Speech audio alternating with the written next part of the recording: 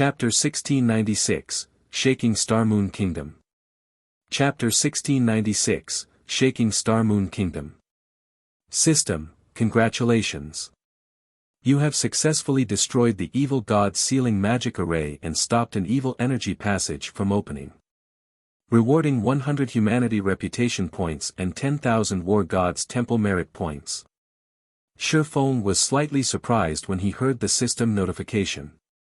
He had never expected to earn 100 humanity reputation points and 10,000 war god's temple merit points for just destroying a magic array. War god's temple merit points were extremely valuable. With 4,000 points, one could purchase an ordinary epic item from the temple. However, Shifeng did not spare the matter much thought as he snatched up the runic crystal and dashed away from the magic array. Although the magic array had already been destroyed, the evil energy it had gathered still lingered in the area. Once the evil energy ate through absolute domain's protection, not even a tier 2 player like himself could survive the concentrated energy. Meanwhile, outside the magic array, Singular Burial, who had truly gone mad, was stupefied when he noticed the magic array disappear. Flame Blood, who controlled the evil demons from a hidden location, also gaped in shock. How is that possible? The color in Flame Blood's face drained when he noticed the gathered evil energy in the magic array gradually dissipate. Is he really a player? The sealing magic array Beast Emperor had used to entrap the Stoneclaw Mountains was extraordinary. The evil energy inside the array had become so dense after sacrificing 400,000 players that not even an evil god's apostle like Flame Blood dared to enter its range. Any player not belonging to the evil god's temple would seal their own fate if they approached the magic array. Yet, not only had Shifeng survived inside it, but he had also destroyed the magic array. Although the silencing skill Shifeng had used prevented the magic array's detonation, that was only temporary. Once the silencing skill's duration ended, Flame Blood could simply detonate the magic array again and transform this map into a cemetery. However, now that the magic array had been destroyed, that wasn't possible. Due to the magic array's destruction, the barrier over the Stoneclaw Mountains map lifted. As a result, the blue sky returned as every player watched. Communication with the outside world also became possible again. The seal has lifted. How is this possible? Did Heaven's Burial win? Quick! Notify the higher-ups. The various large guilds members, who were stationed outside of the barrier, were surprised when the pitch-black magic barrier around the regional dungeon suddenly disappeared. They immediately contacted their superiors. However, before they could report the situation, a large number of players burst out of the other end of the valley as terrified as if they had just seen a ghost. These fleeing players wore either Heaven's Burial's emblem or Blackwater's. A moment later, another large group of players charged out of the Stoneclaw Mountains. Although the second group had fewer players than the first, the second group's momentum was imposing. These players fiercely hunted down Heaven's Burial and Blackwater's fleeing members. What's going on? Why are Zero Wings members the ones pursuing Heaven's Burial and Blackwater's members? Shouldn't it be the other way around? Did Heaven's Burial and Blackwater lose? That shouldn't be possible, right? Those two guilds sent in so many players, and they had the help of their evil demon army. How could they possibly lose? The spectating players had never even considered the possibility that Zero Wing would defeat Heaven's Burial and Blackwater. The evil demon army was simply too strong, it wasn't a force current players could defeat. Furthermore, Heaven's Burial and Blackwater far outnumbered Zero Wing. Capturing Stone Forest Town would be a piece of cake for these two guilds. How could they possibly end up running away from Zero Wing? Moreover, Heaven's Burial and Blackwater's members fled with such desperation. Before these players could think of a proper explanation, 3 30-meter-tall, humanoid monsters charged out of the valley ahead. Every one of these humanoid monsters radiated a horrific aura, and as they left the valley, they chased after Heaven's Burial and Blackwater's players. Each time they swung their crimson longswords, they took the lives of dozens or even hundreds of players. Nobody could stop the three monsters' rampage as screams echoed throughout the valley. When the spectators took a closer look at the Baphomet's statistics, they couldn't help but shudder and gasp. Mythic monsters. However, before they could recover from their shock, they noticed translucent figures hovering above the players' corpses. Pitch-black fire burned these translucent figures, and a sense of dread overwhelmed the spectating players. Ordinary players might not recognize this phenomenon, but guild players like them were no strangers to the scene. Evidently, the Baphomets used soul attacks, and any players they killed with the attack would suffer more than a single lost level. Meanwhile, there were 3 of these monsters. Quick! Report this to the higher-ups, some of the players who reacted quickly shouted. News of the barrier around the Stoneclaw Mountains lifting quickly spread to Star Moon Kingdom's various large guilds. And it wasn't the only news they received. Battle videos of the heaven-defying fight that had occurred outside of Stone Forest Town also found their way into the upper echelons' mailboxes. These videos clearly displayed the full development of the war between Zero Wing and Heaven's Burial. Despite these upper echelons' experience in numerous field battles, team battles, and even guild wars, when they watched the fight outside of Stone Forest Town, they couldn't help but be dumbfounded. Watching Shifeng resist Heaven's Burial's war weapons was particularly mind-blowing. No player had ever done anything like it, yet Shifeng had achieved the feat effortlessly. The strength and defense he displayed were simply unheard of. In addition, the guild's upper echelons watched the 3 Baphomets annihilate the Mythic Evil Demon and 4 Mythic Evil Beasts, and 1 Tier 3 or Tier 4 large-scale destruction spell fall on the battlefield after another. Seeing several hundred miniature ballistas fire their arrows as one was also spectacular. Overall, the battle had completely transformed the terrain outside of Stone Forest Town. Guild experts had been little more than ants in the battle, unable to accomplish anything. In the Star Alliance's residence in Star Moon City. So, Heaven's Burial has been defeated? Galaxy Past revealed a bitter smile when he received news of Zero Wing's victory. Now, no one in Star Moon Kingdom can stop Zero Wing.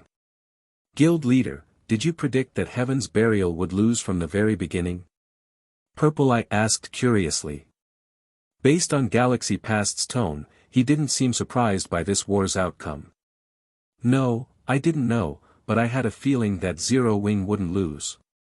The guild has performed many miracles since its establishment, and there's nothing surprising about it performing one more, Galaxy Past said, shaking his head. However, Zero Wing's performance this time did surpass even my expectations. Despite facing such a powerful force, it still won so effortlessly, even killing over 200,000 Heaven's Burial members and 15,000 players from Blackwater. The various superpowers following the war between the 2 guilds were shocked and they learned of its outcome. Zero Wing. They still had such a trump card. It's no wonder why the guild rejected our kind-hearted offer. Yuan Tianxin paled as he watched the 3 Baphomets in the video before him. High demons. He had only read about this type of demon in the libraries he had visited. High demons were emperors among demons. Their life ratings were even higher than archaic species, yet Zero Wing had summoned 3 of these high demons. It was only natural that Heaven's Burial had lost.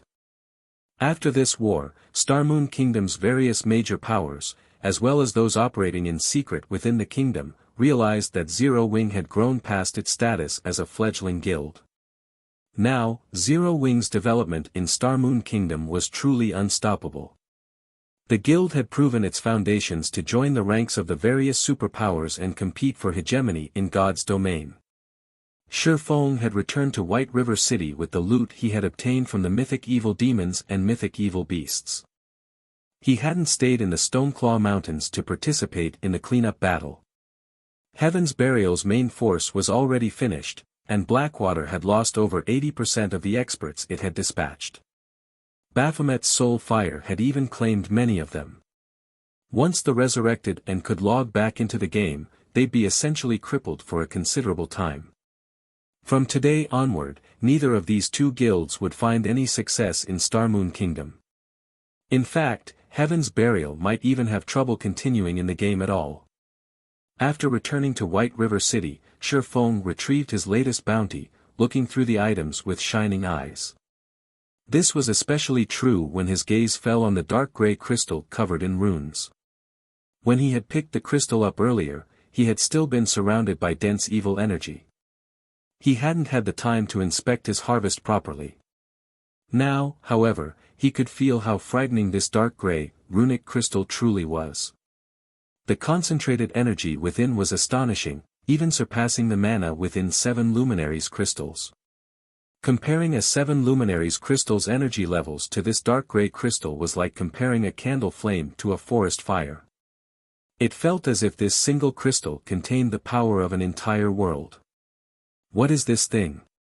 Shifeng muttered curiously as he inspected the item. Chapter 1697, Miniature World. Chapter 1697, Miniature World.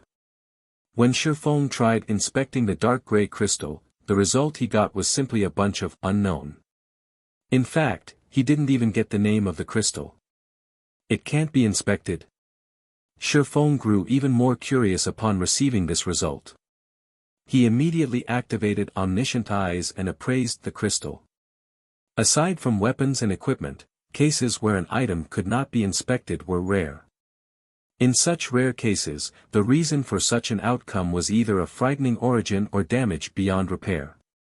After Shifeng activated omniscient eyes and used them on the dark gray crystal, a loading bar appeared before him. 22 seconds.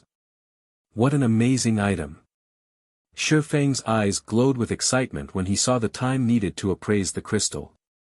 Normally, even epic items needed only a dozen seconds or so to appraise. For the crystal before him to need 22 seconds, this proved that the crystal was much more valuable than even epic items. However, after giving the matter some thought, Shifeng found it reasonable. An item capable of serving as the core of the magic array that sealed the entire Stoneclaw Mountains naturally couldn't be an ordinary item. Even the defensive magic arrays used to protect cities required an extremely strong power source to operate. A barrier that could seal a map as large as the Stoneclaw Mountains would need an extremely frightening amount of energy. Finally, after 22 seconds had passed, the attribute panel of the dark gray crystal was no longer filled with unknown. Evil God's Eye. This is an item created by the evil god for the specific purpose of opening up a path through a world's barrier. The inside of the evil god's eye contains a sealed miniature world. The evil god's eye can be used as a conduit to transfer the power of the entire miniature world to the outside world. However, as the conversion equipment has been damaged, the evil god's eye is no longer able to supply any power to the outside world. There's a miniature world inside this thing. Heaven's Burial really is generous to actually use such a treasure to seal the Stoneclaw Mountains. Shifeng was dumbstruck after reading the evil god's eye's introduction. It was no wonder he couldn't inspect the item before. It was only natural for him not to be able to inspect the information of a miniature world using normal means. As far as Shifeng knew, miniature worlds were extremely rare in God's domain. Only the ancient gods could create items with miniature worlds sealed inside them. Meanwhile, items containing miniature worlds all possessed extraordinary power. Moreover, if players controlled an item containing a miniature world, they could enter said miniature world any time they wanted to. Although miniature worlds were no match for other worlds in terms of size, they were roughly similar existences.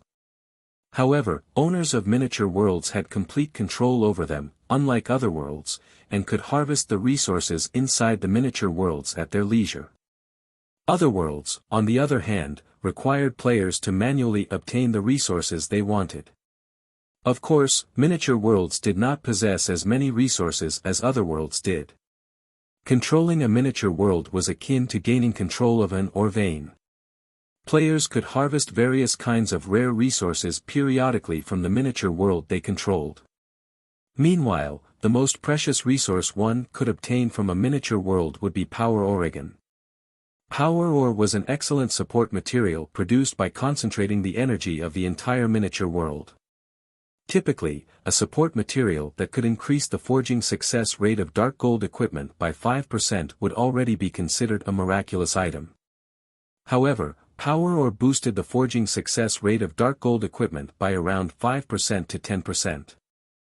In addition, the forged equipment would gain the energy protection passive effect with 100% certainty. As for weapons produced using power ore, they would gain the energy strengthening passive effect with 100% certainty. The energy protection effect passively increased the tolerance of equipment, making the equipment less likely to get damaged by powerful attacks and reducing the loss of durability. Meanwhile, the energy strengthening effect performed roughly the same function as energy protection. It decreased a weapon's chances of suffering wear and tear when striking at tough opponents or blocking powerful attacks. Players might not find these effects particularly useful during the early stages of God's domain.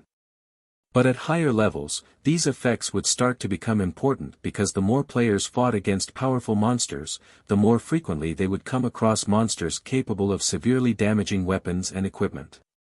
It might be fine if the weapons and equipment players used were of high quality, but those at fine gold rank and below could end up a pile of scrap after going through a battle against a powerful monster.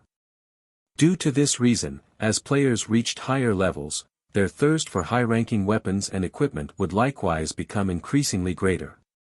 It was also due to this reason that, in Shifeng's previous life, the market had never become saturated with weapons and equipment in the 10 years of God's domain's operation, because even epic items could be destroyed. Hence, the various large guilds had actively nurtured their own lifestyle players in the past. This was especially true for lifestyle players capable of producing weapons and equipment. The further guilds progressed into the game, the greater their need for weapons and equipment. During the later stages of the game, guilds even had to prepare multiple sets of weapons and equipment for their members when raiding powerful bosses or fighting large-scale battles with other guilds. Since weapons and equipment made with power ore lost durability at a much slower rate, guilds could save up on plenty of coins and materials. In the past, any power ore sold on the market would be bought almost immediately, so long as the price was reasonable. The various large guilds had also expended a ton of effort on the acquisition of power ore.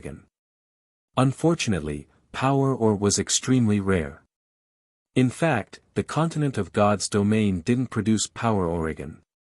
Players could obtain power ore only from miniature worlds and certain unstable other worlds. Hence, the various large guilds had constantly contested over other worlds that produced power ore. As for owning a miniature world that could provide a stable supply of power ore, this was something that most guilds could only dream of. As far as Shifeng knew, only a few super guilds and super first-rate guilds had managed to get their hands on a miniature world. Due to their ownership of a miniature world, these guilds had performed much better at raiding team dungeons and field bosses than other guilds. Thus, now that Shifeng had discovered a miniature world sealed inside the evil god's eye, how could he possibly not become excited?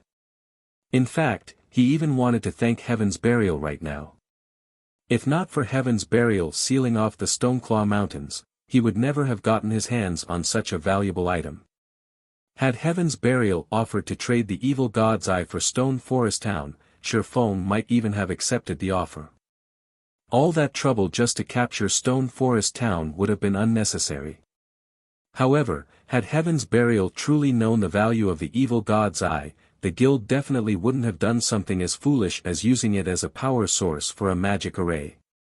I wonder if the war god's temple can repair this thing. Shifeng muttered to himself as he looked at the crystal in his hands. Although the evil god's eye was damaged, it was not irreparable. It should be possible for the war god's temple, which was familiar with the evil god's temple, to repair the evil god's eye. After thinking up to this point, Shifeng stored the evil god's eye and started looking through the other items he obtained from the war. The loot dropped by the mythic evil demons and mythic evil beasts was considerably good. 2 pieces of epic growth type equipment dropped this time, a top for magical classes and a pair of boots for MTs. The rest were level 70 plus dark gold and fine gold equipment.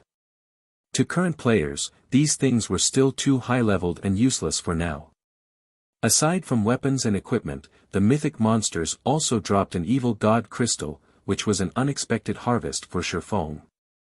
In addition, he had obtained over 10,000 evil energy crystals from all the lower-ranked evil demons his summoned creatures and Zero Wings members had killed. If he sold all these evil energy crystals, he could definitely make a huge fortune. However, Shifeng had no intention of selling these evil energy crystals. Instead, he planned to use them to upgrade the evil god's tablet. It was only the existence of the evil god's tablet that allowed Zero Wings Battle Arena in Stone Forest Town to have advanced combat rooms. Meanwhile, these advanced combat rooms were the reason behind the popularity of Stone Forest Town's Battle Arena among expert players. Unfortunately, the evil god's tablet had a limited AoE, supporting the operation of only a few advanced combat rooms at a time, which limited the attraction the Battle Arena held for expert players. If Shifeng could increase the number of advanced combat rooms, then Stone Forest Town's Battle Arena would become more attractive to expert players. Consequently, Zero Wing could recruit more expert players. Now that he had 10,000 evil energy crystals, he could definitely afford to upgrade the evil god's tablet. Following which, Shifeng stored some of the weapons, equipment, and materials he acquired in the guild warehouse and used a guild transfer scroll to teleport to Stone Forest Town. Chapter 1698, Upgrading the Evil God's Tablet. Chapter 1698, Upgrading the Evil God's Tablet. Starmoon City, Stone Forest Town. After Zero Wing's big battle with Heaven's Burial came to an end, shock filled the whole Starmoon Kingdom. Nobody had expected such an outcome. In this battle, not only was Heaven's Burial defeated, but the guild's entire main force was practically crippled. Many of Heaven's Burial's members couldn't even log into God's domain right now. As for Blackwater, it, too, had suffered miserable losses. With the addition of this new battle record, Zero Wing's fame and prestige in Starmoon Kingdom reached unprecedented heights. Every major power operating in Starmoon Kingdom, whether in the light or in the dark, now held Zero Wing in intense awe and fear. Setting aside the 3 Baphomets Zero Wing summoned, just the combination of several hundred miniature ballistas and the movement-type defensive magic array made Zero Wing a frightening force to reckon with. In terms of war weapons, no guild in Starmoon Kingdom could compete against Zero Wing. Now that Heaven's Burial had suffered such a miserable defeat, most likely no guild in Starmoon Kingdom could pose a threat to Zero Wing. Inside the guild hall of Zero Wing's residence, a bright flash appeared at Residence's teleportation point. After the light vanished, Shifeng's figure took its place. At this moment, the guild hall was very lively. Many of the guild's new generation reserve elite members could be seen lining up excitedly in the quest area, waiting to pick up a guild quest. These new generation reserve elites were players that left their respective beginner towns not long ago and passed the guild's entrance test. Although they were only level 20 on average, they all possessed considerably good talent. Among them were some gifted youths. Taking a glance, Shifeng even noticed a few players who had been famous Apex experts in Starmoon Kingdom during his previous life. For example, Shadow Chaser was one of the top 10 assassins of Starmoon Kingdom. There was also Blood Rain, who was one of the top 20 oracles in the kingdom. And then there was Luoyi, a druid who had managed to get promoted to Tier 4.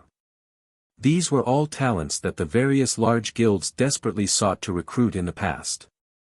Yet, now, these talents had all chosen to join Zero Wing. The war this time is really amazing. It's a pity that I'm too low level to join.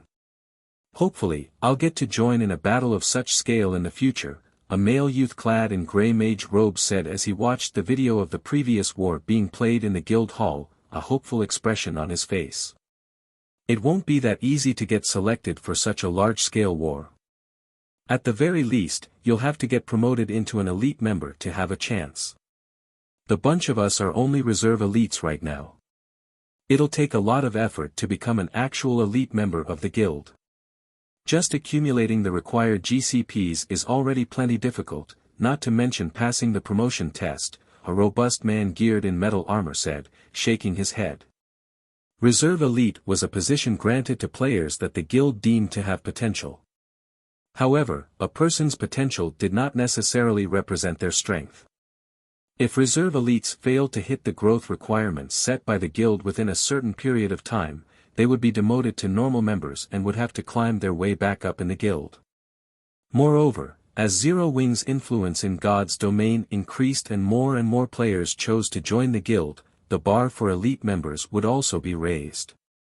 After all, the guild had a limited amount of resources. Not everybody could enjoy bountiful resources. Only the guild's elite and expert members had the qualifications to reap such benefits. That's no problem at all. Right now, the only advantage the guild's elite members have over us is that they joined the guild earlier than we did. With enough time, even becoming a member of the guild's main force won't be a problem. A teenage girl with an oval face and a graceful body clad in black leather armor said with a grin on her face. She turned to look at Shifeng's figure displayed in the battle video and added, "Just you all wait. Sooner or later, you'll be able to see my figure standing beside the guild leader. You're dreaming too much. Why don't you take a look and see who's standing beside the guild leader?" Commander Fire Dance and Vice Guild Leader Aqua Rose are both experts who can go toe-to-toe with even the peak experts of super guilds, someone in the crowd around the teenage girl retorted. Only, as soon as this person said so, he was immediately given a fierce glare by the teenage girl. These reserve elites did not rein in their volume when they spoke. Even ordinary players standing several dozen yards away could hear their conversation clearly, let alone Shifeng, a player who possessed an extraordinary physique.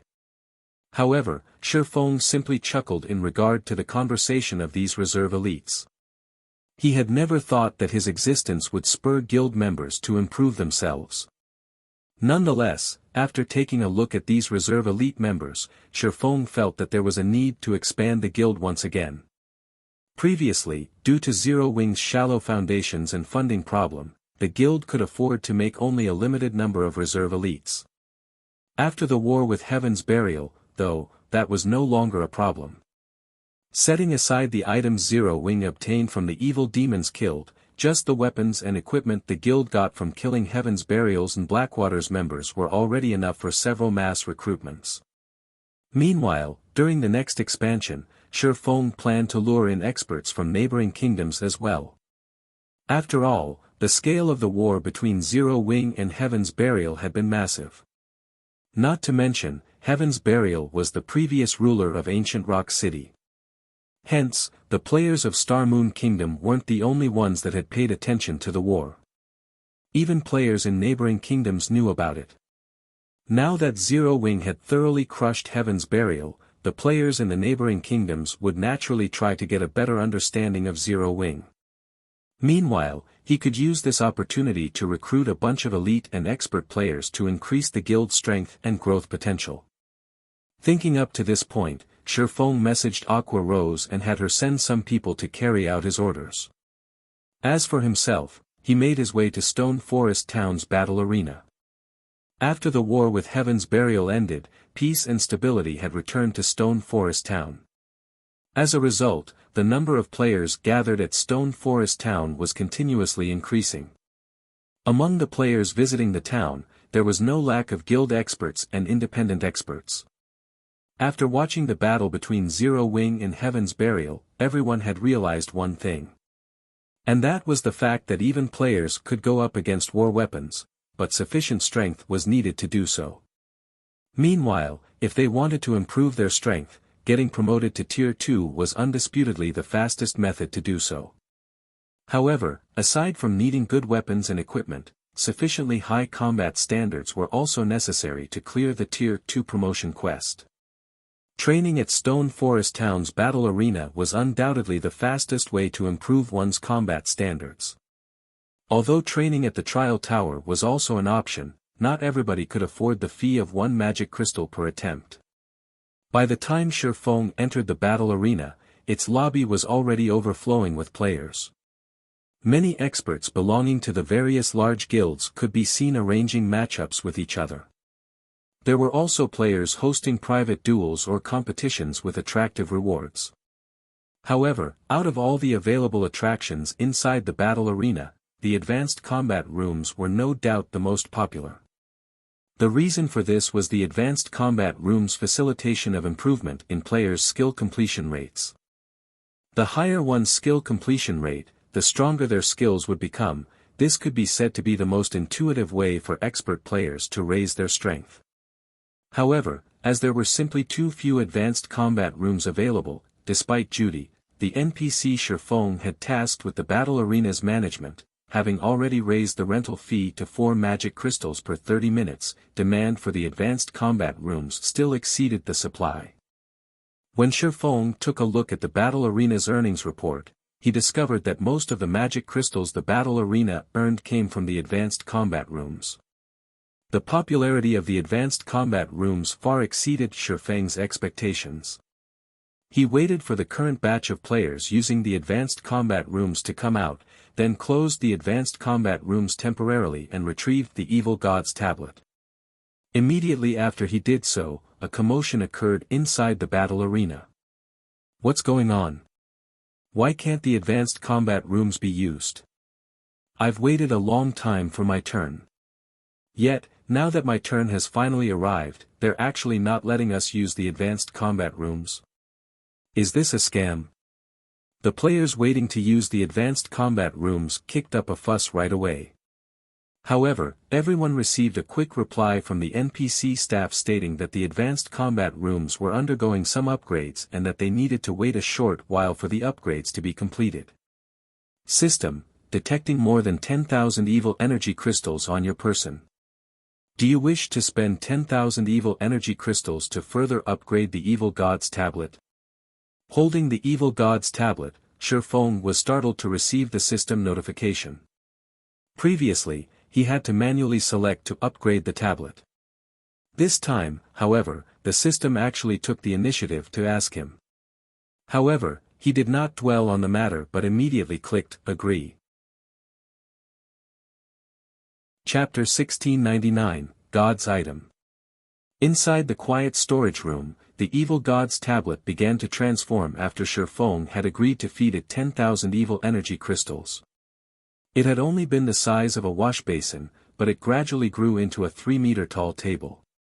The blurry images and divine runes engraved on the tablet also became clearer.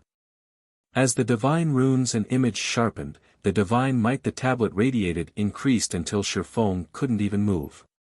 It felt as if time had stopped, only sparing his mind. After 10 seconds or so, the divine might the tablet gave off disappeared. The tablet itself had also undergone a massive transformation. The originally dark gray tablet was now silver in color.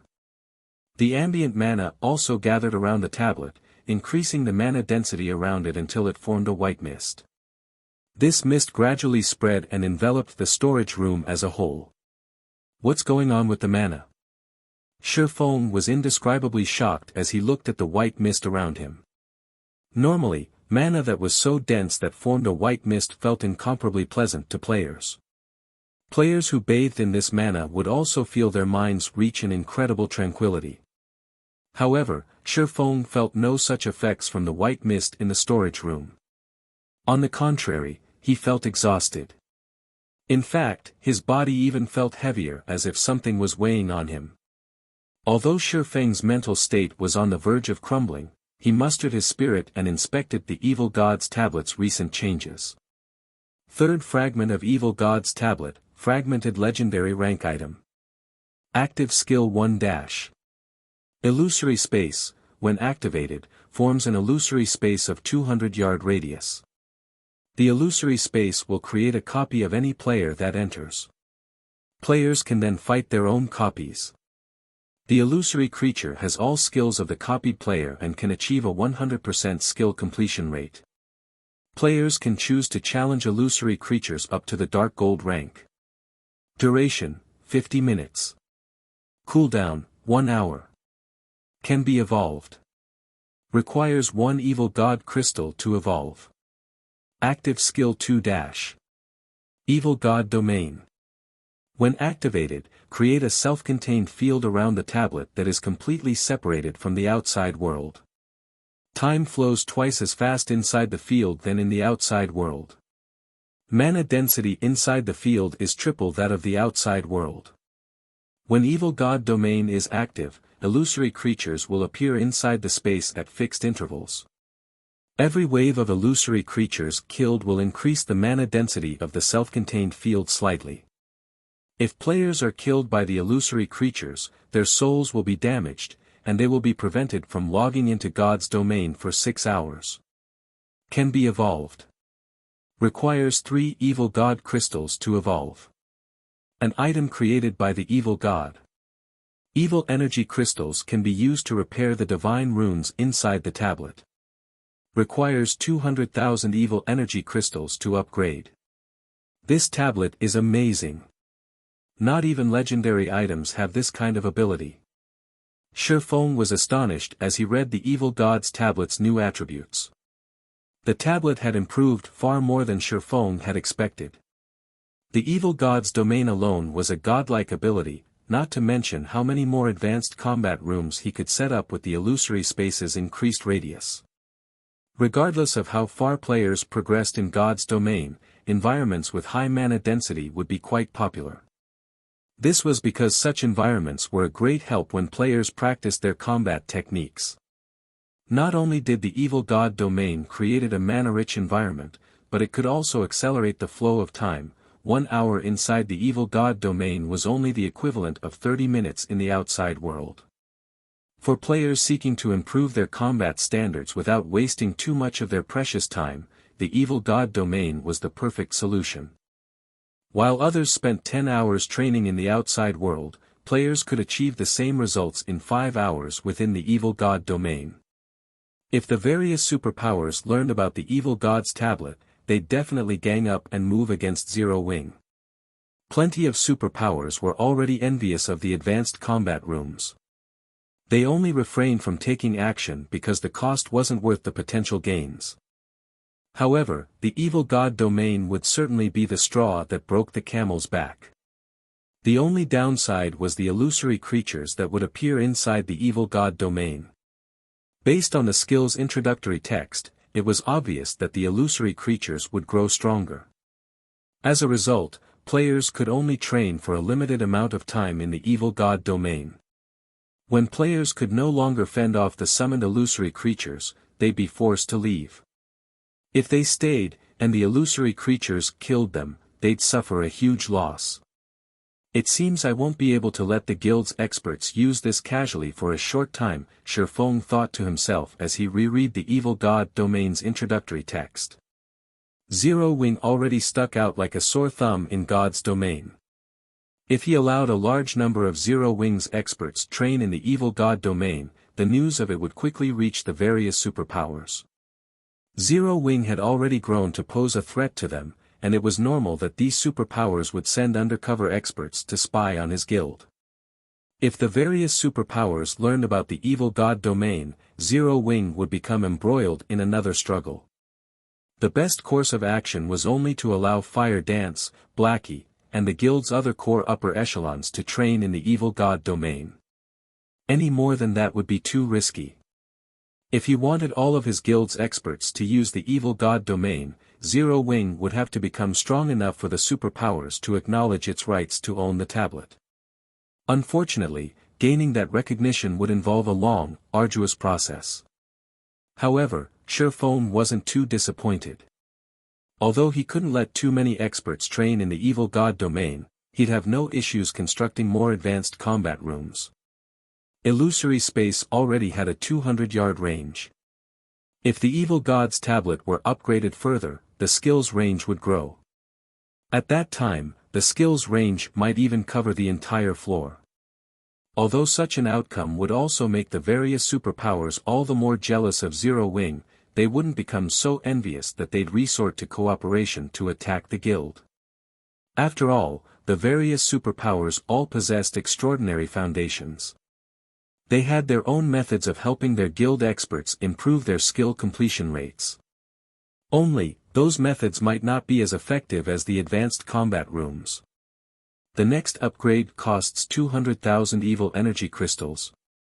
Shifeng frowned as he looked at the upgrade condition for the evil god's tablet. The cost is certainly getting harsher. Zero Wing had killed nearly 100,000 evil demons to collect 10,000 evil energy crystals. Moreover, the guild had only obtained such a harvest due to the fact that evil demons had a higher drop rate for evil energy crystals than evil beasts. However, players didn't often encounter evil demon armies. Collecting 200,000 evil energy crystals would require an insane amount of time, effort, and resources. Wait, it isn't exactly impossible. Shifeng suddenly remembered Ancient Rock City. At this point, Ancient Rock City had become an evil god's branch temple. Over 3 million evil beasts and evil demons fortified the city. If he could kill every one of those monsters, he should be able to collect nearly, if not more than, 200,000 evil energy crystals. If the various major powers and Beast Emperor knew that Shifeng played with the idea of attacking Ancient Rock City, they would most likely think he had lost his mind. While everyone else did their best to avoid the city, Shifeng actually planned to pick a fight with it. As Shifeng was thinking of ways to deal with the evil god's branch temple, a line of small, bracketed words in the evil god's tablet's attribute panel caught Shifeng's attention. These two skills can be individually upgraded. When Shifeng saw that he could upgrade the skills with evil god crystals individually, he was instantly ecstatic. Although evil god crystals were incomparably valuable, he only had one city that needed a power source. Immediately, Shifeng chose to upgrade illusory space. Suddenly, the evil god crystal in Shifeng's bag transformed into a streak of light that flowed into the silver tablet. In the next moment, the first of the 6 blurry images on the evil god's tablet became clear. The image depicted an ancient god fighting a 9-headed magic snake. The closer Shifeng examined the scene, the more immersed in the battle he felt. This is a tutorial for the realms of truth. As Shifeng continued to inspect the image, his heart began to pound. Chapter 1700, Guild's Foundation. Shifeng had already reached the realms of truth's ascension realm. Hence, after examining the first image on the evil god's tablet, he was certain that it was a tutorial for the realms of truth. Moreover, the tutorial was extremely detailed that even Shifeng gained a lot of inspiration from it. What kind of treasure is this evil god's tablet? Curiosity filled Shifeng as he gazed at the evil god's temple. There was very little information on the realms of truth available in God's domain. If not for a fortuitous encounter some time ago, he wouldn't have learned about these realms either. This was just like during his previous life, when he had only known that reaching the realms of refinement could sharpen one's 5 senses and help improve one's skill completion rates and combat technique learning efficiency. However, after grasping the principles behind the realms of truth, he had realized how important these realms truly were. In fact, now that Shifeng had grasped both the realms of refinement and realms of truth, he was confident of defeating 3 or 4 Void Realm experts of the same level simultaneously, even if he didn't have an overwhelming advantage in basic attributes and didn't use any skills or spells. If he said as much to anyone, they'd likely laugh at him for being so overly confident. Most experts would have to flee from a force of 3 or 4 experts of the same realm of refinement, even if their attainment in that realm were higher. Only domain realm experts could take on multiple opponents of the same combat standard. Super guilds were so powerful precisely because they possessed a complete legacy to nurture experts in the realms of refinement. Meanwhile, super first-rate guilds would always remain as super first-rate guilds due to their lack of a complete legacy. This kind of legacy was a guild's foundation. The evil god's tablet was one such legacy. Only, instead of being a legacy that passed down knowledge regarding the realms of refinement, it was a legacy that taught the realms of truth. As far as Shifeng knew, no power throughout God's domain had a legacy related to the realms of truth. Hence, one could just imagine how valuable the evil god's tablet was. Although the first image on the evil god's tablet only taught the realms of truth's basics, which addressed one's own power usage, it was still extremely valuable knowledge. Furthermore, the table had other engraved images.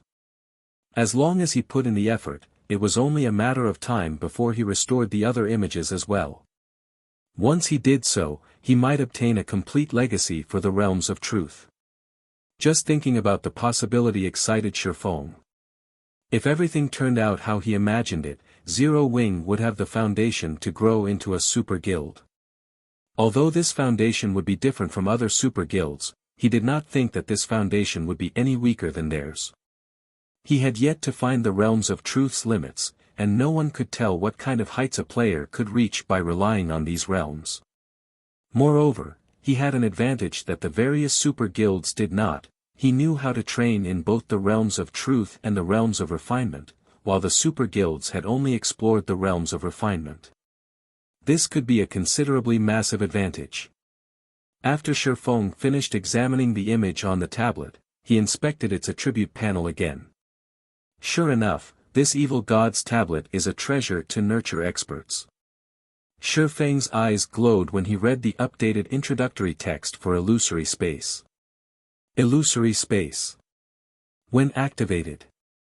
Skill Effect 1, players wielding an evil energy crystal and standing within 10 yards of the evil god's tablet shall enter the tablet's image with their consciousness, experiencing battle directly. Each evil energy crystal grants one complete experience. Skill Effect 2, forms an illusory space of 200-yard radius. The illusory space will create a copy of any player that enters. Players can then fight their own copies. The illusory creature has all skills of the copied player and can achieve a 100% skill completion rate. Players can choose to challenge illusory creatures up to the Dark Gold rank. Duration, 50 minutes. Cooldown, 1 hour. Can be evolved. Requires 1 evil god crystal to evolve. With this direct experience tutorial, players could get a firm grasp of the principles behind the realms of truth by experiencing the fight between the ancient god and nine-headed magic snake personally, even if they were utterly ignorant of the realms of truth. This training method was many times more efficient than observing the tablet's image. Only, Shifeng hadn't expected the evil energy crystal requirement. However, after giving the matter some thought, he found it reasonable. This was a chance to experience the realms of truth directly. This was far better than watching a video. It wasn't unusual for there to be a cost. It seems that I'll need to prepare more evil energy crystals and evil god crystals. Shifeng could not help but reveal a bitter smile as he gazed at the evil god's tablet. Previously, he had still been somewhat skeptical about the saying that fortune and misfortune existed alongside each other in God's domain. Now, however, he believed in the saying completely. Originally, the evil god's temple's arrival should have been a disaster for both Zero Wing and Star Moon Kingdom. Looking at it now, however, Shifeng found that it was an opportunity. Otherwise, he really wouldn't know where to locate so many evil energy crystals and evil god crystals. After all, only evil demons and evil beasts dropped these items. Immediately, Shifeng took out an evil energy crystal and activated illusory space to test out the tutorial. Suddenly, the evil god's tablet released a dazzling purple glow. Shifeng then felt as if his entire being were sucked into the tablet. Following which, the scene before him underwent a heaven-defying transformation. By the time Shifeng realized it, he was standing in the middle of a primordial wasteland. Dark, rumbling clouds covered the sky above him. Meanwhile, before him was a 500-meter-tall nine-headed magic snake, which towered like a mountain that released a boundless aura. The power within its breath could likely kill a Tier 5 existence instantly. Each of the nine-headed magic snake's heads contained a different kind of power. When all 9 powers combined, the resulting power could be akin to a natural disaster. In the past, Shifeng had watched the battles of Tier 6 God-ranked experts, and he doubted that those Tier 6 players would even survive 2 or 3 hits from the nine-headed magic snake. Fortunately, the magic snake's horrific aura didn't affect Shifeng in the slightest right now. He could feel that his consciousness had entered the ancient god that had fought the nine-headed magic snake in the tablet's image. However, although that was the case, he could not move the body. He could only quietly observe and feel the ancient god's actions. Following which, the ancient god started his battle against the nine-headed magic snake. However, contrary to expectations, the struggle wasn't intense. Rather, it was a one-sided beating. The ancient god effortlessly evaded or blocked every attack the behemoth sent. Every move the ancient god executed looked like a profound and complex combat technique. Shifeng was utterly mesmerized by the way the ancient god fought. After 10 minutes or so, the tutorial came to an end. Before Shifeng even realized what was happening, his consciousness left the evil god's tablet and returned to his body. Amazing! So, these are the true realms of truth. Shifeng was at a loss for words. Reinbeck had acknowledged that he had grasped the basics of the realms of truth, but compared to the foundations the ancient god taught, the basics he had learned were mediocre at best. If he had to score the basics he had discovered and learned himself, they would only earn a passing mark of 60 out of 100. Meanwhile, the ancient god's basics would score a perfect 100.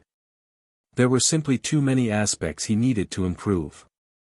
Although Shifeng wished to experience the tutorial again, he could only experience the tutorial once each time he activated illusory space. He had to wait until the cooldown was over. However, the 1-hour cooldown was too long for Shifeng. He still had many things he needed to take care of. He had no choice but to give up for now. Moreover, he had gained plenty of inspiration from his first visit. It would take him quite some time to digest all of the newfound information. Following which, Shifeng called Judy over to start rearranging the layout of the battle arena's 7th floor. Previously, the evil god's tablet had only had a 100-yard radius. Now, it had increased to a 200-yard radius. The total available area had essentially quadrupled. There was definitely a need to rearrange the floor's layout. After spending around 20 minutes or so deciding on the layout, they ended up squeezing in 40 advanced combat rooms into the evil god's tablet's range, that was more than 4 times of what had been previously available. With this, the battle arena could earn at least 4 times more income from the advanced combat rooms. But Shifeng still wasn't satisfied. He then instructed Judy to increase the advanced combat room's rent, pushing the original cost from 4 magic crystals to 10 magic crystals. Guild leader, I'm afraid that this price far exceeds what most experts can afford. If we go through with this price increase, many experts will give up on renting the advanced combat rooms, Aqua Rose anxiously said when she saw the new price Shifeng offered. Expert players were the advanced combat room's main customers. She had constantly been managing Stone Forest Town's candlelight trading firm and battle arena, so she had a clear grasp of the various experts' daily incomes. The previous price, for magic crystals, was already the limit for many experts. If the advanced combat room's rent increased to 10 magic crystals, even the experts from well-known adventure teams would have a hard time affording it. If that were the case, these expert players would rather train in the Divine Colosseum instead. Don't worry. Limits are meant to be broken. Moreover, the new advanced combat rooms have a duration of 50 minutes instead of the previous 30 minutes, Shifeng said, chuckling. He did not bother to offer any further explanation. The upgraded evil god's tablet was nothing like it had been. He had experienced this personally. Meanwhile, after the NPC manager, Judy, published the advanced combat room's new rent, the players in the lobby were stunned. 10 magic crystals. Is Zero Wing trying to rob us? Chapter 1701, Hidden Dragon Rises. Chapter 1701, Hidden Dragon Rises. Zero Wing sure has guts to demand such a price. Do they really think the advanced combat rooms are the only things that can help players improve their skill completion rates? I can purchase a good piece of equipment or train in the Divine Colosseum 10 times with 10 magic crystals. Does Zero Wing think magic crystals are cabbages? When players saw the updated pricing for the advanced combat room on the large screens in the center of the lobby, many expert players thought that Zero Wing had gone mad for magic crystals. Although current players had far more magic crystal sources now, they could still only earn a limited number. Moreover, there were many other things that required magic crystals. 10 magic crystals simply wasn't a tolerable price for expert players. Players weren't even guaranteed to earn so many after an entire day of hard work. How could they possibly spend all of their earnings on gradually training their skill completion rates? The only benefit was that there were 31 more advanced combat rooms available than before. With this, players would not have to wait in line as long. However, the various major powers experts still frowned on the new change. The advanced combat room's main customers were these experts. Although they could afford the current price, it would be a huge burden on their guilds. Their respective guilds also couldn't afford to send them to the advanced combat rooms as often. It was both unwise and not worthwhile. While fighting the illusory creatures in the advanced combat rooms would indeed help them improve their skill completion rates more efficiently, the higher their skill completion rate became, the less effective the advanced combat rooms were. For expert players like them, the improvement from a single training session wasn't worth 10 magic crystals. Unfortunately, there weren't any good alternatives once players reached their standards. One could say that this change put them in a very awkward position. Hold on a minute, they're updating the advanced combat room's introduction. As everyone discussed the new pricing, the battle arena's main screen revealed the new rules for the advanced combat rooms. First, the duration of each session had increased to 50 minutes.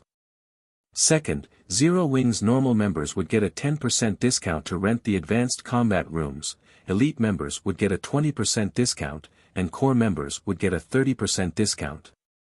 Moreover, 10 advanced combat rooms would be reserved for guild members. When these new rules were revealed, the crowd in the lobby went into an uproar once again. Meanwhile, the various major powers members turned to Zero Wing's members in envy over the benefits they got to enjoy. With the discounts and extended duration, the rental fee Zero Wing's members had to pay was just slightly higher than before.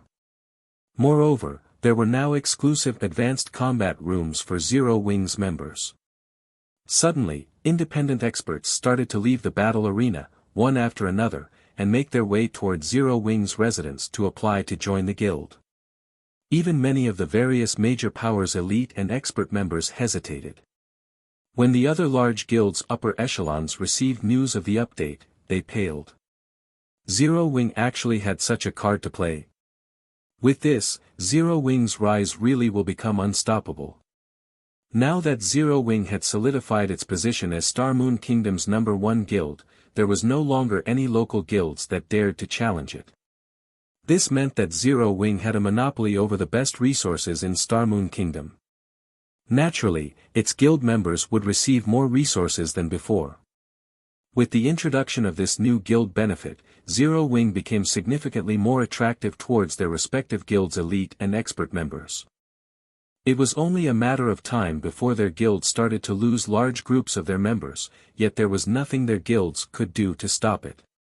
For a time after news of the updated advanced combat room spread, the number of elite and expert players trying to join Zero Wing increased exponentially. Because of this, Aqua Rose, who was trying to organize Zero Wing's harvest from its war with Heaven's Burial and Blackwater, was ecstatic. In less than half an hour since the new advanced combat rooms had been introduced, Zero Wing had received 20,000 plus applications from ordinary players, 5,000 plus applications from elite players, and 200 plus applications from expert players. Just testing all of these players would take a very long time. The guild's development speed had far exceeded Aqua Rose's initial expectations. Aqua Rose had estimated that it would take Zero Wing roughly 2 or 3 days to recruit so many elite and expert players, but it would seem that Zero Wing might increase its elite member count past 250,000 sooner than that. The guild also shouldn't have any problems increasing its expert member count to 5,000. With such high numbers, Zero Wing would surpass many actual first-rate guilds. The only real difference separating Zero Wing from actual first-rate guilds now was the guild's smaller sphere of influence and fewer normal members. However, this couldn't be helped since Zero Wing's recruitment standards were too high. Moreover, first-rate guilds had begun spreading their influence throughout God's domain the day the game launched. Their influence now covered multiple kingdoms and empires. These first-rate guilds had spent countless resources and an absurd amount of wealth to build a sturdy foundation for themselves. Zero Wing, on the other hand, had begun its development in a single city with little to no wealth or resources. Meanwhile, the effectiveness of the Advanced Combat Room's promotion effect had also caught Shifeng by surprise. Guild elites and experts were necessary for a guild's development because guilds needed manpower to manage and protect the new territory it acquired. Simply chasing away the local rulers wasn't enough. If a guild lacked the strength to protect its new territory, some other power would eventually capture the territory. In that case, the guild might as well have not bothered to expand in the first place. Currently, Zero Wing was still able to get by with the number of elite and expert members it had since it had very few territories.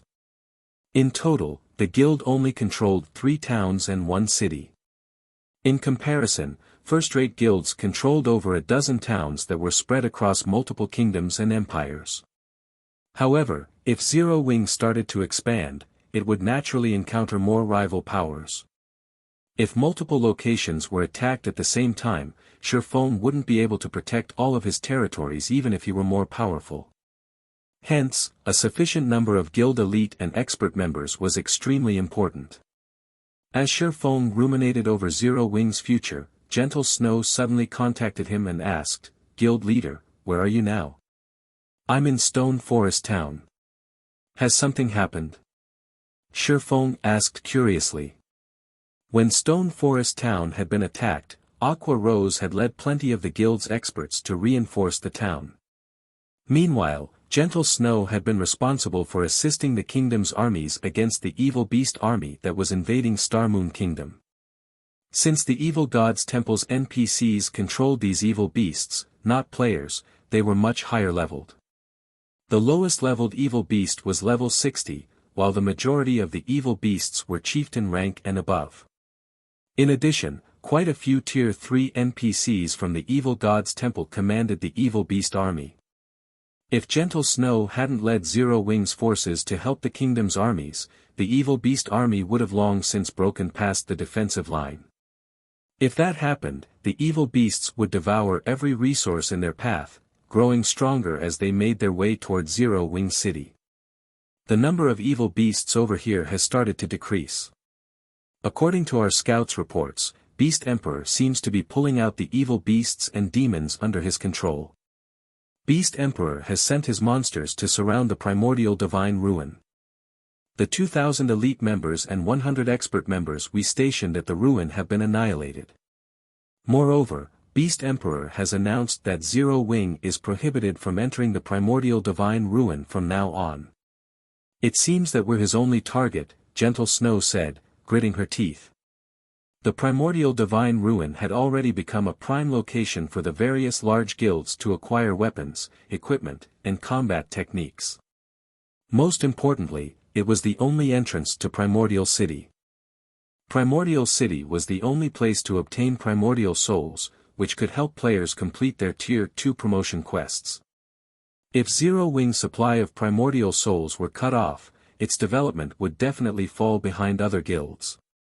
By only preventing Zero Wing's members from entering the primordial divine ruin, Beast Emperor was clearly trying to provoke the guild. Naturally, the other guilds were more than happy to watch from a distance. Now that Zero Wing had already entered Primordial City and gained an advantage over their guilds, the other guilds wanted to see Zero Wing's members enter the primordial divine ruin even less. Although Gentle Snow wanted to do something about this, the Orc Empire was a neutral map. Even if she notified the kingdom's armies about the evil beasts and evil demons at the primordial divine ruin, the kingdom's armies would not take action.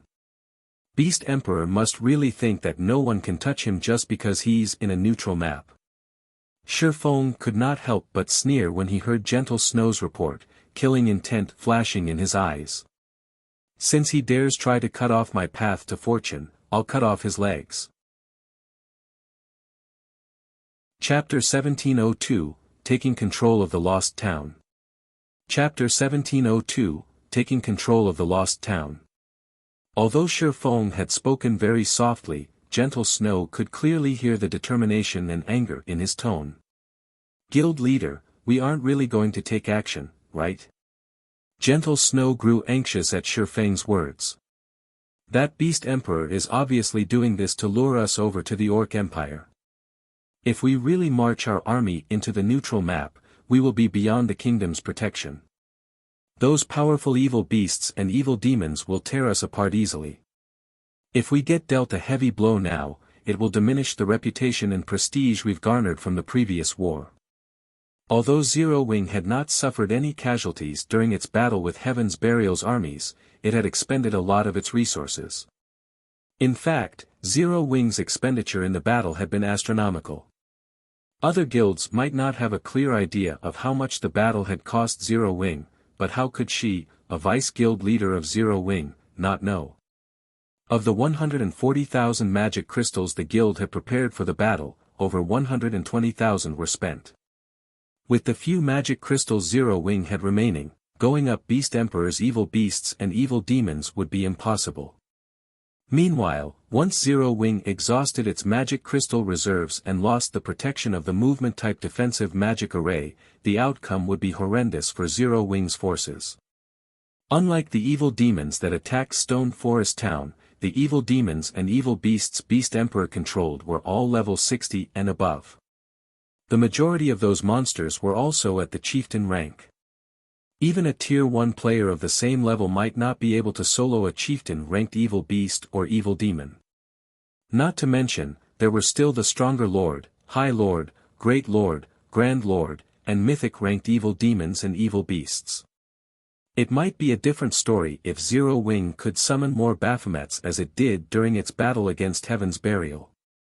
If that was possible, Zero Wing might have a chance at victory. However, Shi Feng had already stated to Zero Wing's upper echelon that he had summoned the 3 Baphomets using a consumable item and used up all the summoning chances during the previous battle. Trying to pick a fight with Beast Emperor while being at such a disadvantage clearly wasn't a wise decision. Of course we need to make a move. Shi Feng nodded. In a resolute tone, he continued, moreover, we're going to beat him up badly. He understood Beast Emperor's motives. Currently, Zero Wing was like the midday sun in Star Moon Kingdom. Through the prestige and reputation it earned from the previous war and the attractiveness of the advanced combat rooms, Zero Wing's growth potential was clear for all to see. If Beast Emperor did not take advantage of Zero Wing's current undeveloped state to suppress the guild or even deal it a heavy blow, Zero Wing would definitely become an even greater obstacle for him in the future. Hence, Beast Emperor had dispatched a considerable number of evil beasts and evil demons to surround the primordial divine ruin and prevent Zero Wing from obtaining the resources available there. With this, regardless of whether Zero Wing took action against this blockade or not, Beast Emperor would be able to suppress the guild's development. Most likely, Beast Emperor had already made a thorough investigation of Zero Wing's available combat power. After all, with how large Zero Wing had become, some information about the guild was bound to leak. Meanwhile, if other guilds were faced with Beast Emperor's blockade, they would most likely hesitate over whether to take action against Beast Emperor or not. Unfortunately for him, Shi Feng would not hesitate. He might not have any way to deal with Ancient Rock City at present, but dealing with the evil demons and evil beasts that had left the protection of the city was not entirely impossible. Notify Aqua and have her gather 1,500 experts at Zero Wing City. It's best if they're trustworthy. It's about time we let Beast Emperor know that the Orc Empire isn't his to monopolize. Shi Feng instructed.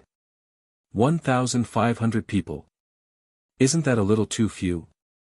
Gentle Snow was a little confused when she heard Shi Feng's words. She had thought that Shi Feng was planning to mobilize the entire guild to show Beast Emperor who's boss. Yet, now, Shi Feng was gathering only 1,500 experts. No, they're more than enough. In any case, have these people gather at Zero-Wing City as quickly and as secretively as possible, Shifeng said, revealing a mysterious smile. He then disconnected the call and retrieved the Abyss pendant. Previously, he had used the pendant to record the coordinates of the lost town. Now, he could teleport there directly without having to waste hours going from map to map. Lost towns were towns left behind by ancient civilizations in God's domain. Every one of them was very special. In the past, even the various superpowers of God's domain would fight desperately to claim them. It was naturally best if he secured the lost town in the Boneless Land as soon as possible. Boneless Land, Lost Town. By the time Shifeng arrived back at the lost town, some of the monsters in the town had already respawned. The number was not as high as when he first came to the town, but it was still extremely dangerous for current players to be here. However, he did not dwell on the matter as he activated Gale Domain and flew straight to the bottomless pit at the town center. The bottomless pit looked like a passage that led to a demon's nest. The top of the pit was covered entirely by a magic array with small openings located around the magic array's edges, meant for darkness stones. Shifeng soon arrived before one of the holes and placed one of the darkness stones he collected into it. With each darkness stone he inserted, the opening of the pit shrank slightly. At the same time, though, the pressure coming from the bottom of the pit intensified. Moreover, after he had started inserting the darkness stones into the magic array, an invisible barrier of sorts enveloped the entire lost town, preventing the use of skills, spells, and even magic scrolls. When Shifeng inserted the 10th darkness stone, an angry roar came from the pit. Following which, a level 65, Tier 2 demon appeared before him. As he couldn't use any of his skills or spells at the moment, he had to rely on his basic attributes to defeat the Tier 2 demon. Fortunately, the Bible of Darkness's passive effect still worked, and so the Tier 2 demon had its basic attributes greatly suppressed. Coupled with the fact that Shifeng's basic attributes far exceeded what an ordinary Tier 2 player at his level should possess, fighting the demon was a walk in the park. A few minutes later, the Tier 2 demon collapsed helplessly at his feet. Following which, he continued inserting darkness stones into the magic array and defeating the demons that came out with every 10 darkness stones inserted. By the 70th darkness stone inserted, the demon that came out of the bottomless pit had become a level 65, Tier 3 Great Lord. However, with the help of the Bible of Darkness, Shifeng still managed to overwhelm his opponent. When Shifeng inserted the 80th darkness stone, the mental pressure the bottomless pit exerted on him caused even his consciousness to become a little blurry. If other players were standing in his place, they would have long since lost consciousness and been forcibly logged out of the game. With the insertion of the final darkness crystal, a horrific aura surged out from the bottomless pit and washed over the entire lost town, paralyzing Shifeng's body when it swept over him. Following which, the magic array covering the bottomless pit started rising into the sky and eventually vanished. Meanwhile, the top of the bottomless pit shrank rapidly, transforming into a small dot before disappearing without a trace as well. If other players were to visit the lost town in the future, they would not be able to tell that a massive hole had once existed in the middle of the town. After the bottomless pit disappeared, the mental pressure it exerted also faded away. When Shifeng's spirit had recovered, the sound of a system notification entered his ears. System, congratulations. You have completed the epic ranked main storyline quest, Demon's Nest. Rewarding Lost Town's Town Order. System, congratulations. You have obtained the Lost Town's Town Order. Do you wish to bind the Lost Town to yourself and become its master? Upon hearing these system notifications, Shifeng breathed out an involuntary sigh of relief. Had he failed to complete the quest, he would have been hunted down by a Tier 5 Demon King. Aside from hiding in NPC cities, he would have had no chance of surviving anywhere else. Following which, Shifeng agreed to become the Lost Town's master. With this, the Lost Town officially became the first town Zero-Wing controlled in a neutral map. Once he constructed a guild residence here, guild members would be able to teleport freely to the Boneless Land without having to waste a lot of time on travel. Meanwhile, after he became the master of the town, the monsters originally present inside the town started vanishing one after another. Now, players could roam the town without worrying about monster attacks. In addition, all of the town's functions were made available to him. Around 30 seconds after the monsters had disappeared, NPCs suddenly started popping up all over the town, filling it with life. Meanwhile, Shifeng quickly made his way toward the main goal of his visit this time. The White Tower. Chapter 1703, Extraordinary Tower. Chapter 1703, Extraordinary Tower. The Lost Town's unique ability was the White Tower. After Shifeng had become the Lost Town's master, the defensive magic array protecting the White Tower also vanished. Now, the beam attacks didn't target him when he stood within 100 yards of the tower, and silver divine runes had begun to appear on the White Tower's walls, radiating faint divine might. When Shifeng reached the tower's entrance, a translucent screen appeared before him, introducing the White Tower. Extraordinary Tower. A training tower constructed by an ancient civilization. The tower has a total of 3 floors, each providing training that is more intense than the one before. Pass all 3 floors to qualify as an extraordinary individual. Removing the seal on the first floor requires 10,000 magic crystals. Maintaining its operation costs 500 magic crystals per day. Only 100 people are allowed to train at a time. Removing the seal on the second floor requires 100,000 magic crystals. Maintaining its operation costs 5,000 magic crystals per day. Only 50 people are allowed to train at a time. Removing the seal on the third floor requires 1,000,000 magic crystals. Maintaining its operation costs 20,000 magic crystals per day. Only 10 people are allowed to train at a time. So, I guess there's a price. Shifeng could not help his bitter smile as he read the Extraordinary Tower's introductory text. Although he had known that the various superpowers in the past had paid a certain price to use their Lost Town's abilities, he hadn't expected the price to be so steep. The first floor's operation cost of 500 magic crystals wasn't much of a problem. It was the equivalent of charging 5 magic crystals per person per day. However, not only was the price for removing the second floor's seal 10 times that of the first floor, but its daily operation cost also increased by 10 times. This expenditure was even enough to drive first-rate guilds crazy. Furthermore, the number of training slots had been halved. It was the equivalent of charging 100 magic crystals per person per day. Meanwhile, super guilds would pale at the cost of unsealing and operating the third floor. Even a super guild would need a considerable time to accumulate the 1,000,000 magic crystals needed to unseal the third floor, and the 20,000 magic crystal operation cost was simply outrageous.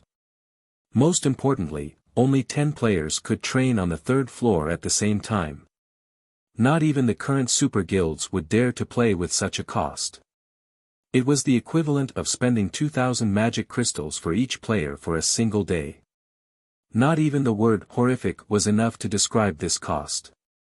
However, after giving the matter some more thought, Shifeng found it reasonable. If players could reach the Void Realm and the higher realms of truth by paying a few hundred magic crystals, whoever controlled this lost town would become invincible.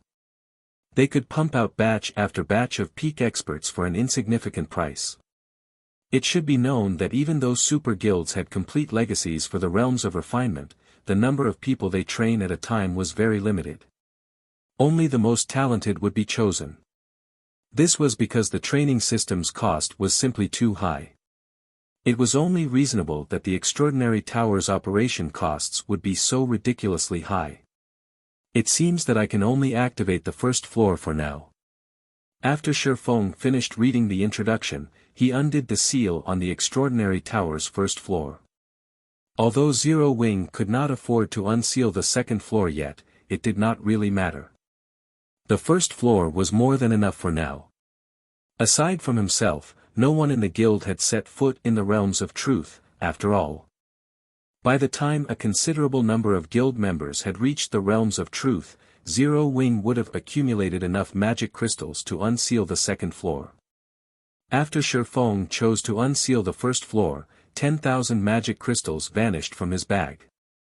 At the same time, the extraordinary tower began to transform.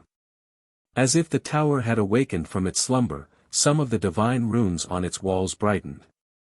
The ambient mana then rapidly gathered around the tower, and more divine runes began to light up, continuously expanding its sphere of influence. Initially, the extraordinary tower only collected mana from its immediate area, gradually increasing that radius until it enveloped the lost town. It then reached past the town's boundaries to several thousand yards past the lost town's walls. What a powerful mana surge! Is this the lost town's true power? Shifeng was greatly shocked as he watched the flowing, white torrents of mana in the sky.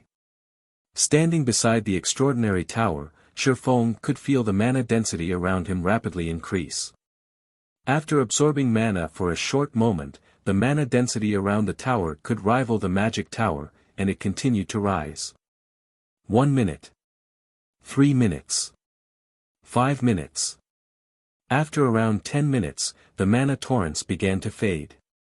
At this point, the divine runes covering the extraordinary tower shone brilliantly, giving the tower a sacred feeling. In addition, the lost town felt as if it had been resurrected as it brimmed with life. Grass, trees, and flowers grew rapidly all over the town. The mana density had also increased until it slightly surpassed the density in Stone Forest Town. One would find it very hard to believe that just some time ago, the lost town had been desolate. And this transformation was only the result of unsealing the first floor. Even Shifeng struggled to believe what he was seeing. If he undid all 3 of the extraordinary tower's seals, what would he see then? After calming his excited heart, Shifeng entered the extraordinary tower. As Shifeng stepped through its doors, he discovered that the tower's interior had undergone quite a few changes. The first floor had felt dull and old during his previous visit, but now, it looked impressive. Everything seemed to glow, and Shifeng felt like he stood in a sports arena's main hall, which could fit tens of thousands of people. Dazzling mana weapons were on display all around him. The sight was mesmerizing. God's domain's ancient civilizations were truly amazing. When Shifeng called up the first floor's system interface and examined its listed contents, he was ecstatic. He had only been able to visually inspect the dark environment during his previous visit to the tower's first floor. Even so, he had counted over 10,000 mana weapons. Now that he was the lost town's master, he could inspect any information related to the town. What he learned about the first floor made him realize that he still underestimated the strength and foundation of the ancient civilization that had once ruled over this land. Mana weapons were extremely rare in God's domain, but the first floor hall contained 24,671 of these weapons. There were enough mana weapons here to arm a 20,000-man army. The majority of the mana weapons here were Tier 1, with 1,823 Tier 2 mana weapons, and 12 Tier 3 mana weapons. To Shifeng's surprise, there were even 2 Tier 4 mana weapons in this hall. He was utterly stupefied. Even after learning about the Lost Town's unique ability, Shifeng had thought that the Demon's Nest quest had been more trouble than it was worth. If Primordial City hadn't activated, he would never have found a way to collect 100 Darkness Stones in time. But now that he had completed the quest and inspected the extraordinary tower's armory, he realized the Demon's Nest quest's reward was far beyond his expectations. Tier 4 mana weapons. Although only Tier 3 players and above could equip these weapons, they'd even perform better than fragmented legendary weapons. And this tower's first floor hall actually contained 2 Tier 4 mana weapons. When the guild's experts eventually reached Tier 3, he could help 2 of them become apex experts by arming them with these weapons. The upper echelon from an ordinary guild might not realize the benefit of 2 more apex experts, but Shifeng did. This meant that Zero Wing could occupy more towns and obtain even more resources. Zero Wing would not have to worry about lacking experts to protect its towns. I can't retrieve them. When Shifeng tried to collect the tier 4 mana weapons through the system interface, the system informed him that he had yet to meet the requirement for such an action. To retrieve the 2 weapons, he had to promote the town to advanced rank. Shifeng could only shake his head and chuckle. Sure enough, the system won't let players obtain tier 4 mana weapons so easily. However, Shifeng wasn't particularly disappointed. Developing the lost town was necessary regardless, and with Zero Wing's current foundations, upgrading the town from a basic town to an advanced town before the guild's experts reached tier 3 wouldn't be a problem. Following which, Shifeng retrieved every tier 3 and tier 2 mana weapon available. This had been his main goal in visiting the lost town, after all. With these mana weapons, the strength of his guild's experts could undergo a qualitative transformation. This was especially true for the players who would wield the tier 3 mana weapons. After retrieving the mana weapons, Shifeng followed the spiral staircase to the 2nd floor. Previously, he had been focused on obtaining the magic crystal treasure chest. As a result, he hadn't inspected the tower's 2nd or 3rd floor. Now that he was the lost town's master, however, he had to examine the tower properly. Chapter 1704, Master's Power. Chapter 1704, Master's Power. Once he arrived on the extraordinary tower's 2nd floor, Shifeng discovered that it was still as dilapidated as it had been during his first visit. However, the hall had brightened considerably, and now, Shifeng could clearly see the armored ghosts that wandered the floor. As he had left it, the tyrant's soul stood quietly before the spiral staircase leading to the 3rd floor. It's still here. Shifeng frowned at the tyrant's soul. He had assumed that every monster in the lost town had disappeared when he had taken control of it, but it would seem that wasn't the case. At the very least, the monsters in the extraordinary tower hadn't been affected. He had already experienced the tyrant's soul's strength. Although it was only a level 80 mythic monster, it wielded a saint weapon, a tier 5 mana weapon. In terms of combat power, even the demon ruler enhanced mythic ranked Baphomet paled in comparison to the tyrant's soul. Trying to defeat such a powerful foe was simply too difficult right now. Yet, if he left the tyrant's soul alone, the soul doppelganger would continue to hunt him. Although the soul doppelgangers wasn't an issue yet, since the most recent had only been a level 70 chieftain, they would grow stronger each day. They might not pose a threat right now, but sooner or later, they would become a problem. The only way to avoid the soul doppelganger's constant annoyance was to defeat the tyrant's soul. However, slaying the tyrant's soul was easier said than done. Just the fact that it was a level 80 mythic monster made it challenging enough, not to mention its saint weapon. Even a 100-man team of tier 2 experts might fail to take it down, not to mention Shifeng. No, that's not right. This is the extraordinary tower. As the master of the lost town, every construction within the town should be under my control. The tower should not be an exception. Thinking so, Shifeng opened the extraordinary tower's system interface. In God's domain, players had full control of the buildings they owned. This meant that players had access to various functions, such as a building's governing mechanics and removing players from the building. Because of this, players in God's domain wouldn't cause trouble in other guilds and players' private properties, as doing so would put them at an overwhelming disadvantage. Without overwhelming strength, it was impossible to defeat a property's owner inside their own building. The extraordinary tower should be considered private property. It wasn't like a guild residence, which was owned by the guild, not an individual. In the case of shared properties like guild residences, the most players could do to ensure the residence's security was hire players and NPC guards to protect it. The residences didn't have an automated function to expel intruders. Sure enough, I can control the tower. Shifeng rejoiced when he discovered that he could manipulate the extraordinary tower's system interface. Immediately, he retrieved the Bible of Darkness and a Summon Guard scroll. Shortly after, a Tier 3 Tomahawk Demon and Anna appeared before Shifeng. Dealing with the 9 wandering souls would be difficult enough for the level 80, Tier 3 Demon and a Tier 2 NPC like Anna, let alone facing off against the Mythic ranked Tyrant Soul. The 9 wandering souls were all level 80 Grand Lords, and if they worked together, they could easily overwhelm Anna and the Tier 3 Demon. However, Shifeng did not mind. He then instructed Anna summon her Golden Giant and Rock Guardians. Anna's actions immediately attracted the Tyrant Soul's attention, and the mythic monster abruptly opened its eyes. Despicable thief! You dare to show yourself before me again? I will tear your soul to pieces. The Tyrant Soul quickly recognized Shifeng's aura, its eyes glowing red with rage. It bellowed with fury and vanished. Meanwhile, the wandering souls turned to charge at Shifeng. Even Shifeng grew nervous while facing a level 80 mythic monster and 9 level 80 Grand Lords. Seal. Not daring to be careless, Shifeng immediately utilized his special privilege as the tower's owner. Suddenly, countless chains appeared around the Tyrant's soul and wandering souls.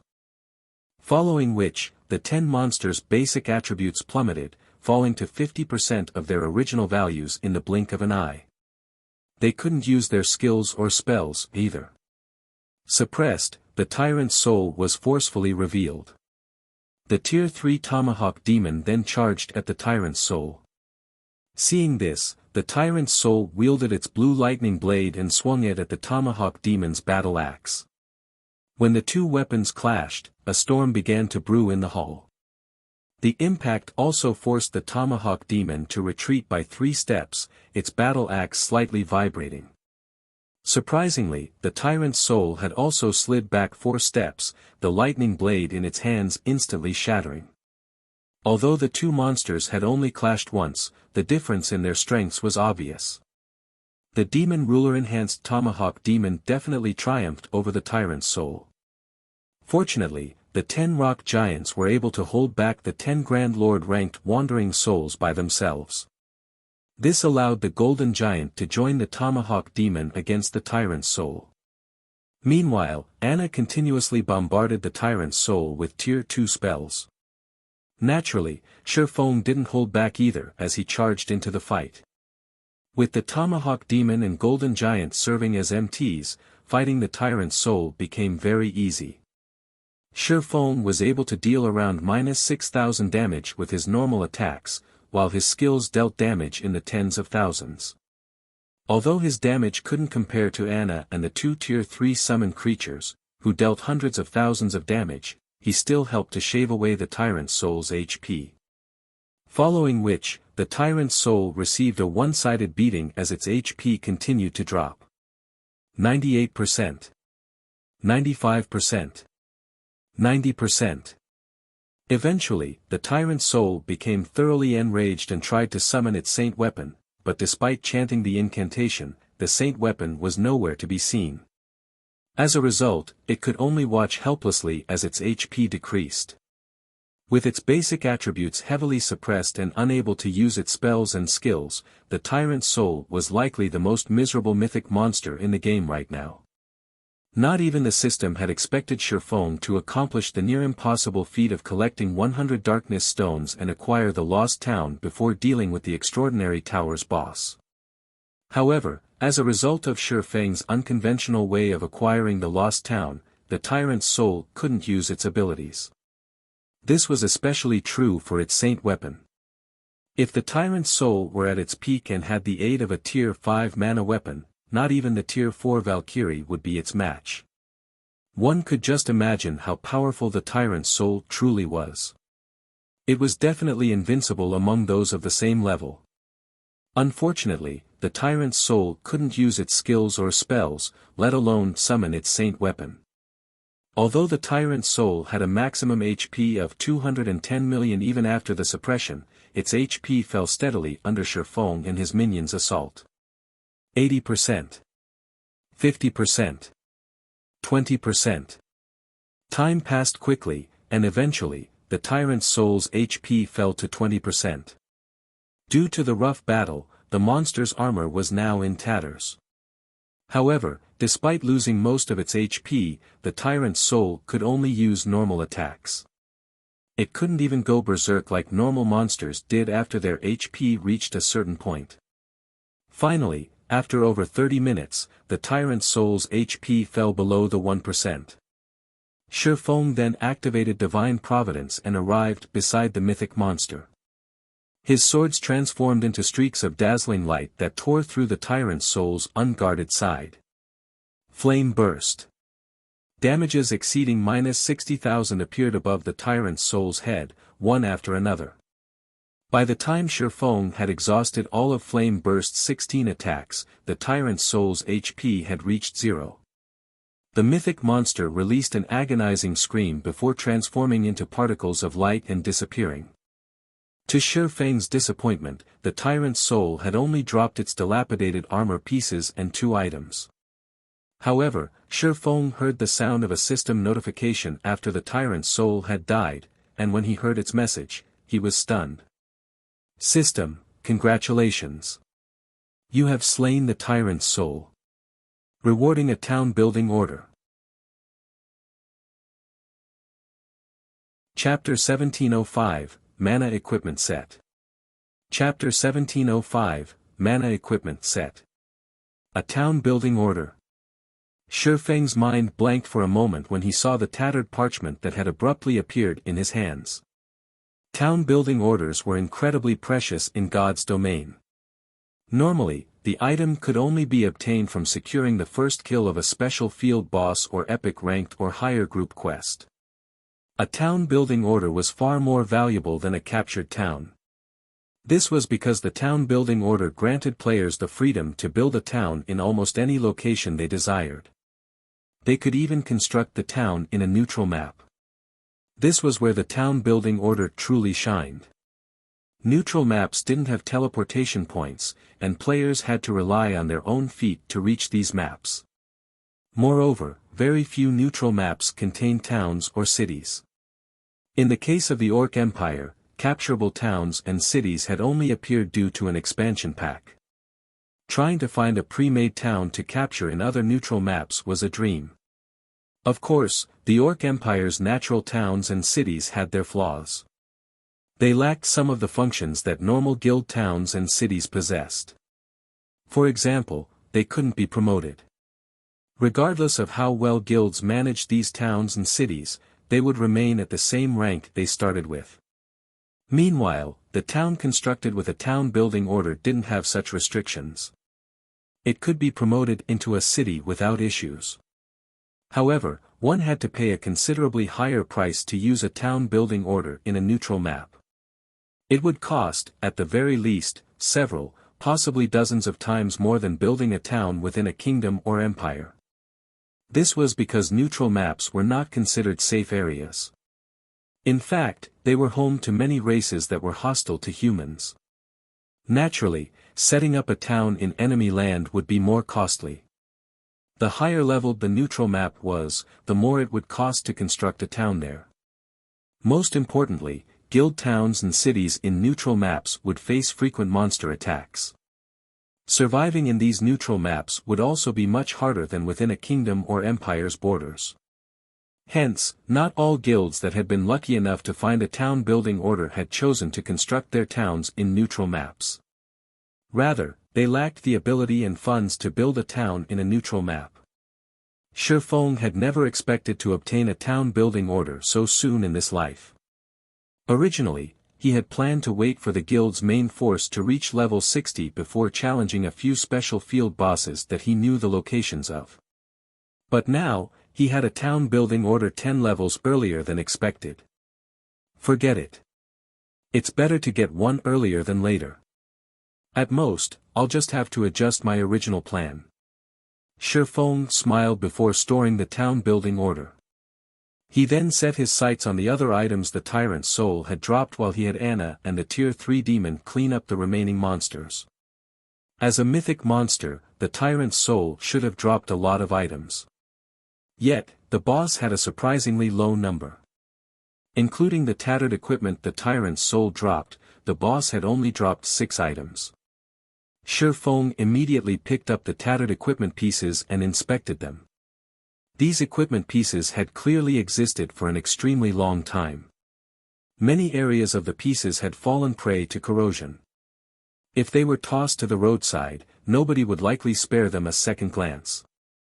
However, Shi Feng was instantly ecstatic after he inspected their attribute panels. Mana equipment. As expected of the extraordinary tower's guardian boss. Shi Feng's eyes glowed with excitement as he gazed at the 4 tattered pieces of equipment before him. Mana equipment was similar to mana weapons. Both were consumables and could offer a significant boost to players' combat power. Only, mana equipment was extremely difficult to produce, far more so than mana weapons. As a result, mana equipment was scarcer than mana weapons. Meanwhile, the 4 pieces of mana equipment before him made up a complete set.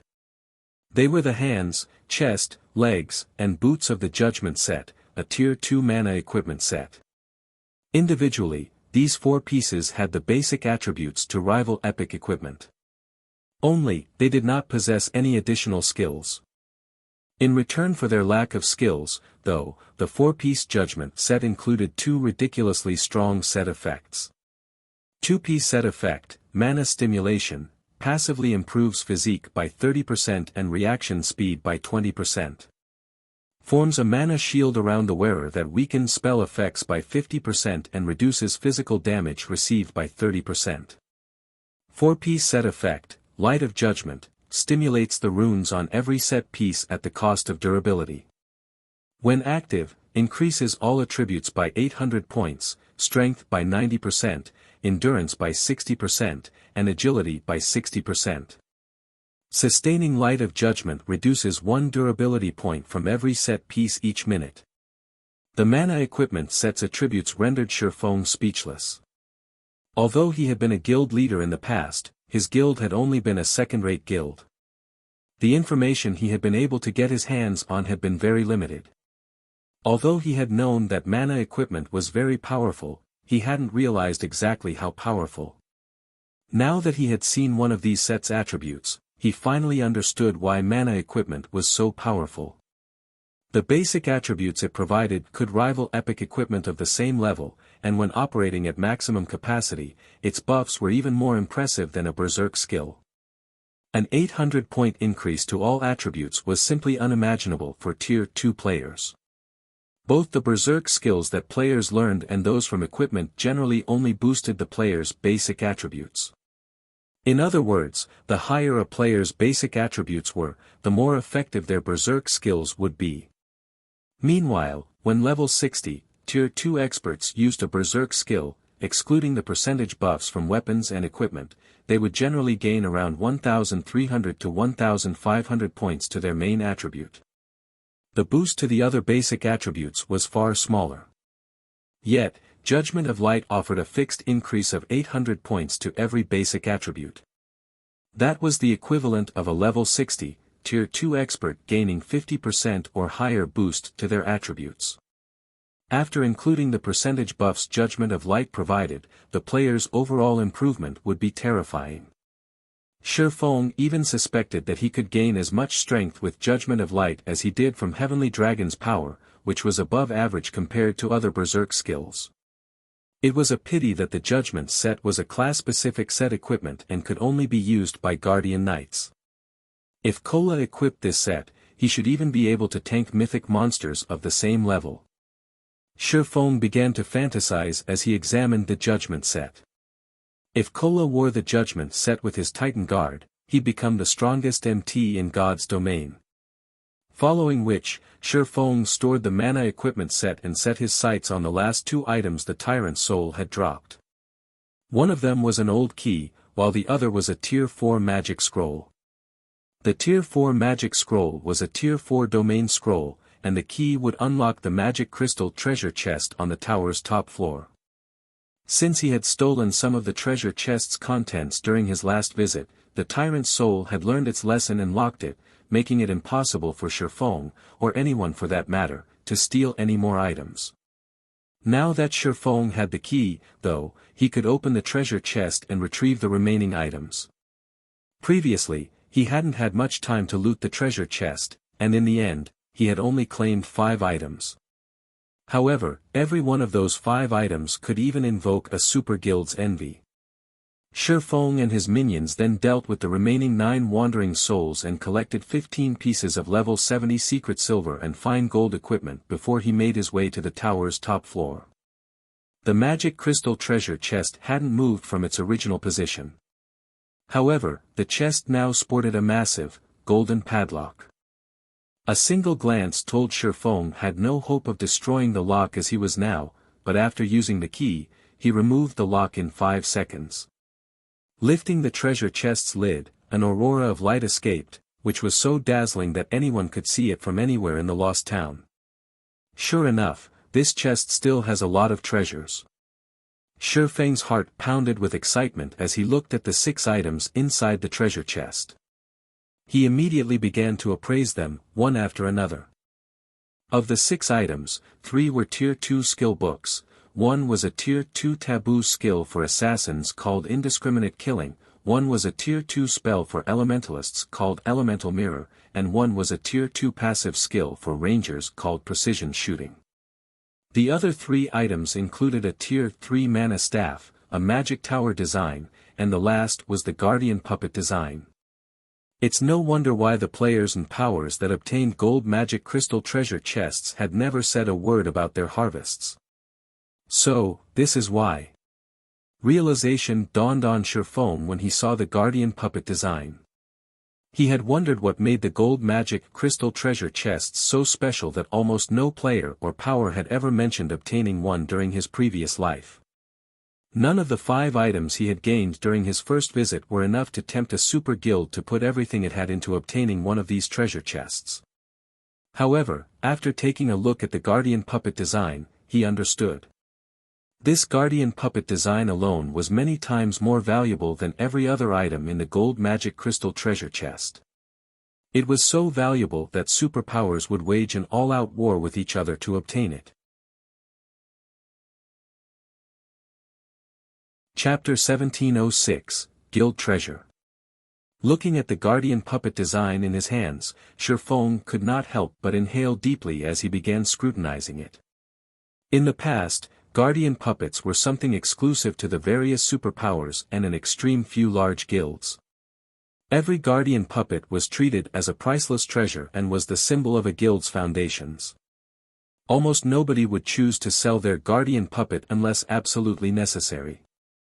Meanwhile, the ones that got sold had been furiously contested over by countless powers. The Guardian Puppet had been in great demand because it was ancient technology that had been lost in time. Without a proper design, players couldn't replicate the technology since the production of the Guardian Puppet involved too many fields of study such as alchemy, forging, and engineering. Moreover, every subclass had to be at the master rank at the very minimum. Only after gathering the masters of these subclasses could players produce a Guardian Puppet. However, according to rumors, just the materials needed for one production attempt cost over 2,000 gold, far more expensive than making a slightly below-average piece of epic equipment. The final cost for making the Guardian Puppet would simply be unimaginable. Meanwhile, the reason why the Guardian Puppet was so valuable was its frightening combat power. Even a level 0 player could instantly become a monster-like existence with the help of the Guardian Puppet. It was a war weapon that no epic item or even fragmented legendary item could compare to. To a guild, the Guardian Puppet was a priceless treasure. In the past, there were some first-rate guilds that dared to provoke even superpowers yet managed to live to tell the tale. The secret behind their survival was their possession of Guardian Puppets. Even an ordinary Guardian Puppet had the combat power of a Tier 3 existence. Meanwhile, the Guardian Puppet design Shifeng currently held in his hands was for bronze-ranked Guardian Puppets. The bronze Guardian Puppet possessed strength at the peak of Tier 3, and any player controlling the puppet could wield this strength as if it was their own. Moreover, unlike summoned creatures, which would disappear after a certain duration, Guardian Puppets would not disappear unless destroyed. Regardless of how far players developed in God's domain, combat power at the peak of Tier 3 would never become obsolete, because many players could not even reach Tier 3. As expected of a Bronze Guardian puppet. Just the materials needed for one production attempt cost over 3,000 gold. Moreover, a master forger would only have a 30% success rate at completing the forging portion. The success of the final assembly isn't even guaranteed. It's no wonder the various superpowers treated their puppets like their own babies. Shifeng was inwardly astonished as he looked at the list of required materials stated on the design. However, after giving the matter some thought, he found the price to be reasonable. The Bronze Guardian puppet possessed combat power at the peak of Tier 3 and could be used indefinitely. If a guild could produce several hundred of these puppets now, it would basically be invincible. After all, there was no level requirement for controlling a guardian puppet. The only limiting factor was one's skillfulness at controlling the puppet. It seems there's a need to place greater focus on Candlelight's development. Shifeng could not wait for the day Zero Wing could have its own guardian puppets. Although the materials needed to produce the Bronze Guardian puppet were rare, aside from the main material, fine Titan ingot, the other materials could be collected in bulk relatively easily. The main problem was the requirement of various kinds of lifestyle masters. Without the necessary lifestyle masters, the odds of producing the Guardian puppet were zero. If Zero Wing could mass-produce Bronze Guardian puppets, whether it was in team battles or siege battles, they would become a formidable support since they dealt increased damage to magic arrays and buildings. Moreover, they were much more powerful than Tier 3 summoned creatures. Just as Shifeng was figuring out ways to further improve the standards of lifestyle players in the Candlelight trading firm, he suddenly received a call from Gentle Snow. Guild leader, I just received good news. Heaven's Burial, Singular Burial and Lei Jingyang fell out with each other. The guild has already been disbanded. However, Singular Burial joined Blackwater with some of his trusted aides and guild experts. Currently, Singular Burial is bringing his men to the Primordial Divine Ruin. By the looks of it, they plan on reaching Primordial City by relying on various resources Blackwater provided them, Gentle Snow said, smiling. Heaven's Burial's destruction was something she and the rest of Zero Wing's upper echelon had anticipated. Only, they had not expected Heaven's Burial to disband so quickly. Caught off guard, they had a hard time taking over the shops located in the various cities Heaven's Burial ruled before, many of which were snatched away by other guilds. However, Heaven's Burial's sudden disbandment also saved Zero Wing plenty of trouble. At the very least, there was no longer any need to wage price wars with Heaven's Burial's shops in Star Moon Kingdom, nor was there any need to dispatch larger armies to capture Heaven's Burial's guild towns. So, they've given up on Star Moon Kingdom and are shifting their focus to Primordial City? Shifeng could not help but chuckle. Looking at Gentle Snow, he asked, have you gathered the necessary manpower yet? As you've requested, I personally contacted every one of the selected candidates and had them secretly gather at Zero Wing City. Currently, we're just short by a few dozen people before we have the required number, Gentle Snow replied. Good. Have them gather at Zero Wing City's Candlelight trading firm. I'll head over there myself right now. It's about time we gave Beast Emperor and Singular Burial a little surprise, Shifeng said with a nod before disconnecting the call. Even now, Gentle Snow still had no idea what Shifeng intended to do by summoning 1,500 experts. However, she continued notifying the selected experts to gather at Zero Wing City's Candlelight trading firm. Meanwhile, after ending the call, Shifeng spent 3,000 gold to have the NPCs in the Lost Town construct a guild residence. At the same time, he hired 100 level 150, Tier 2 NPC guards and 1,000 level 150, Tier 1 NPC guards for town defense. With this, the town should have no problems fending off monster attacks in the short term. Once that was done, he took out a guild transfer scroll and teleported to Zero Wing City's residence. After the heaven-defying battle at Stone Forest Town, the number of players visiting Zero Wing City each day had skyrocketed. Now, the city's player population had already shot past the 4 million mark. Just the entrance fees collected each day totaled roughly 22,000 gold. Not to mention, there was still the income from Stone Forest Town, the Candlelight Trading Firm, and many other enterprises. Now that there was no longer any need to continue placing bounties on Heaven's Burial's members, all that income could be invested into the guild's development. Meanwhile, even after including the guild's various expenses such as providing guild benefits and the guild's expansion, Zero Wing still saved up around 15,000 gold per day. This income could make any first-rate guild crazy with jealousy. For first-rate guilds, just being able to get their guild to operate normally was already a challenging task. Moreover, the guild benefits they offered their members weren't even comparable to Zero Wing's. It would not be an exaggeration to say that no first-rate guild in God's domain could compete with Zero Wing in terms of wealth. After returning to Zero Wing's residence, Shifeng first went to the guild warehouse to retrieve some materials obtained from team dungeons and through trading with the various first-rate guilds. Then, he started producing magic array scrolls for the Divine Beast's Descent magic array. Once he completed 2 sets, he took out the 2 remaining elemental sources from his bag and combined them with the magic array scrolls. Suddenly, the 2 sets of magic array scrolls started evolving. Originally, Divine Beast's Descent was an intermediate magic array, but after the fusion was completed, the magic arrays exuded an aura that was even more powerful than advanced magic arrays. Following which, Shifeng stored the 2 sets of magic array scrolls and left for the Candlelight Trading Firm. By the time he arrived at Zero Wing City's Candlelight Trading Firm, Gentle Snow and the others were already waiting for him. Currently, the lounge on the 2nd floor was filled with players, every one of whom was curiously wondering why their vice guild leaders had gathered them here today.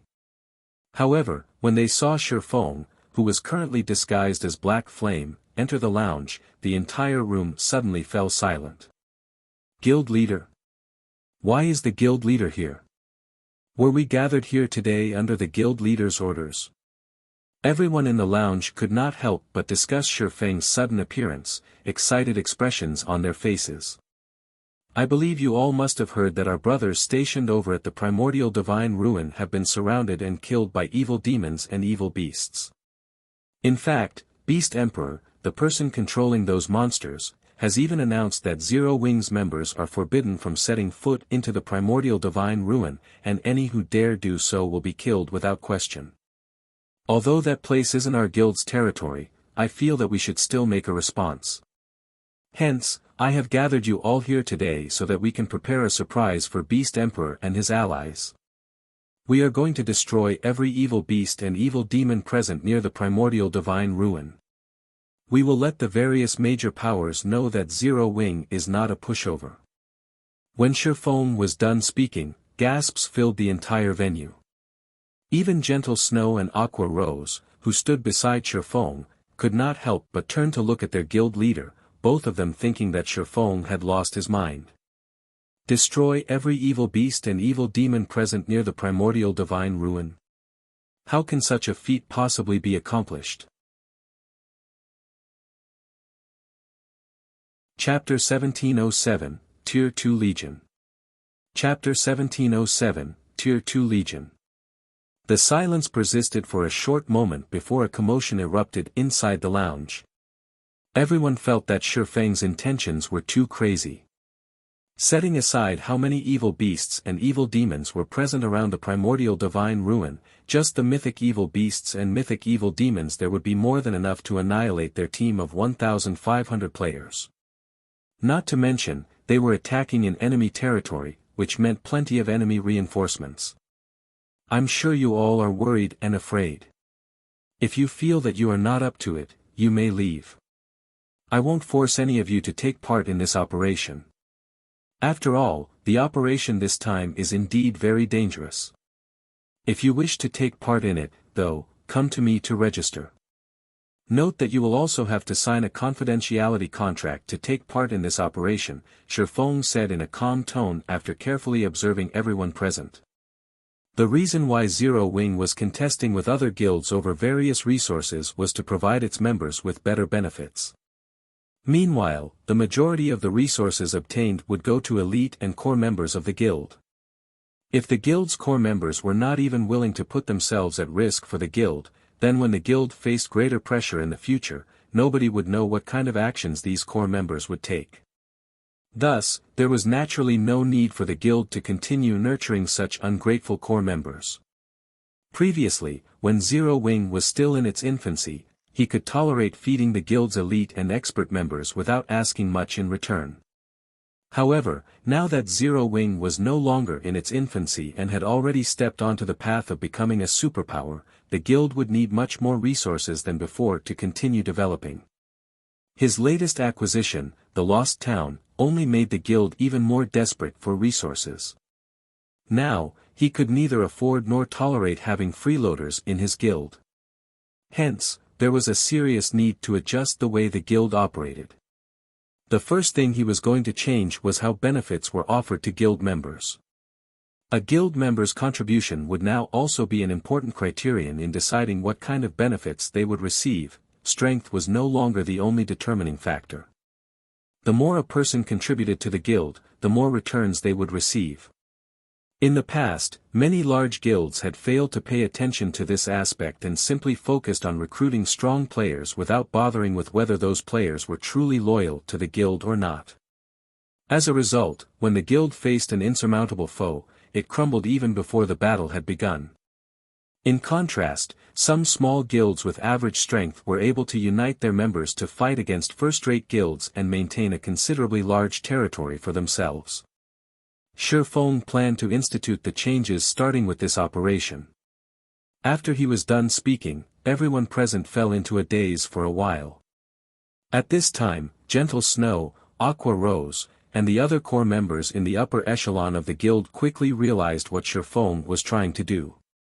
Hence, they kept their mouths shut and quietly watched from the sides. "We'll definitely get ourselves killed by going over there. Wonderful. I've been itching to let those bastards know Zero Wing's amazingness. Guild leader, just give us our orders." For a time, everyone present discussed among themselves. The members of the guild's main force then went up to Shifeng to register.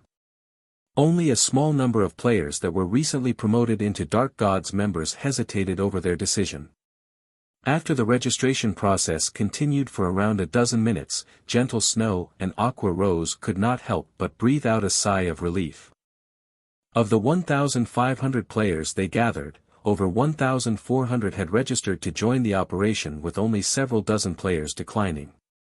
However, this situation also served as a stern reminder to the two of them. The players they had gathered here today were all experts who they believed were trustworthy, yet there were still some people that had betrayed their expectations. If they were to conduct such a test for the other expert and elite members, the percentage of those who would abandon the guild during its time of need would most likely be much higher. Meanwhile, many more expert and elite players would be joining the guild in the future. There are over 1,400 people remaining. Shifeng was quite satisfied with this outcome, which could also be considered the result of the past few selections Zero Wing had conducted. Not to mention, most of the members that chose to abstain from the operation this time were mainly recent recruits. Following which, he turned to look at Aqua Rose and Gentle Snow and said quietly, "From today onward, start restructuring the guild ranks. Regardless if one is an expert member or an elite member, their positions are not fixed. If members fail to obtain a sufficient number of guild achievements and guild contribution points corresponding to their rank each month, they'll be demoted by a rank. I don't care how strong they are, they can be demoted all the way to a guild reserve member and eventually kicked out of the guild." Upon hearing Shifeng's words, Gentle Snow and Aqua Rose nodded in agreement, both of them thinking that it was about time for them to make new guild regulations. After all, the current Zero Wing was no longer the same Zero Wing as before. Previously, as Zero Wing was lacking manpower and was constantly waging war with other guilds, they had no choice but to offer excellent and tempting benefits with lax conditions in order to keep the guild alive. In contrast, first-rate guilds got to develop in a stable environment for long periods. Not only were their rules and regulations clearly defined, but their contribution and achievement systems were also perfected. This allowed them to prevent freeloaders from appearing in their guilds. After everyone signed the confidentiality contract, Shifeng distributed Tier 2 mana weapons to all the Tier 1 players present. As for Aqua Rose, Gentle Snow, and the other Tier 2 experts there, Shifeng handed them Tier 3 mana weapons. This situation stupefied Shadow Sword, who currently wielded the Tier 3 mana weapon Edgeless Blade. He had experienced the strength of a Tier 3 mana weapon for himself. Even if he simply wielded the weapon normally, he could exert power at the Tier 3 standard. If he pushed the weapon to its maximum potential, then he was basically an unstoppable god of slaughter.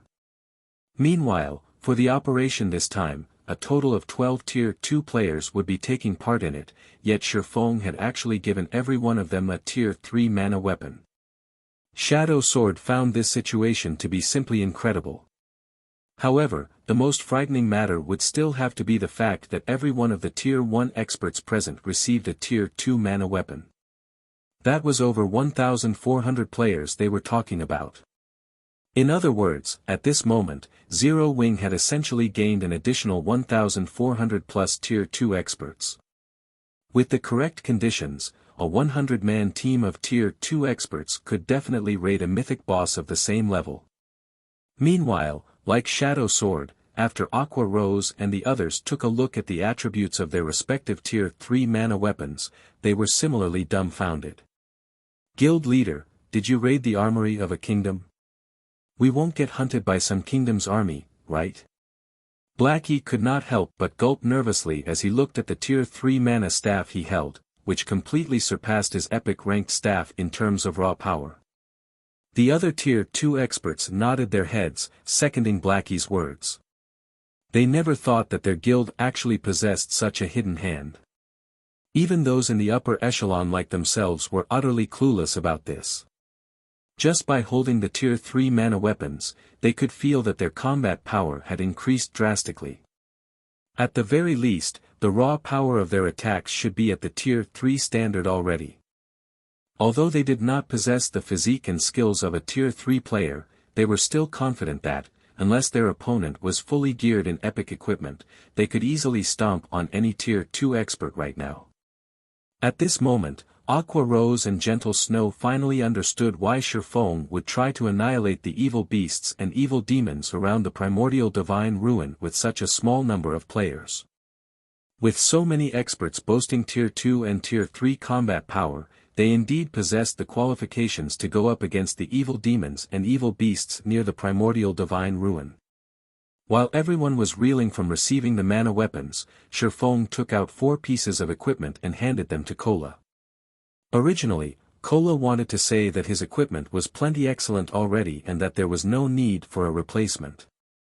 However, once he inspected what Shifeng gave him, his eyes nearly fell out of their sockets. Without hesitation, he removed the level 50 fine gold set equipment he was wearing and replaced them with the mana equipment set from Shifeng. The moment Kola equipped the mana equipment set, the feeling he gave off transformed abruptly. Right now, Kola's aura gave even Aqua Rose and Gentle Snow intense pressure. Not to mention, the mana in the room was also surging toward him. Just standing beside the Guardian Knight felt stifling. Guild leader, what kind of equipment did you give Kola? Did you give him 4 pieces of epic equipment? Gentle Snow asked curiously. At this moment, she could clearly feel that her attributes were inferior to Kola's. However, she currently had a piece of fragmented legendary equipment equipped, so it was simply unbelievable that Kola's basic attributes would be superior to hers. The only explanation she could think of for such a difference was that Kola had just equipped 4 pieces of epic equipment. No. It's Tier 2 mana equipment set. It's something similar to the mana weapons you all are using, Shifeng replied, shaking his head. He then turned to Kola and asked, how does it feel after you've equipped it? Guild leader, this set is simply insane. I feel that I can tank even a mythic boss right now. Cola's eyes glowed with excitement as he looked at the 4 silvery pieces of equipment on him. When the surrounding crowd heard Cola's words, they could not help but gasp. From Cola's expression, they could tell that the Guardian Knight was not joking at all. However, realizing this only served to shock them even more. 4 pieces of mana equipment were actually enough to create an MT capable of tanking a mythic boss of the same level. This situation was simply too frightening. Relax. You'll have plenty of chances to show off later on, Shifeng said, chuckling. Following which, Shifeng had Aqua Rose recruit 176 trustworthy summoners from the guild's elite members for the upcoming operation and had them sign confidentiality contracts as well. Move out. Our target is the primordial divine ruin. It's about time we let our enemies pay the price of blood. Shifeng commanded after seeing that everyone had gathered. Chapter 1708, Miraculous Hunt. Chapter 1708, Miraculous Hunt. Zero Wing City, 4 Towers of Elements. Due to 4 Towers of Elements' teleportation function, the number of players that gathered at the 4 Towers of Elements increased with each passing day. Many among them belonged to the various adventurer teams and large guilds.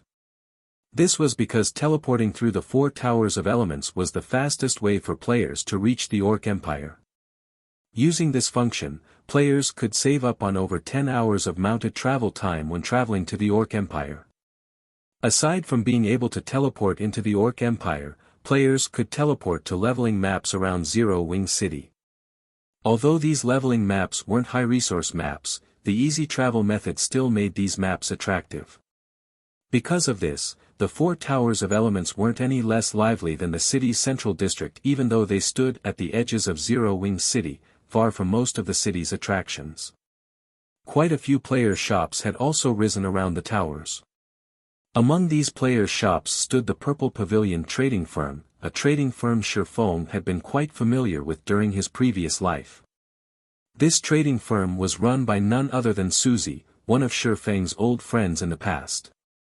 The Purple Pavilion Trading Firm's business was doing considerably well, and many adventurer teams' players purchased items from its shop. Guild leader, is there a problem with that shop? Gentle Snow asked curiously when she noticed Shifeng staring at the Purple Pavilion Trading Firm. The Purple Pavilion Trading Firm? Following Shifeng's gaze, Aqua Rose said, based on our information, the trading firm is quite impressive. Its owner had rented a shop here before we had even revealed the 4 Towers of Elements teleportation function. The Purple Pavilion's owner also has amazing connections and offers many specialty products from other countries. The Purple Pavilion Trading Firm has used this opportunity to partner with quite a few well-known adventurer teams and purchase various rare materials from them at below market price. Right now, excluding the trading firms operated by the various large guilds, the Purple Pavilion Trading Firm ranks among the top 5 in Zero Wing City. However, based on our investigations, Purple Pavilion doesn't have a powerful backer. As a result, certain major trading firms have begun to take action against Purple Pavilion in secret. When Gentle Snow and the others heard Aqua Rose's explanation, they could not help but view the Purple Pavilion Trading Firm's owner in a new light. In God's domain, the competition between trading firms was just as intense as that between guilds. In fact, the competition between trading firms was far more intense. This was because guilds weren't the only ones operating trading firms in God's domain. Some independent players and adventurer teams had their own trading firms to earn more resources and coins, funding their personal development. Hence, God's domain had more trading firms than guilds. Thriving in such a competitive environment without a powerful backer was extremely difficult. The fact that the Purple Pavilion Trading Firm's shop ranked among the top 5 shops operated by non-guild entities in Zero Wing City proved how amazing it was. Aqua, have someone give the various shops in Zero Wing City a warning. I don't care what they do elsewhere, but nobody is allowed to play dirty in Zero Wing's towns and cities. If they're caught doing so, they should prepare to face the consequences, Shifeng quietly instructed, glancing at some of the players on the street who were clearly stalking the Purple Pavilion trading firm. Part of the development of guild towns and cities relied on the development of the shops in them. If Zero Wing couldn't provide sufficient security and fair competition for the independent merchant players in its towns and cities, these players would eventually refuse to conduct their business in Zero Wing's territories. Understood. Aqua Rose nodded. She immediately arranged for some of her subordinates to warn the various player-operated shops in Zero Wing City. After dealing with this matter, Shifeng and the others split into multiple groups and teleported to the Orc Empire's border at intervals. For this operation, Shifeng didn't just have his team members sign the confidentiality contract to keep their mouths shut about the mana weapons to avoid attracting other guilds' attentions. It also forced them to keep the operation itself a secret. Although this method didn't stop spies from simply logging out of the game and notifying their employers, Zero Wing would discover anyone who violated the contract the moment they logged out, since these players had been invited at the same time. Unless these spies wanted to blow their cover and lose all of their progress in the game thus far, they wouldn't dare log out. After arriving in the Orc Empire, everyone gathered in a predetermined location. Once Shifeng ensured that his team had arrived safely, he had them saddle up and make their way towards the primordial divine ruin. Each of these players was either an elite or expert in Zero Wing, so they all had their own guild mounts. A legion of majestic thunder wolves quickly traversed the Orc Empire's barren lands, and as it passed, the areas it left behind looked as if they had been ravaged by a powerful storm. However, even amongst this legion of majestic beasts, Shifeng's demonic flame tiger stood out like a sore thumb. Although the demonic flame tiger had shrunk to 3 meters in height after its evolution, eye-catching, pitch-black flames and arcs of silver electricity danced along its paws. The demonic flame tiger also radiated an aura that rivaled that of a high lord. It was difficult not to notice the beast. When other players encountered Zero Wing's legion, they grew nervous. This was because the orcs in the Orc Empire also rode gigantic battle wolves and battle tigers. At first, these players assumed that the Orc Empire's armies had ambushed them, and they had nearly turned and fled. However, after getting a closer look, they realized that the mount's riders were human, not robust orcs. Seeing this, they relaxed and sighed with relief. Crap! Who are those people? Almost all of them are using the same type of mount. Don't they look like Zero Wing's Thunder Wolves?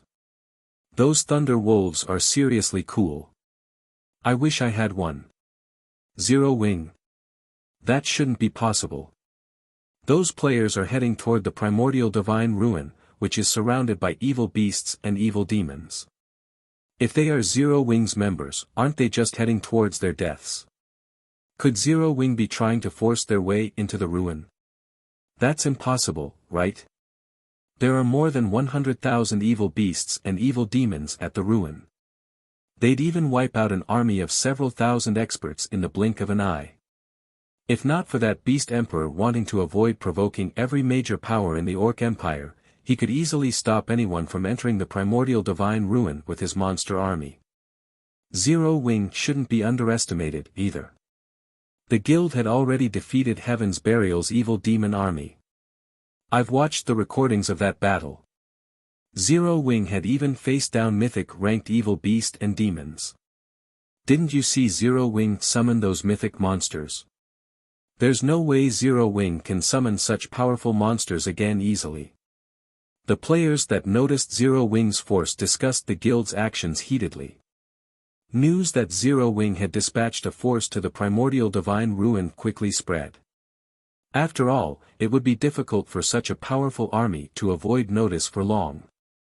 Soon, the various major powers waiting to enter the primordial divine ruin began to discuss the matter as well.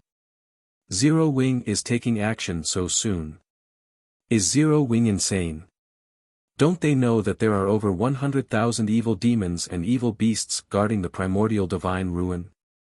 Zero Wing's actions confused all of the various large guilds' upper echelons. Brother Singular, like Beast Emperor has said, Zero Wing really couldn't hold back and has come running to us on its own. "This is a good opportunity for us to take our revenge," Falling Fire said, a cold glint flashing in his eyes as he read the report his subordinate just sent him. "We only lost because we didn't fully understand Zero Wing and fought them on their home turf. However, our battlefield will be set in the Orc Empire this time. We also have 8 mythic monsters under our command. Even if Zero Wing can summon more of those high demons to suppress our mythic monsters, we'll have plenty of Grand Lords and Great Lords to spare. We can annihilate this Zero Wing forces." Zero Wing. Singular Burial gnashed his teeth in anger when he heard the mention of the guild. His eyes turned bloodshot, and he growled, "I won't let any of your members return alive this time." Zero Wing had thoroughly destroyed Heaven's Burial in their last battle. All of the time and effort he had invested in his guild's development had gone to waste, just like that. Now, hatred for Zero Wing consumed his thoughts. The evil demons and evil beasts encircling the primordial divine ruin were a suggestion he had made to Beast Emperor. He had done so to cause as much trouble for Zero Wing as possible, impeding the guild's development. As soon as Singular Burial finished speaking, a spatial gate opened above him. Once the spatial gate opened fully, cloaked figures atop mounts jumped out, one after another. When these cloaked figures landed, everyone recognized the mounts as Zero Wing's Thunder Wolves. What's going on? Zero Wing's members actually dared to charge straight into the evil demons and evil beasts' encirclement. Are they seeking death? Everyone gaped at Zero Wing's members when they realized who had emerged from the spatial gate. They had assumed that Zero Wing was simply putting up a strong front by marching into the Orc Empire. Even if Zero Wing truly intended to take action, the guild would employ hit-and-run tactics and target small groups of evil beasts and evil demons at most. However, the fact that Zero Wing's members had jumped straight into their enemies' ranks via a spatial gate left them utterly baffled. Before anyone could react, Shifeng's gaze shifted toward the nearby Blackwater members. "Kill them." Chapter 1709, Might of One Hit. Zero Wing's sudden appearance had shocked the players at the primordial divine ruin. Shifeng's command to attack Blackwater's members only intensified their surprise. "This is crazy. Zero Wing must be insane. They've actually barged into the evil demons and evil beasts' encirclement to attack Blackwater." The members from the various major powers and adventurer teams were stupefied as they watched Zero Wing's members charge into Blackwater's on their mounts. At a glance, it was clear that Zero Wing had dispatched less than 2,000 members to the primordial divine ruin. Even if all of them were experts, Blackwater's forces weren't to be trifled with. Although Blackwater had recently suffered a major loss, it had recruited many of Heaven's Burial's expert and elite members. The guild had sent 4,000 experts and 6,000 elites to the ruin this time, and the lowest leveled among them was level 49. Every one of these 10,000 players also wore top-tier equipment. An army of fewer than 2,000 experts stood no chance against Blackwater's forces. Moreover, the evil demons and evil beasts currently surrounded the primordial divine ruin. It wouldn't be long before these monsters arrived to support Blackwater's army. Zero Wing would have more opponents than just Blackwater's army. They would have to face 100,000 plus monsters as well.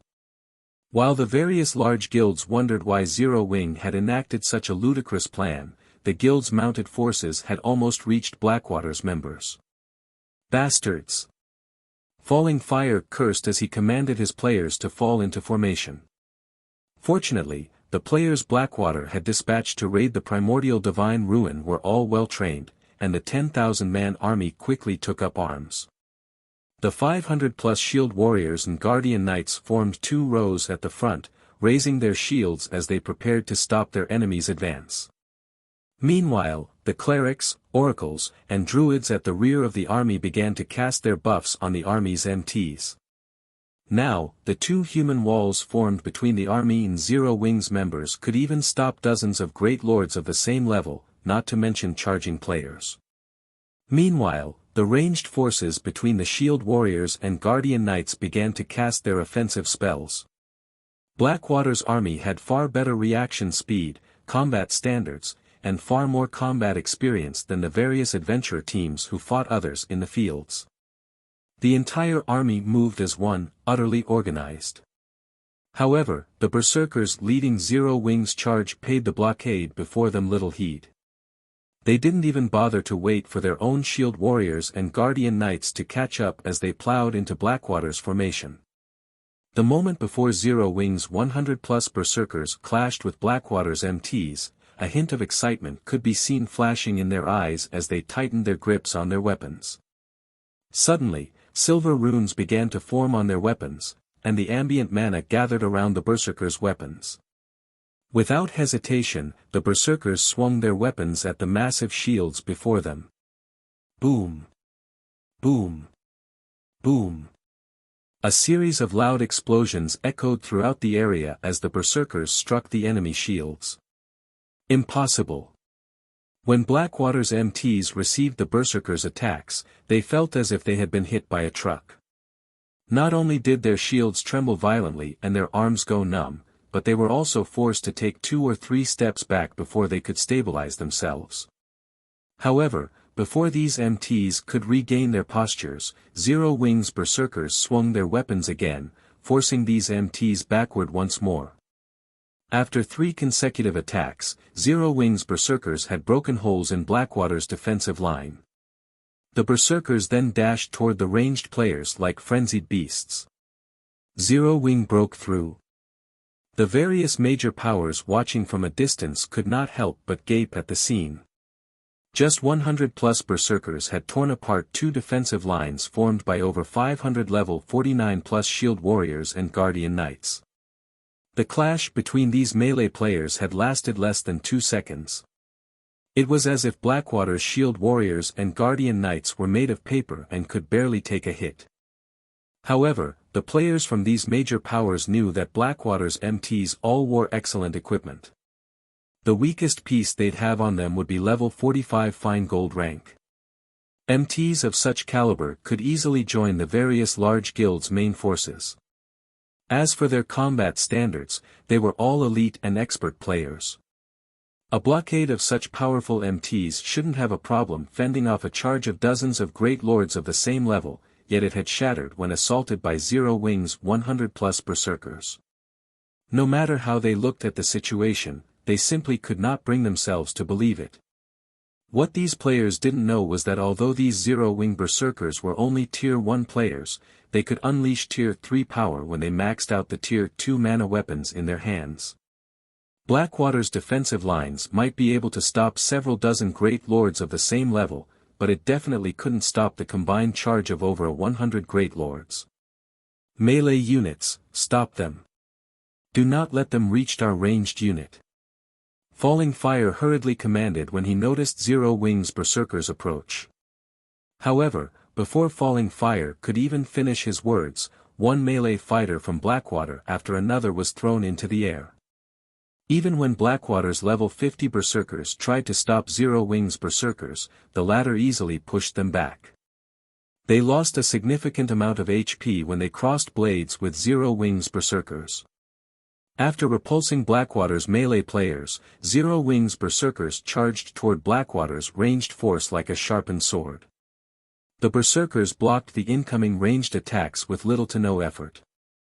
In contrast to Blackwater's pitiful ranged attacks, the attacks Zero Wing's several hundred ranged players launched were basically unstoppable.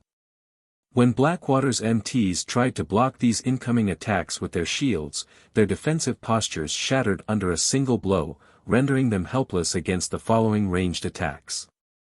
Every ranged attack that struck an MT directly dealt over -20,000 damage, and Zero Wing's players only needed 3 ranged strikes to kill a Blackwater MT. Blackwater's healers hadn't even had enough time to save their allies. The difference between each side's healers was jaw-dropping.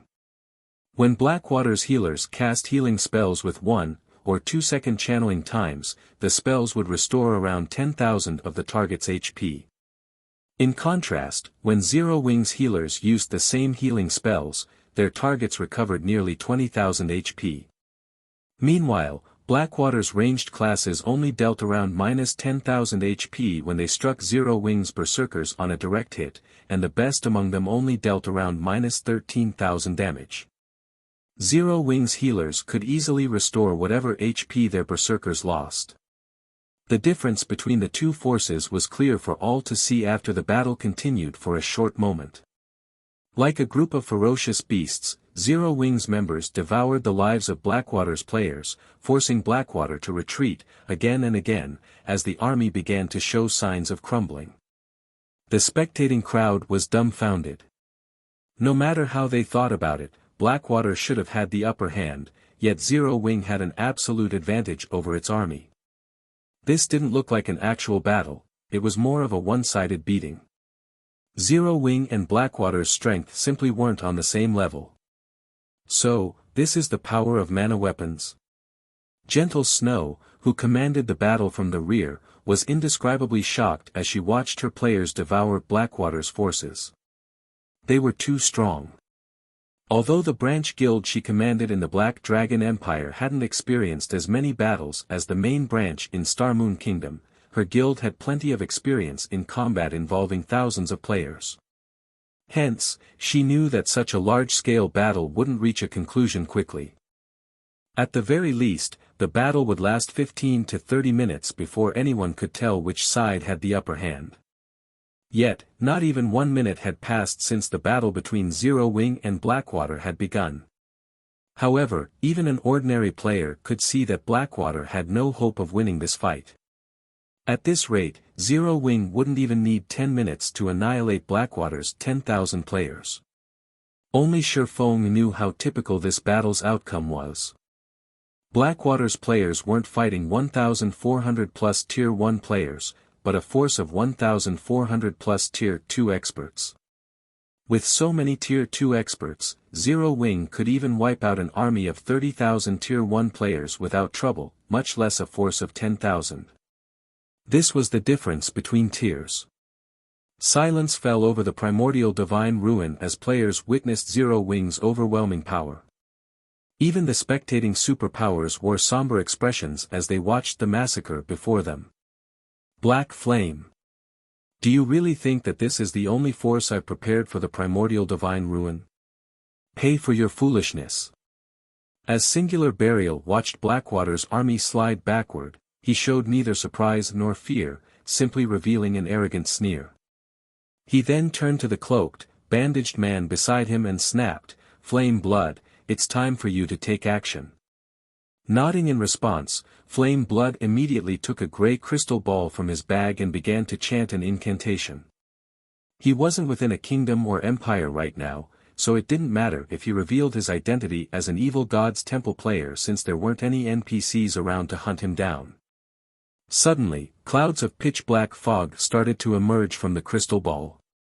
The fog rapidly transformed into the figures of 10 evil demons.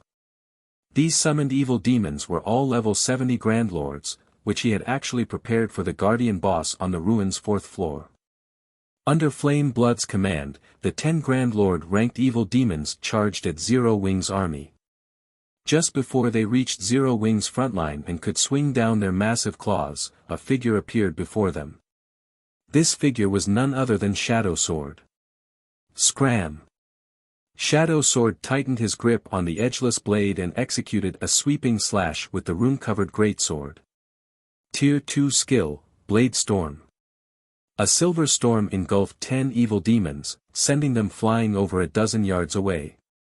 When the monsters crashed into the ground, a damage of over -200,000 appeared above each of their heads. Chapter 1710, Gathering Place of Experts. Chapter 1710, Gathering Place of Experts. After Shadow Sword's first attack, he used Charge, accelerating toward the nearest evil demon as it was standing back up. When he got close to his target, Shadow Sword raised his great sword high. Once again, silver divine runes lit up along the edgeless blade's body. Shadow Sword then executed Blade of Waves, one of the Sea God's Apostle class's Tier 2 legacy skills. Blade of Waves was also the most powerful Tier 2 legacy skill he had learned. Currents of blue mana circled the edgeless blade. When Shadow Sword swung his greatsword at the evil demon before him, the mana weapon transformed into a 40-yard-long blade of water. Players in the distance only saw a dark blue horizontal wall suddenly bisect the battlefield. -513,842. A frightening amount of damage appeared above the evil demon's head when the water blade cut through its body. The blade also slammed into other players, and whether they wore plate armor or cloth, all of their HPs plummeted to 0. Their cleaved bodies then transformed into particles of light and disappeared from the battlefield. After the attack, the evil demon that took the hit fell into a heavily injured state, his combat power drastically decreasing.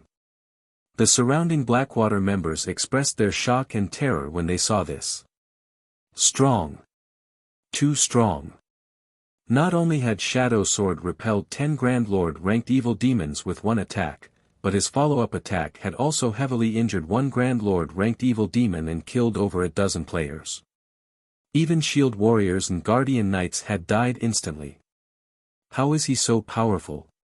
Confusion filled the experts from the various major powers as they watched Shadow Sword from a distance. Even if Shadow Sword were a Tier 2 Berserker and had used a Berserk skill, his damage should not have been so frightening. He should have been lucky to hold his ground against a Grand Lord-ranked evil demon, yet even without activating a Berserk skill, Shadow Sword had heavily injured the Grand Lord. This utterly destroyed their understanding of Tier 2 classes' combat power. Damn it! Flame, split the other evil demons up and have them attack independently. Singular Burial commanded once he saw that the evil demons were no match for Shadow Sword. They had summoned 10 Grand Lord-ranked evil demons, and although they were no match for Shadow Sword, the Berserker couldn't stop them all if they split up. The evil demons Shadow Sword didn't target could continue to slaughter Zero Wings members. Hearing Singular Burial's command, Flame Blood had the other 9 evil demons circle Shadow Sword. However, as these evil demons began to move, Kola landed between 3 of them and used Justice Roar, forcing all 3 to focus on him and no one else. The 3 taunted evil demons immediately brandished their claws at Kola. Seeing this, Kola grinned as he raised the one-handed axe in his right hand. Like Shadow Sword's edgeless blade, silver runes illuminated the weapon. Taking a step forward, Kola used Holy Slash. A silver flash sliced at the 3 evil demons' extended claws. The moment Kola's axe met the monster's claws, the evil demons felt as if a current of electricity shot through them, leaving their arms numb. All 3 evil demons were forced to retreat by several steps, and the difference between their strength and Kola's was obvious at a glance. Meanwhile, Gentle Snow, Fire Dance, Flying Shadow, Yi Wumian, Turtle Dove, and Rampant Blade suppressed the other 6 Grand Lord-ranked evil demons. The 6 Tier 2 players halted the evil demons' advance, preventing the monsters from targeting Zero Wings Tier 1 players. The spectating powers were stunned to see all 10 Grand Lord-ranked evil demons suppressed. Who are these people? The various major powers and adventure teams members were curious and awed as they watched Shadow Sword and his companions. They immediately began to look into the identities of these Tier 2 players from Zero Wing. The various large guilds and adventure teams present were no strangers to Grand Lord-ranked monsters, but they usually needed 100-man teams to raid such monsters. Yet, Shadow Sword and the others actually soloed the evil demons. Moreover, they had the upper hand in the battle. This was simply unbelievable. The moment these various powers received their investigations' results, they were flabbergasted. Aside from Gentle Snow, the other Tier 2 players were practically unknown in God's domain. Although these players had shown up in Zero Wing's past battles, none of them had ever displayed such frightening power. Because of this, the players from these major powers and adventurer teams began to wonder if Shadow Sword and the others had deliberately hidden their strength all this time. But after today, there was no doubt that these players would become famous in God's domain. Their performance today was simply too shocking. While Shadow Sword and the other Tier 2 players suppressed the Grand Lord-ranked evil demons, Zero Wing's other members were free to slaughter Blackwater's players without worry. Aqua Rose, Blackie, Violet Cloud, and Alluring Summer, in particular, struck like humanoid defense turrets. All four of them wielded Tier 3 mana staffs, which allowed their spells' power to rival Tier 3 spells. Against Tier 1 players, these spells were one-shot, one-kill attacks. Not even blocking these spells could save the targeted players. When the four used AoE spells, each of their attacks could slay dozens of players. Of those present, only Blackwater's Tier 2 experts barely survived Aqua Rose and the others' attacks. However, none of them could approach the four casters either, since doing so would be suicidal. As he watched the one-sided battle, Singular Burial's complexion turned ashen, and the corner of his eyes twitched. He had visited the primordial divine ruin this time with his closest aides and experts that had originally belonged to Heaven's Burial. These players were supposed to serve as the foundation of his rise through Blackwater. Now that Zero Wing's members had massacred his subordinates, his chances of rising in his new guild had significantly decreased. Although he wanted to do something to stop the massacre, he had enough trouble with the level 50 youth before him. No matter how he struggled, he couldn't get past the youth's defense. To make matters worse, his opponent was only a Tier 1 Berserker, while he was a bona fide Tier 2 Ranger. Yet, the Berserker's Tier 1 skills had actually repelled his Tier 2 skills. This maddened Singular Burial. On the other hand, Zipping, also known as Silent Blade, grew increasingly excited as he fought Singular Burial. He had never felt this wonderful before. The combination of a Tier 2 mana weapon and the level 50 magic light set had granted him an absolute advantage in basic attributes over his opponent. From time to time, he even caught Singular Burial by surprise when he used his mana weapon's ability. In addition, through his battle with Singular Burial, someone who had entered the refinement realm long ago, Zipping was able to recognize many of his flaws. If not for his advantage in basic attributes and Tier 2 mana weapon, the enemy ranger would have likely killed him already. Guild leader, these people from Zero Wing are too powerful. At this rate, we'll be wiped out before the evil beast army arrives, Daybreak Fog, who was similarly entangled in a fierce battle, told Singular Burial anxiously through a private chat. Hearing Daybreak Fog's worry, Singular Burial glanced at Blackwater's members, who were continuously slaughtered. Suddenly, a sense of helplessness doused the killing intent burning in his heart. However, just as Singular Burial was about to respond, he noticed a black figure weaving across the battlefield and killing Blackwater's experts with inhuman speed. The figure moved so quickly that by the time Blackwater's experts noticed someone before them, a blue flash filled their vision. Once the blue flash disappeared, the targeted experts collapsed lifelessly to the ground. Black Flame. Singular Burial bellowed with rage, a gut-twisting envy filling his heart as he watched the rapidly moving black figure.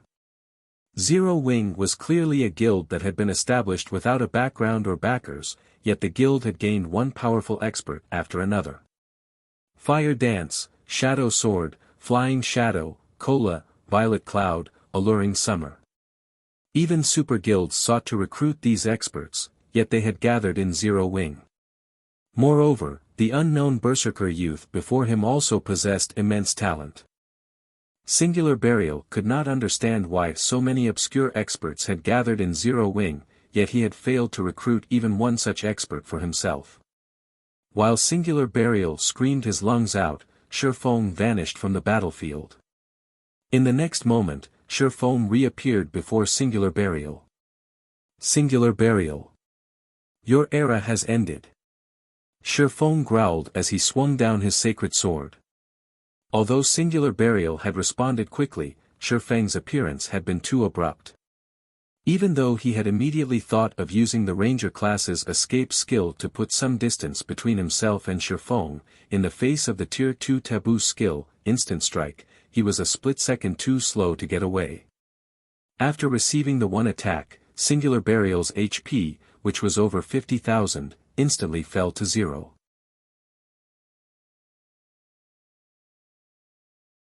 Chapter 1711, Blackwater defeated. Chapter 1711, Blackwater defeated. When Singular Burial reluctantly collapsed and dropped an icy blue longbow on the battlefield, the surrounding Blackwater members were dumbfounded and turned to stare at Shifeng. A moment ago, Singular Burial had 100% of his HP, yet after one of Shifeng's attacks, the ranger had lost it all. Suddenly, a chilling sensation assaulted Blackwater's members. If even a Tier 2 player like Singular Burial could not withstand a single hit from Shifeng, it went without saying Shifeng could kill Tier 1 players like them with a casual swing of his blade, too. Black Flame. Falling Fire's expression darkened as he glared at Shifeng. His combat standard was recognized as one of the best in Blackwater. There were only a handful of people in the guild that he had to admit were superior. However, despite having such a high combat standard, not even he was confident in keeping up with and blocking the attack Shifeng had used against Singular Burial. Shifeng's attack was simply too fast, but it wasn't just because of his high attack speed. HS neutral response time and physical acceleration were also ridiculously fast. After heaving a deep sigh, Falling Fire commanded, "Everyone, retreat." Due to Shifeng's display of overwhelming strength, his team members' morale had received a huge boost. Zero Wings members now fought with more passion and skill than before. In contrast, the morale of Blackwater's members plummeted. Now, this battle's outcome could not be any more obvious. Continuing to fight would only incur more losses for Blackwater. Hearing Falling Fire's command, Blackwater's members immediately turned away from their opponents and fled in every possible direction. Meanwhile, Aqua Rose and Gentle Snow commanded Zero Wings members to exploit their victory. Seeing that things had gone south for Blackwater, Flame Blood did not dare to linger. He summoned 20 Great Lord-ranked evil demons to buy himself enough time to activate a teleportation scroll. This battle's outcome had truly exceeded his expectations. He had thought that 10 Grand Lord-ranked evil demons would be more than enough to butcher Zero Wings' forces, but he had never expected the small army to have so many monstrous players. Zero Wing. Just you wait. Sooner or later, I will make you pay for this defeat. Flame Blood revealed a sneer as he watched Zero Wings members charge towards him. He was an evil god's apostle, not a guild member. As long as he escaped capture, he'd always have a chance of making a comeback. Flame Blood sent his 20 Great Lords to stop Zero Wings members as he activated his teleportation scroll. The teleportation scroll to teleport to the evil god's temple had a 15-second activation process, which was slightly shorter than a normal return scroll. With the power of 20 Great Lords at his side, he could easily buy enough time to get away. However, when the 7th second ticked by, Flame Blood noticed a slowly approaching figure out of the corner of his eye. This figure was none other than Shifeng. Flame Blood couldn't help his growing anxiety as he watched Shifeng approach. Although over 200 yards separated the two, Flame Blood felt as if the Grim Reaper itself had set its sights on him. Faster. I have to get out of here as quickly as possible. For the first time ever, Flame Blood felt that the teleportation scroll's activation time was too long. Although Shifeng's approach appeared slow, in reality, he was extremely fast. In just 3 seconds, he had halved the distance between him and Flame Blood. Seeing this, Flame Blood had no choice but to split 6 of the Great Lord-ranked evil demons from the group, ordering them to hinder Shifeng's advance. However, no matter what kind of attacks the Great Lord-ranked evil demons used, Shifeng avoided them easily. The evil demons couldn't slow Shifeng down in the slightest. When only 2 seconds remained before Flame Blood's teleportation scroll activated, Shifeng was still over 30 yards away from the cleric. Seeing this, Flame Blood breathed a sigh of relief. Black Flame. I'll get even with you sooner or later. There was no way Shifeng could cross the distance between them unless he could use the same move he had employed to take out Singular Burial earlier. However, the area around Flame Blood abruptly darkened, and the mana that fed the teleportation array beneath his feet froze instantly. A moment later, the teleportation array began to disappear. No. How is this possible?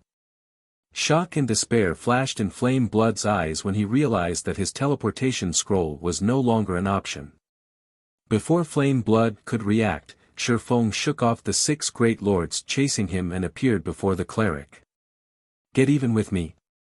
Glancing at the cloaked and bandaged cleric before him, Shifeng chuckled and said, You'll have to be able to get away before that can happen. Black Flame. Your forces are now trapped, surrounded by Beast Emperor's evil beast army. If you kill me, Beast Emperor definitely won't let you off the hook. Flame Blood hissed as he looked at the smiling swordsman before him. Fearfully, he continued, If you want to leave this place alive, I'm your only hope. Flame Blood knew full well what Shifeng was capable of. After all, he had personally witnessed Shifeng capture a Bandon Wave and send the man to the War God's temple. To evil gods apostles like himself an abandoned wave, getting sent to the War God's temple was game over. Flame Blood deeply regretted his actions. Had he known something like this would happen, he would never have followed Singular Burial to the primordial divine ruin. Now that he had been silenced, it was practically impossible to escape Shifeng's clutches. His only hope of getting out of this predicament lay with Beast Emperor's evil beast and demon army. Although Zero Wing's members were absurdly strong, they would definitely fall against 100,000 plus evil beasts and evil demons. The fact that Zero Wing had so effortlessly slaughtered Blackwater's members proved that all of the members in this force were the guild's core members.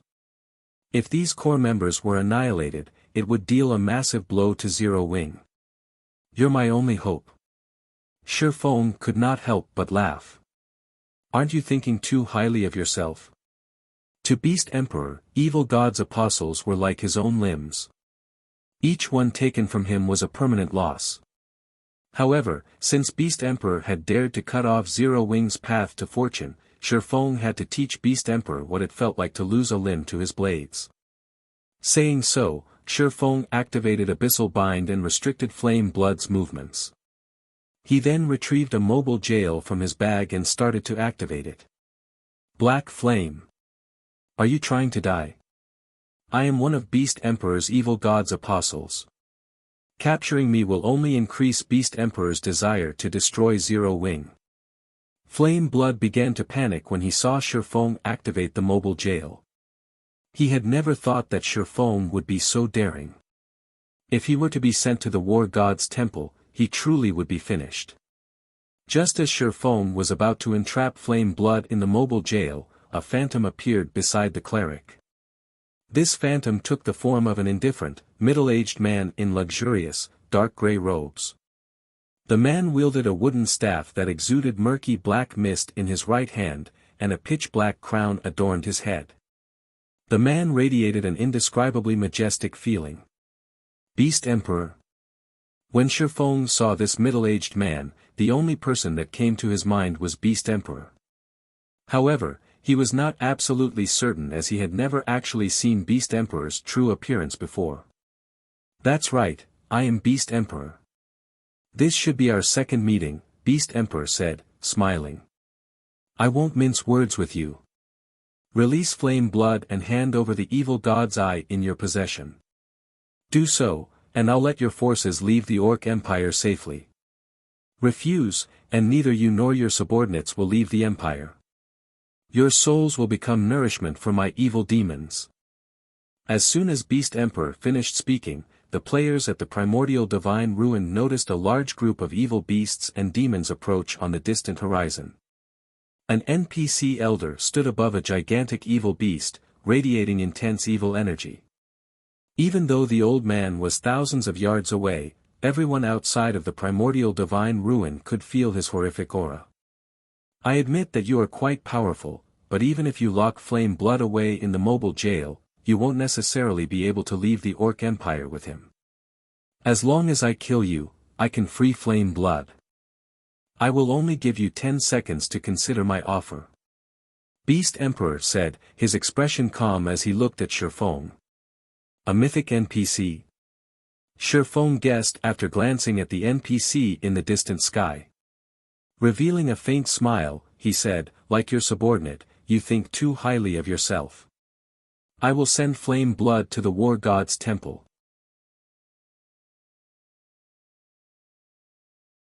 Chapter 1712, The Man Closest to Attaining a Domain. Chapter 1712, The Man Closest to Attaining a Domain. Although Shifeng's tone had been dull, the nearby players could all feel the unyielding determination in his voice. Crazy bastard. How can a guild leader like you exist? As flame blood glared at Shifeng, he felt his mental state crumble. Just how much did Shifeng hate him? Shifeng was actually willing to sacrifice over 1,000 zero-wing experts just to finish him off. Black Flame. This is your final chance. You can't take on a mythic NPC. Do you really think that you can escape with your life? If you die at his hands, do you think that the penalty will be as simple as losing a level? Beast Emperor's expression darkened when he heard Shifeng's reply. Do not challenge my patience. Otherwise, I'll bury you here even if I have to waste my contribution points. If the evil god's apostle slots weren't so incredibly precious to his future and the fact that Shifeng had a small chance of getting away, he wouldn't have wasted so many words on the swordsman. He simply would have sent his evil beasts and evil demons to slaughter Zero Wings members and devour them. Challenge your patience. Shifeng could not help but laugh at Beast Emperor. How many times has your evil god's temple targeted Zero Wings territories? You've even gone as far as to hunt down my guild members. Have you ever considered Zero Wings' patience? Saying so, Shifeng swung his sword at Flame Blood, lowering the cleric's HP to a critical level. He then activated the mobile jail and entrapped the bound cleric. You! Beast Emperor gnashed his teeth in rage as he watched Flame Blood disappear into the mobile jail. Suddenly, the evil beasts and evil demons standing on the distant horizon released deafening roars. They then charged toward the primordial divine ruin. The various powers' upper echelons wore somber expressions as they watched the 100,000+ evil beasts and evil demons surge towards them. These evil beasts and evil demons were far from just random monsters. Every one of them was level 60 or higher, and the majority of them were chieftain rank and above. Only a small number were elites and special elites. Moreover, 8 of them were mythic ranked. Such a force was more than enough to destroy a town, not to mention an army of fewer than 2,000 experts. When the evil beasts and evil demons began their charge, the NPC elder flew into the sky and waved his staff. Suddenly, a beam of grey light shot out of the staff and toward the clouds above the old man. When the beam of light was roughly 100 yards above the NPC, it burst. Ripples of grey light spread across the sky, turning the once blue view a dull grey. It looked as if evil energy had enveloped the entire world. What's going on? Why can't I use my return scroll? Wait, that's not right. I can't use my instantaneous teleportation scroll either. Isn't that NPC too powerful? He's actually sealed off this entire region. Zero Wing is definitely dead now. Utter shock filled the spectating powers at the primordial divine ruin as they watched the NPC elder fly towards the ruin.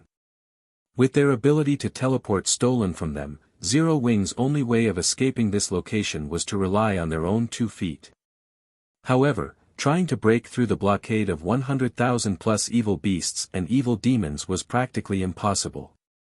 The players from the various major powers also began to worry for their own safety. Like Zero Wing's members, they were now trapped here, and their fate was no longer in their own hands. If Beast Emperor wanted to, he could definitely have every player at the primordial divine ruin killed. Big Sis Melody, what is going through Black Flame's mind? He's actually willing to trade Zero Wing's 1,000+ experts to capture a single player. Does he hate Beast Emperor that much? A girl standing amidst the sacred temple's team asked curiously as she watched Shifeng, who was arranging Zero Wing's army into a defensive formation. The girl had long, curly, light blue hair and a lithe but curvy body. She wielded an emerald staff and was clad in white, silken robes. Although this girl looked quite weak and delicate, she had actually reached level 51. Even in the sacred temple, her level put her at the very top of the guild. Though, her aura was far more frightening than the girl's level.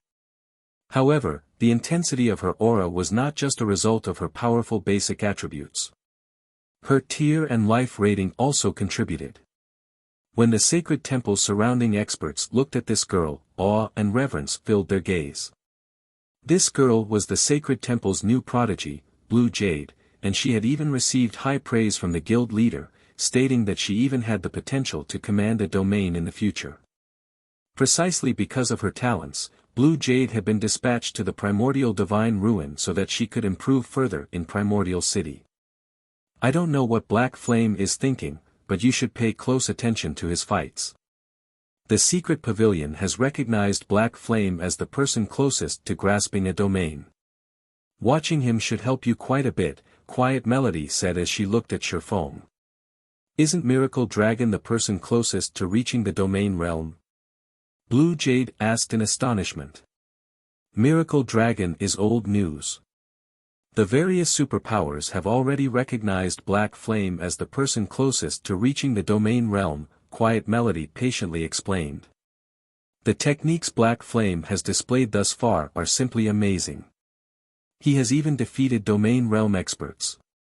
The various superpowers have even wondered whether or not he has already obtained a domain, but after a detailed investigation, they concluded that he's only as strong as domain realm experts. He doesn't actually have a domain yet, though he is extremely close to obtaining one. He can actually rival domain realm experts without a domain. He's actually that powerful. Blue Jade was skeptical about Quiet Melody's claim. If Sherfong were so impressive, he should recognize his situation for what it was. Yet, Sherfong had made the most unbelievable decision, provoking Beast Emperor instead of saving his companions' lives. While Quiet Melody and Blue Jade discussed Sherfong, the other power's upper echelons grew nervous. Beast Emperor's monster army was getting closer, and now, it was less than 1,000 yards away. 2 level 80 mythic evil demons and 6 level 80 mythic ranked evil beasts led the monster army. Just looking at these monsters, even from so far away, made these players shudder. Against such a powerful army of monsters, Zero Wing's forces would likely face annihilation even if the guild had tens of thousands of experts and hundreds of thousands of elite players present. Even if Zero Wing could summon 3 more high demons, there was no escaping its fate. Although the Baphomets Zero Wing had summoned were indeed incredibly strong, the army of evil beasts and evil demons the guild faced this time was much stronger. There were plenty of great lords and grand lords in this force. By the time the high demons defeated the mythic evil demons and mythic evil beasts, the great lords and grand lords would have devoured Zero Wing's members already. Black Flame. Pay for your foolishness. Beast Emperor, who followed the situation at the primordial divine ruin from ancient Rock City's evil god's temple, sneered. He had spent 7,000 evil god's temple contribution points for the mythic NPC to seal the primordial divine ruins map. This seal prevented players from both teleporting out and physically crossing the map's borders. The evil god's temple contribution points were no less precious than the war god's temple merit points. With 7,000 merit points, players could purchase a high-quality epic item from the war god's temple. Yet, he had spent so many points just to prevent Sherfang's escape. Although the sealing barrier was not particularly strong, it would not be easy to break out of either. During the time it took for Zero Wing to destroy the barrier, his evil beasts and evil demons could annihilate the guild's army several times over. The 100,000 plus evil demons and evil beasts grew closer to Zero Wing's army, and seeing this, the guild's members couldn't help but grow nervous. They felt stifled as they watched the monsters approach, the auras the monsters radiated becoming increasingly frightening. However, when less than 200 yards separated both sides, a magic barrier appeared and enveloped Zero Wing's army. This barrier was the result of none other than the movement-type defensive magic array. Good. Summoners, summon the divine beasts. Shifeng commanded as he stared at the monster army before him.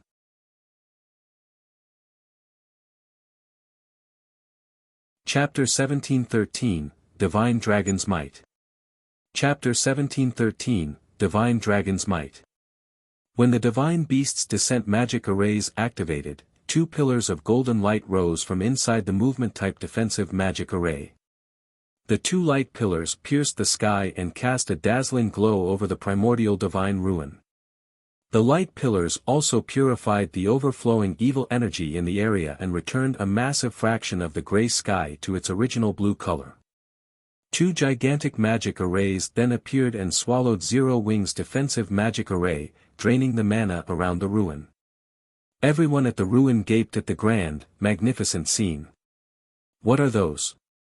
Isn't the amount of mana those magic arrays are absorbing a little too terrifying? Even though we're so far away, I can still feel the mana around me drying up. Wait. I can't even use my spells anymore.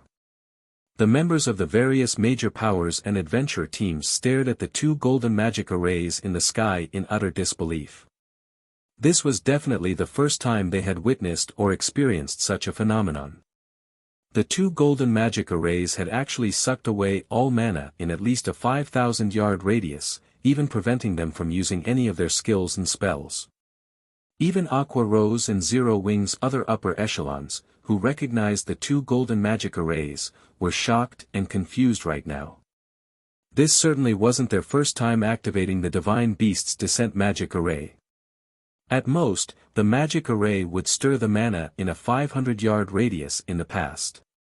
Even when they had activated several Divine Beast's Descent magic arrays simultaneously, the arrays hadn't absorbed so much mana that players in the affected area hadn't been able to use their skills or spells.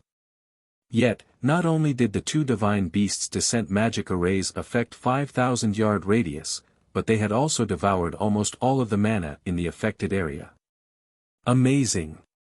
Using elemental sources as the magic array's cores can actually improve them to such a degree. Shifeng couldn't help his astonishment over the spectacular scene before him.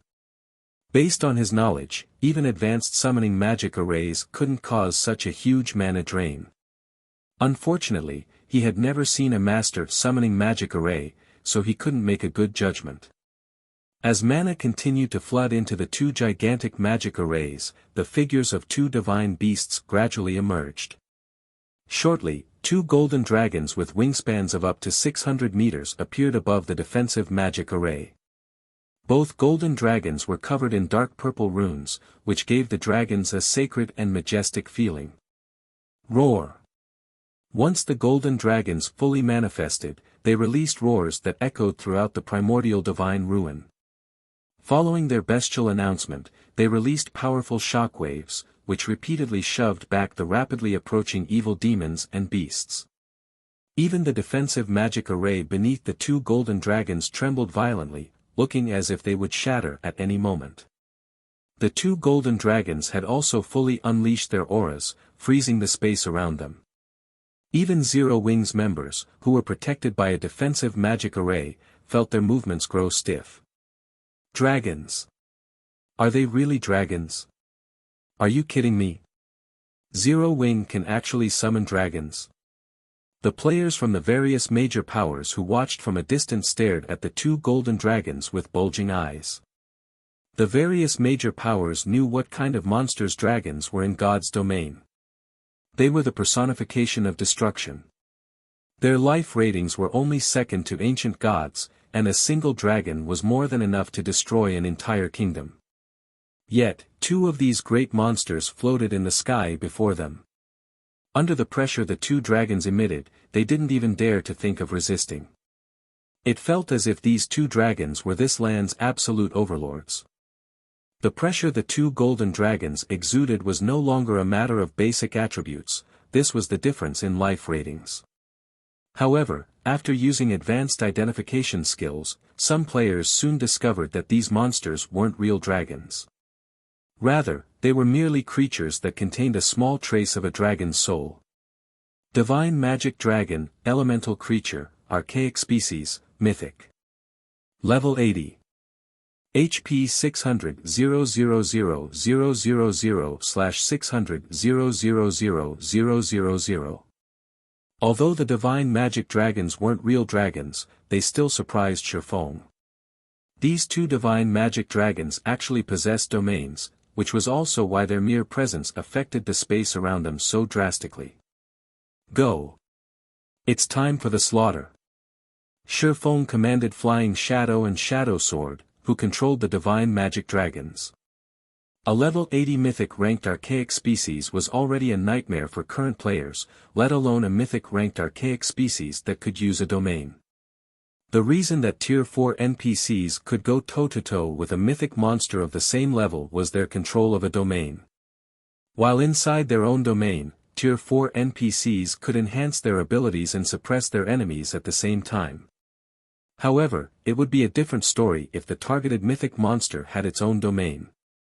Such an existence would be practically invincible among those of the same rank and tier. Even the High Demon, Baphomet, would receive a one-sided beating if it tried to face the divine magic dragon in a one-on-one fight. Hearing Shifeng's command, Shadow Sword and Flying Shadow, who stood in the center of two magic arrays on the ground, nodded. They then controlled the divine magic dragons to charge at the approaching evil demons and evil beasts. In response, the divine magic dragons flapped their massive wings once and disappeared. By the time the spectators had reacted to the divine magic dragon's disappearance, the two dragons had already crossed over 100 yards.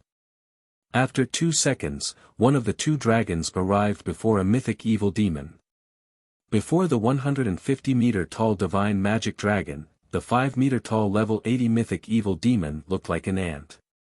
The dragon then swiped its claw at the evil demon before it, and as its claw passed, numerous tears ripped apart space. Although the mythic evil demon tried to dodge the attack, its movements were sluggish due to the pressure from the dragon's claw. The dragon's domain also suppressed the mythic evil demon in every aspect. Not only did the domain decrease the evil demon's basic attributes, but the evil demon's reaction speed had also slowed. In addition, the divine magic dragon's claw was frighteningly fast. In the end, the mountain-like claw struck the mythic-ranked evil demon before it could even begin to move out of the way. Boom! The mythic evil demon's body immediately sank into the ground under the immense force, 30-meter-long cracks splitting the ground around it. All nearby chieftain-ranked evil demons and evil beasts died instantly, and only those at the lord rank and above managed to survive. However, the surviving monsters sustained a heavily injured state. In the meantime, the other divine magic dragon had stomped on a level 80 evil earth dragon, crushing the mythic evil beast's 40-meter-tall body into the ground. The divine magic dragon then swiped its tail, flattening the ground around it and sweeping away a large number of low-ranked evil beasts and evil demons. Seeing this, the watching players from the various major powers and adventure teams were dumbfounded. Too strong. The difference in strength between the divine magic dragons and Beast Emperor's monster army was past the point where the latter could compensate with numbers. The mythic-ranked evil demons and evil beasts couldn't pin down the divine magic dragons for even a moment. As a result, the divine magic dragons were free to attack the Grand Lord and Great Lord ranked evil demons and evil beasts, who were trying to attack Zero Wing's defensive magic array. When the divine magic dragon struck, even the Grand Lords instantly became heavily injured, drastically decreasing their combat powers. Even if these heavily injured Grand Lords and Great Lords reached Zero Wing's defensive barrier, Zero Wing's experts, who wielded mana weapons, could repel and kill them easily. Following which, the two divine magic dragons wreaked havoc across the battlefield. Although the mythic-ranked evil demons and evil beasts tried to pin the two dragons down, the divine magic dragons didn't bother with their mythic opponents. Instead, the two dragons sent their mythic opponents flying and focused on the lower-ranked evil demons and evil beasts. Even when these mythic-ranked evil beasts and demons targeted Zero Wing's defensive magic array, the divine magic dragons got ahead of them and sent them flying again. With their massive frames, the two divine earth dragons could protect Zero Wing's members almost perfectly. At the very least, none of the enemy's mythic monsters could touch Zero Wing's defensive magic array. Before even 1 minute had passed, nearly 2,000 evil demons and evil beasts had been killed. The 2 divine magic dragons were like colossal killing machines that continuously earned EXP for Zero Wing's members. So, this is why Zero Wing was so confident. Watching Zero Wing's forces rapidly wear down the evil demon and beast army, the various major powers finally understood why Zero Wing had dared to dive into enemy territory with so few members. Black Flame. Beast Emperor wore a solemn expression as he watched his minions being massacred by the dozens and hundreds from inside the evil god's branch temple in ancient Rock City. He had carefully nurtured these evil demons and evil beasts so that they could serve as the foundation for his rule in the Orc Empire, yet his hated enemy was slaughtering them for EXP.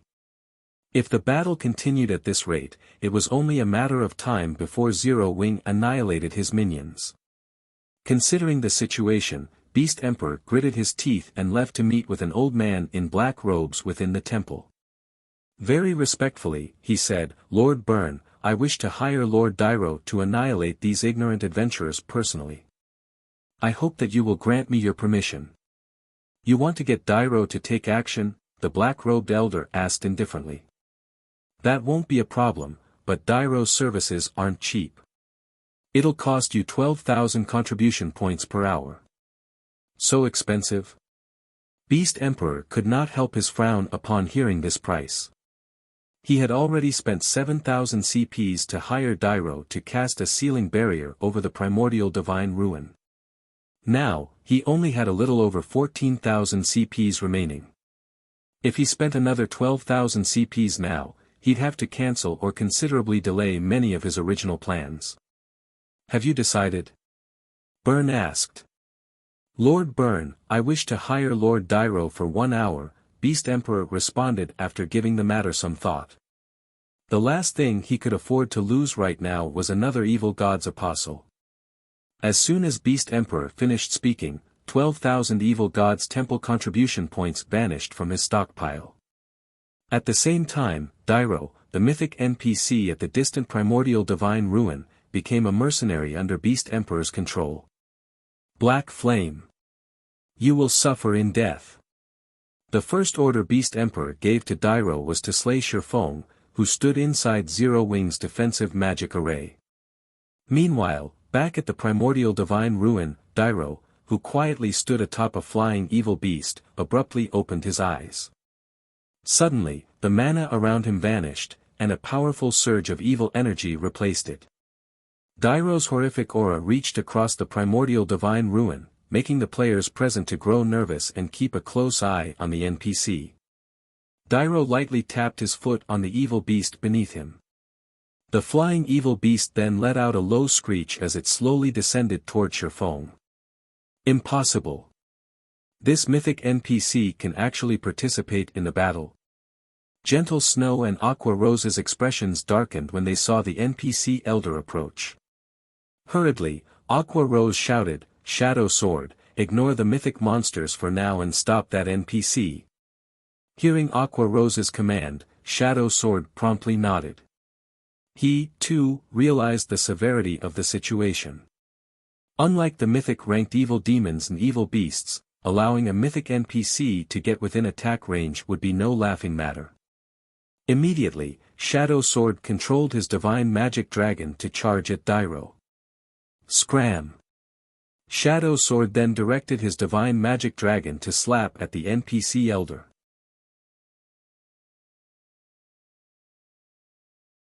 Chapter 1714, Fighting a Mythic NPC. Chapter 1714, Fighting a Mythic NPC. This Beast Emperor can actually convince a mythic NPC to join the fray. Is this a joke? That's a Tier 4 NPC we're talking about. The various major powers and adventure teams members at the primordial divine ruin stared with wide eyes as they watched Dairo descend to the battlefield, their hearts palpitating in fear and shock. None of these players were strangers to Tier 4 NPCs. Tier 4 NPCs ruled over every major NPC city in the various kingdoms and empires, and anyone who had met such an NPC would know just how powerful they were. In God's domain, players were able to face monsters of a higher tier due to having more skills, spells, and combat techniques. With this advantage, players could exploit powerful monsters' weaknesses and defeat them, despite having lower basic attributes. However, NPCs had no such weaknesses. Unlike monsters, both the quality and quantity of NPCs' skills and spells was far superior to players. They were capable of executing many complex combination attacks with these skills and spells, making them far more difficult to deal with than monsters. To make matters worse, although NPCs' basic attributes were lower than monsters of the same rank and tier, they were still overwhelmingly higher than players. After Dairo opened his eyes, the pressure he gave off made him feel like an entirely different entity than before. The evil energy Dairo radiated was so incomparably dense that the evil energy corroded the space around him. Players over 2,000 yards away could clearly feel this man's aura. If players felt as if they had been submerged in a pool of water as the mythic evil demons and mythic evil beasts' auras had washed over them, then Dairo's aura felt as if they had been dumped into a pit of quicksilver. They couldn't help but shudder as they bathed in this NPC's aura. These players finally understood just how terrifying a Tier 4 NPC was. If this NPC elder wanted to, he could definitely kill every player at the primordial divine ruin, and they wouldn't be able to do anything to stop him. As the various powers and adventure team's members were in shock over Dairo's aura, a massive figure suddenly appeared before Dairo. This figure was none other than the divine magic dragon under Shadow Sword's control. As soon as it reached its target, the divine magic dragon's mountain-like claw descended on the mythic NPC. However, despite having even enough power to send mythic monsters of the same level flying, Dairo ignored the claw and allowed it to land. Boom! The evil bat Dairo rode shot to the ground like a bullet. The instant the evil bat crashed, the impact formed a crater with a 70-yard radius in the ground. Despite the evil bat being a level 80 Grand Lord, the single attack had heavily injured it. Now, even flight was impossible for the evil bat. Where's the NPC? Shadow Sword examined the bottom of the crater in confusion. He only spotted the evil bat in the crater. Dairo was nowhere to be found. Shadow Sword couldn't even sense the NPC's horrific aura. It was as if the old man had vanished. A second later, a figure appeared in the evil bat's original location, which was none other than Dairo. The old man was in the midst of chanting an incantation, having already written numerous lines of divine runes. As Dairo continued to cast his spell, a magic array formed behind him, absorbing a tremendous amount of evil energy from its surroundings. A short moment later, the space before the array ruptured, creating a black hole that absorbed every form of energy available in its vicinity. Sensing the growing strength of the magic array's aura, Shadow Sword's expression darkened. He could easily tell how powerful Dairo's spell would be. It was definitely stronger than Tier 4 large-scale destruction spells. If this spell struck the divine magic dragon he controlled, the attack would undoubtedly send the dragon flying. If that happened, Dairo would have an opportunity to attack the movement-type defensive magic array, and the consequences would be unimaginably dire. Die! Shadow Sword swiftly used the Tier 4 skill, 5 Thunder Fingers, aiming the cone attack at Dairo. As the divine magic dragon's claw sped towards the NPC, countless arcs of electricity extended from the tip of its digits and reached for Dairo. However, as if he had prepared for this attack, Dairo lightly tapped the butt of his staff at the air before him. In response, a gray, threefold magic array appeared before the old man, protecting him from the dragon's attack. Tier 4 defensive spell, Dark Hunt. Double speed casting. Everyone gaped in shock as they watched Dairo, who was still casting his first spell. The magical class players were especially stupefied. Double speed casting was a feat that many magical class players worked to achieve. Unfortunately, very few magical class experts could actually do it. Moreover, the higher a spell's tier was, the more difficult it would be to double cast, not to mention double speed casting. Even Tier 2 peak experts had great difficulty double-speed casting 2 Tier 2 spells, yet Dairo could cast 2 Tier 4 spells simultaneously. The NPC's spellcasting was already on par with peak experts. Dairo's threefold magic array instantly stopped the incoming arcs of electricity. None of the arcs had managed to deal any damage. Seeing that Dairo was about to complete his first spell, Shadow Sword hurriedly directed his divine magic dragon to attack the NPC from another direction. Dark Hunt could only block attacks from one direction, it was useless against attacks from other angles. However, just when the divine magic dragon's claw was about to reach Dairo, the NPC disappeared once again. This time, he reappeared 100 yards away from the attacking dragon. Tier 3 spell, Advanced Movement. Crap. Supplementary casting. The magical class experts' minds were blown when they saw Dairo appear 100 yards away from the divine magic dragon. Advanced Movement was not a particularly rare spell.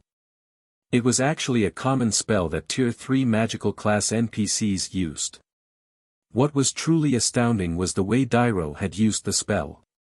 In a way, supplementary casting was similar to double casting, but rather than channeling two spells at the same time, one could abruptly cast the second spell midway through casting their first spell when supplementary casting.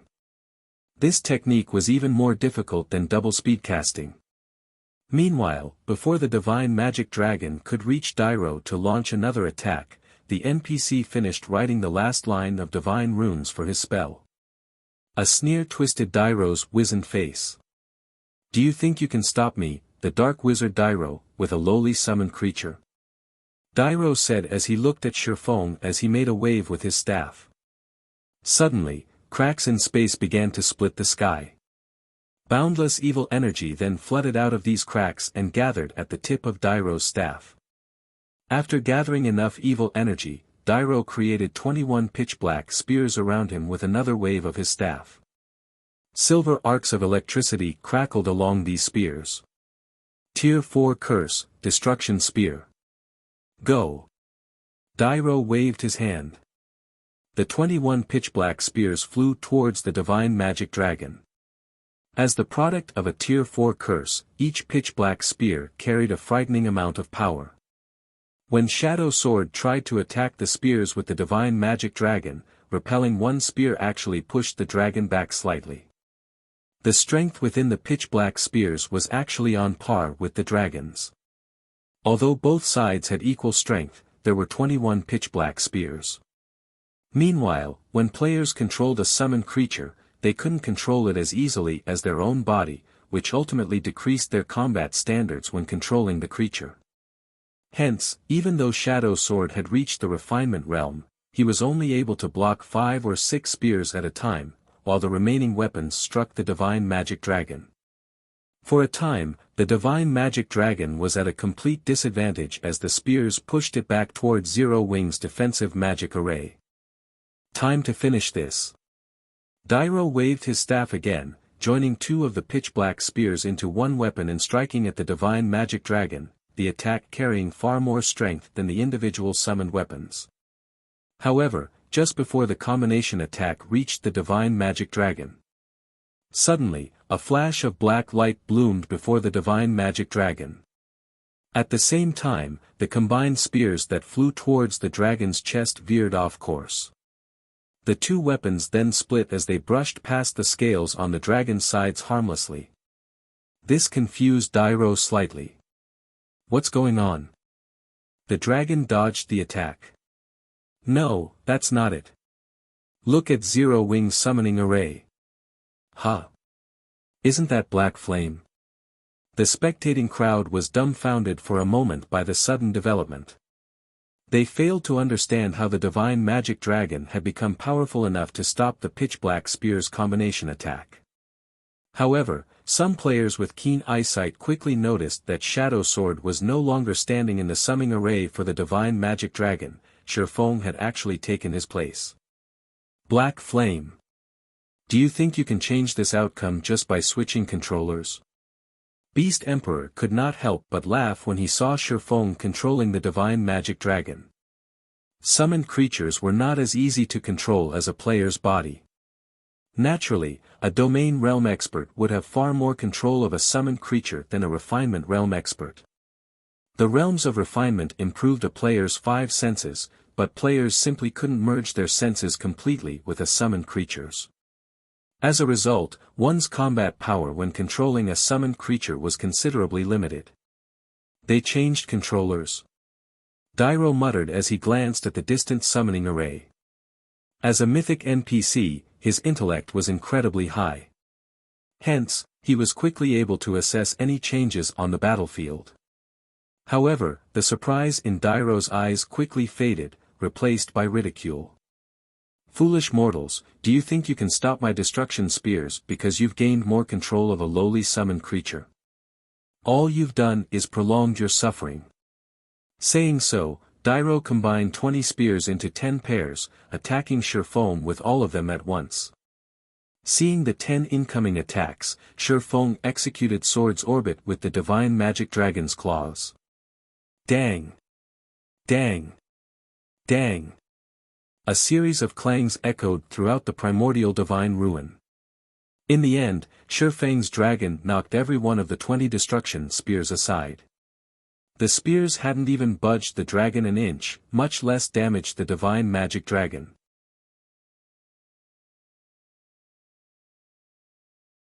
Chapter 1715, Miraculous Effect of the Realms of Truth. Chapter 1715, Miraculous Effect of the Realms of Truth. He blocked all of the attacks. How is that possible? All of the players at the primordial divine ruin were experts.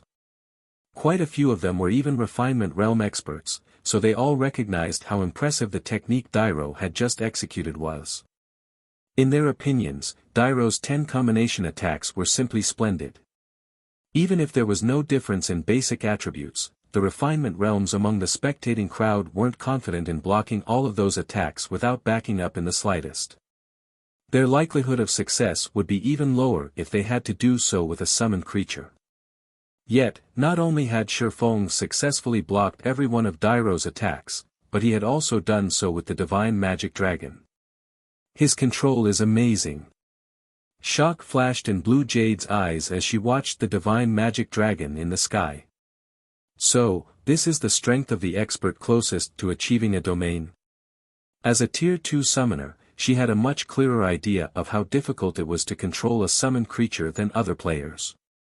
It was practically impossible for players to control a summoned creature as well as they did their own bodies. This fact held true even for herself.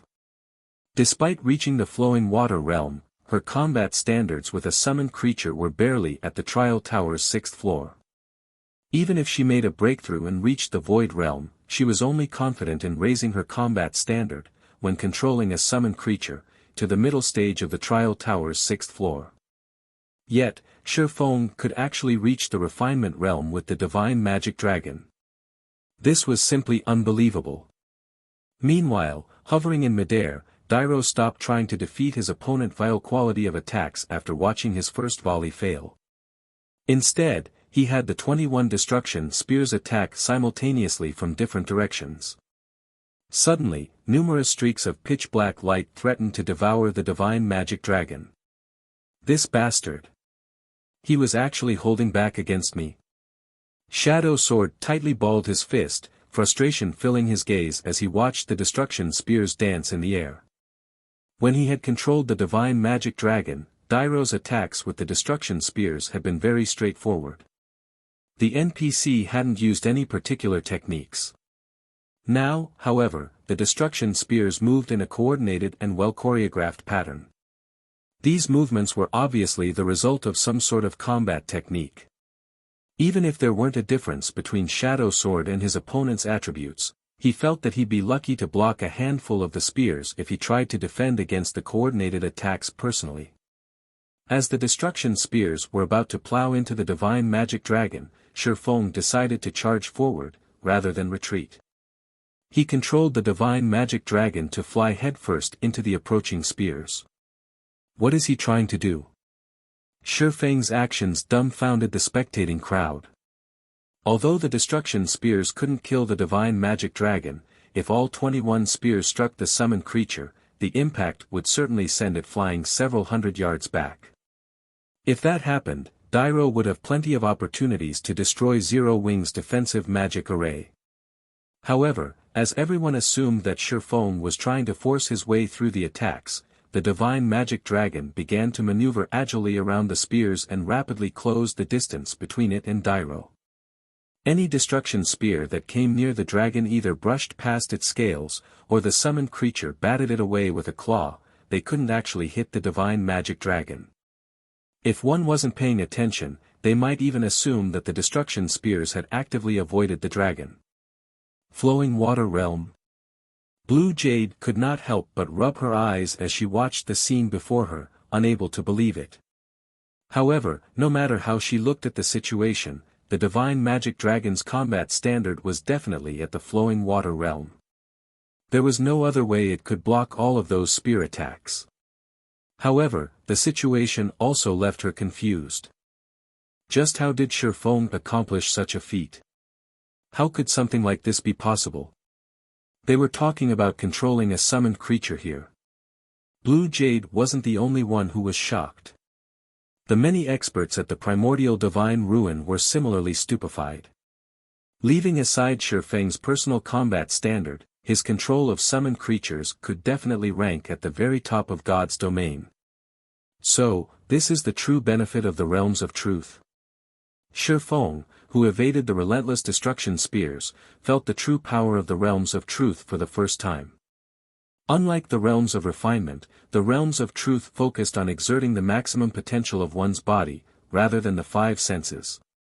Hence, even when controlling the divine magic dragon, his performance in the realms of truth had reached the ascension realm.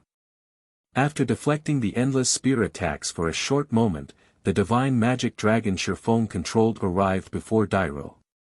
Shifeng then had the summoned creature slap at the NPC. However, Dairo was still a mythic NPC, and his reaction speed was extremely fast. Before the massive claw could reach him, he used advanced instantaneous movement and appeared 100 yards away from his original location. However, not wanting to give the NPC time to breathe, Shifeng charged forward once again. Suddenly, Dairo was at a disadvantage and had no choice but to evade Shifeng's attacks physically. While evading, Dairo continued to chant incantations and write divine runes. Although Shifeng realized what the NPC was doing, he couldn't do anything about it. 5 seconds. 10 seconds. 20 seconds. After chanting for a total of 24 seconds, Dairo abruptly stopped and sneered at the divine magic dragon before him. Fall into eternal darkness. Dairo shouted before twirling the staff in his right hand. Suddenly, the sky darkened, and 36 gigantic magic arrays appeared around the divine magic dragon. Pitch-black chains then emerged from the magic arrays, binding the dragon. The chains then bound the divine magic dragon in a gigantic, pitch-black ball. Tier 4 Curse, Dark Prison. Although the divine magic dragon was powerful, not even a monster of its caliber would be able to struggle free from a Tier 4 Curse's restrictions. After all, a Tier 4 Curse had the power to rival Tier 5 spells. Crap. The divine magic dragon has been tied up. Shadow Sword's expression darkened when he saw Dairo fly towards Zero Wing's defensive magic array after casting the Tier 4 Curse. Although the movement-type defensive magic array was strong, it would only last a few hits from a Tier 4 NPC. Moreover, unlike monsters, a magical class NPC like Dairo would have an acute understanding of magic arrays. Breaking through a defensive magic array would be child's play for Dairo.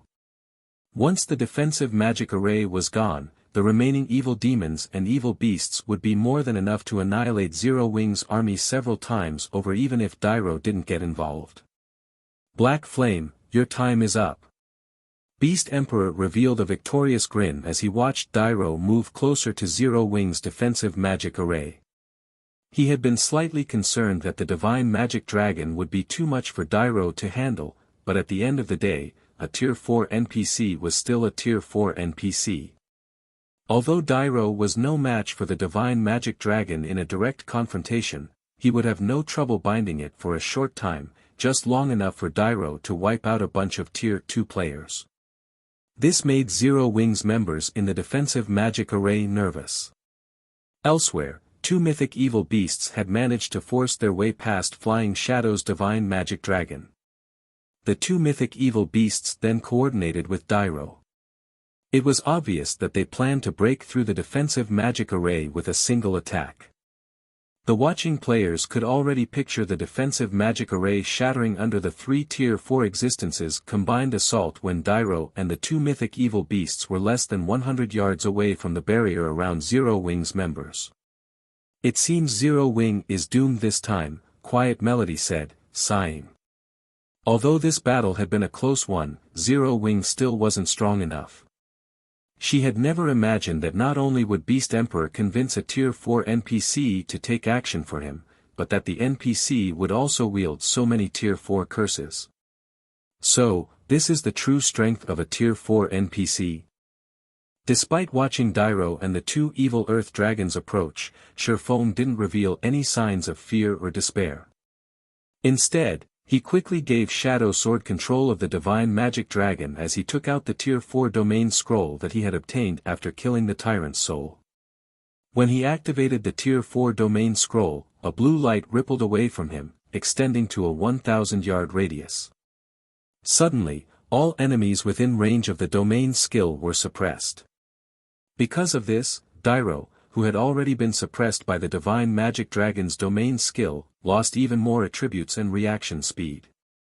Now, he only had 80% of his original basic attributes. Against a Tier 4 NPC like Dairo, the effects of the Tier 4 domain scroll were quite astonishing.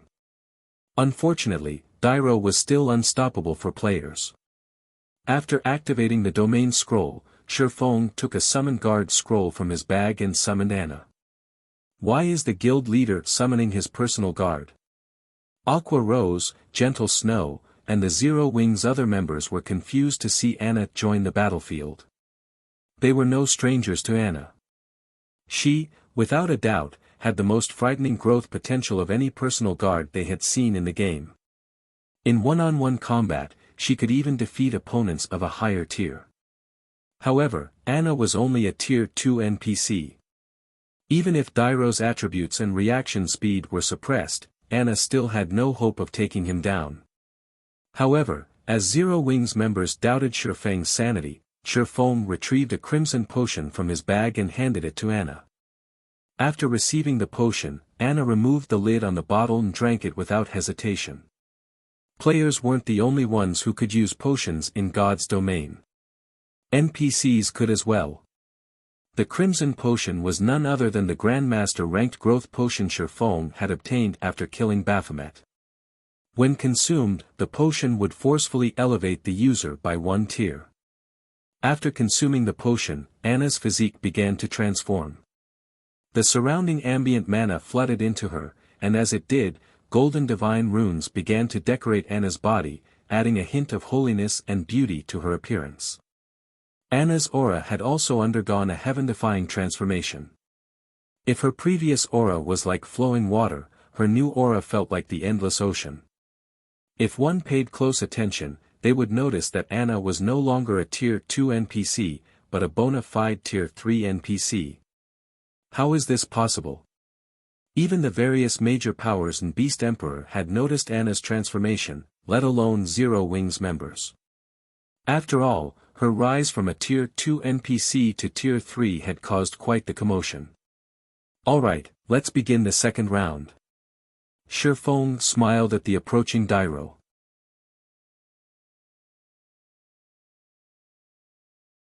Chapter 1716, Tier 3 Anna. Chapter 1716, Tier 3 Anna. A Tier 3 personal guard. Beast Emperor, who watched the battle through a crystal ball in the Evil God's branch temple, was slightly surprised when Anna appeared beside Shifeng. However, his surprise quickly turned into a sneer as he said, "Do you really think that a measly Tier 3 personal guard can stop a Tier 4 NPC? To put it simply, personal guards were hired NPCs in God's domain. However, since they were enhanced through a contract, personal guards' basic attributes were slightly higher than ordinary NPCs of the same level. Although Anna had been promoted to Tier 3, she was only slightly stronger than other Tier 3 NPCs. She might be invincible against current players, but she was still far from being able to contend with Tier 4 existences. Meanwhile, when the Tier 4 Cursed Dark Prison was used on ordinary mythic monsters of the same level, it could trap the monster for at least an hour. Although the Divine Magic Dragon was extremely powerful, Beast Emperor guessed that the Dark Prison should hold it for at least 20 minutes. Although no one could damage the sealed monster during that time, it couldn't do anything, either. Meanwhile, relying on a Tier 3 personal guard to distract a Tier 4 NPC like Dairo was a joke. Beast Emperor wasn't the only one who thought so. Every player at the Primordial Divine Ruin agreed with the sentiment. Although only one tier separated Tier 3 and 4, the gap between the tiers' strength increased with each subsequent tier. In front of a Tier 4 NPC, a Tier 3 NPC didn't even qualify to buy time. As Dairo and the two level 80 evil earth dragons drew closer, Anna began to chant an incantation from within Zero Wing's defensive magic array. With her left hand, she swiftly drew line after line of divine runes in the air. Shortly after, two colossal magic arrays, one white and one black, appeared beside Anna. The ambient mana then began to flow towards the arrays, and Zero Wing's members could feel the mana density increase around them by several times. Double speed casting. That personal guard is quite good. She actually knows how to double speed cast. It's a pity that she's going to die here today. When the various major powers upper echelons saw Anna double speed cast, envy gripped their hearts. While NPCs were indeed powerful, there were significant differences between them.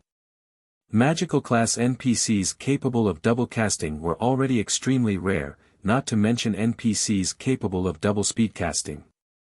This was also why they had been so surprised to learn that Dairo could both double speed cast and supplementary cast.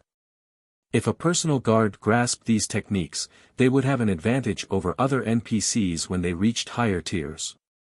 Take Dairo, for example. Despite Dairo clearly being no match for the Divine Magic Dragon under Shifeng's control, the NPC could rely on his techniques to mitigate the Divine Magic Dragon's attacks and even entrap it. As the spectating crowd pondered such things, two pillars of light rose from the two colossal magic arrays, each taking on the color if the array it emerged from.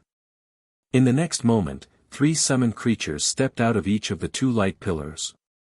Three knights in silver armor had emerged from the white light pillar, each of which wielded a silver sword in their right hands and a shield that could easily serve as a mirror in their left. Knight of Light, Elemental Creature, Grand Lord.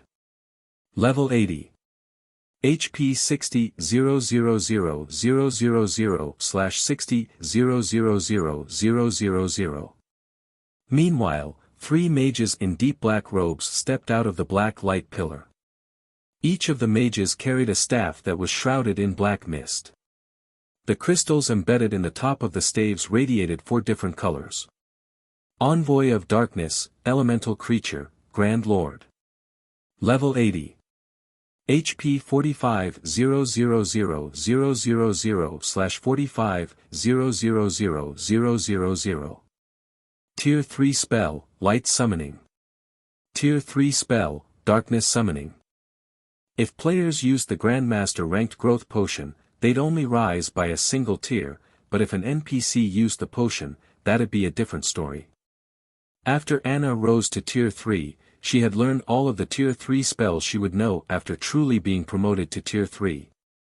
Hence, right now, she was a bona fide Tier 3 existence. The growth potion's only flaw was its short duration of 15 minutes. Once the potion's duration ended, Anna would revert to her original state. Hence, players had only used these potions in crucial moments in the past. They could not be treated like trump cards in guild wars or siege battles. What a powerful personal guard. The instant the 6 level 80 Grand Lords appeared beside Anna, silence fell over the spectating crowd. Nobody had thought that Anna was actually strong enough to summon 6 Grand Lords of the same level. With this, she was basically invincible among Tier 3 existences. Before the spectating crowd could recover from their shock, Anna controlled the Knights of Light and Envoys of Darkness to charge out of the defensive magic array and attack Dairo and the 2 mythic evil beasts. In the next moment, the Knights of Light vanished, reappearing instantly around their mythic-ranked targets. Once the knights surrounded their opponents in a triangular formation, they raised their shields before them. Suddenly, a magic array of light manifested beneath each of the knights, linking with each other to form a prism of light that trapped Dairo and the mythic evil beasts.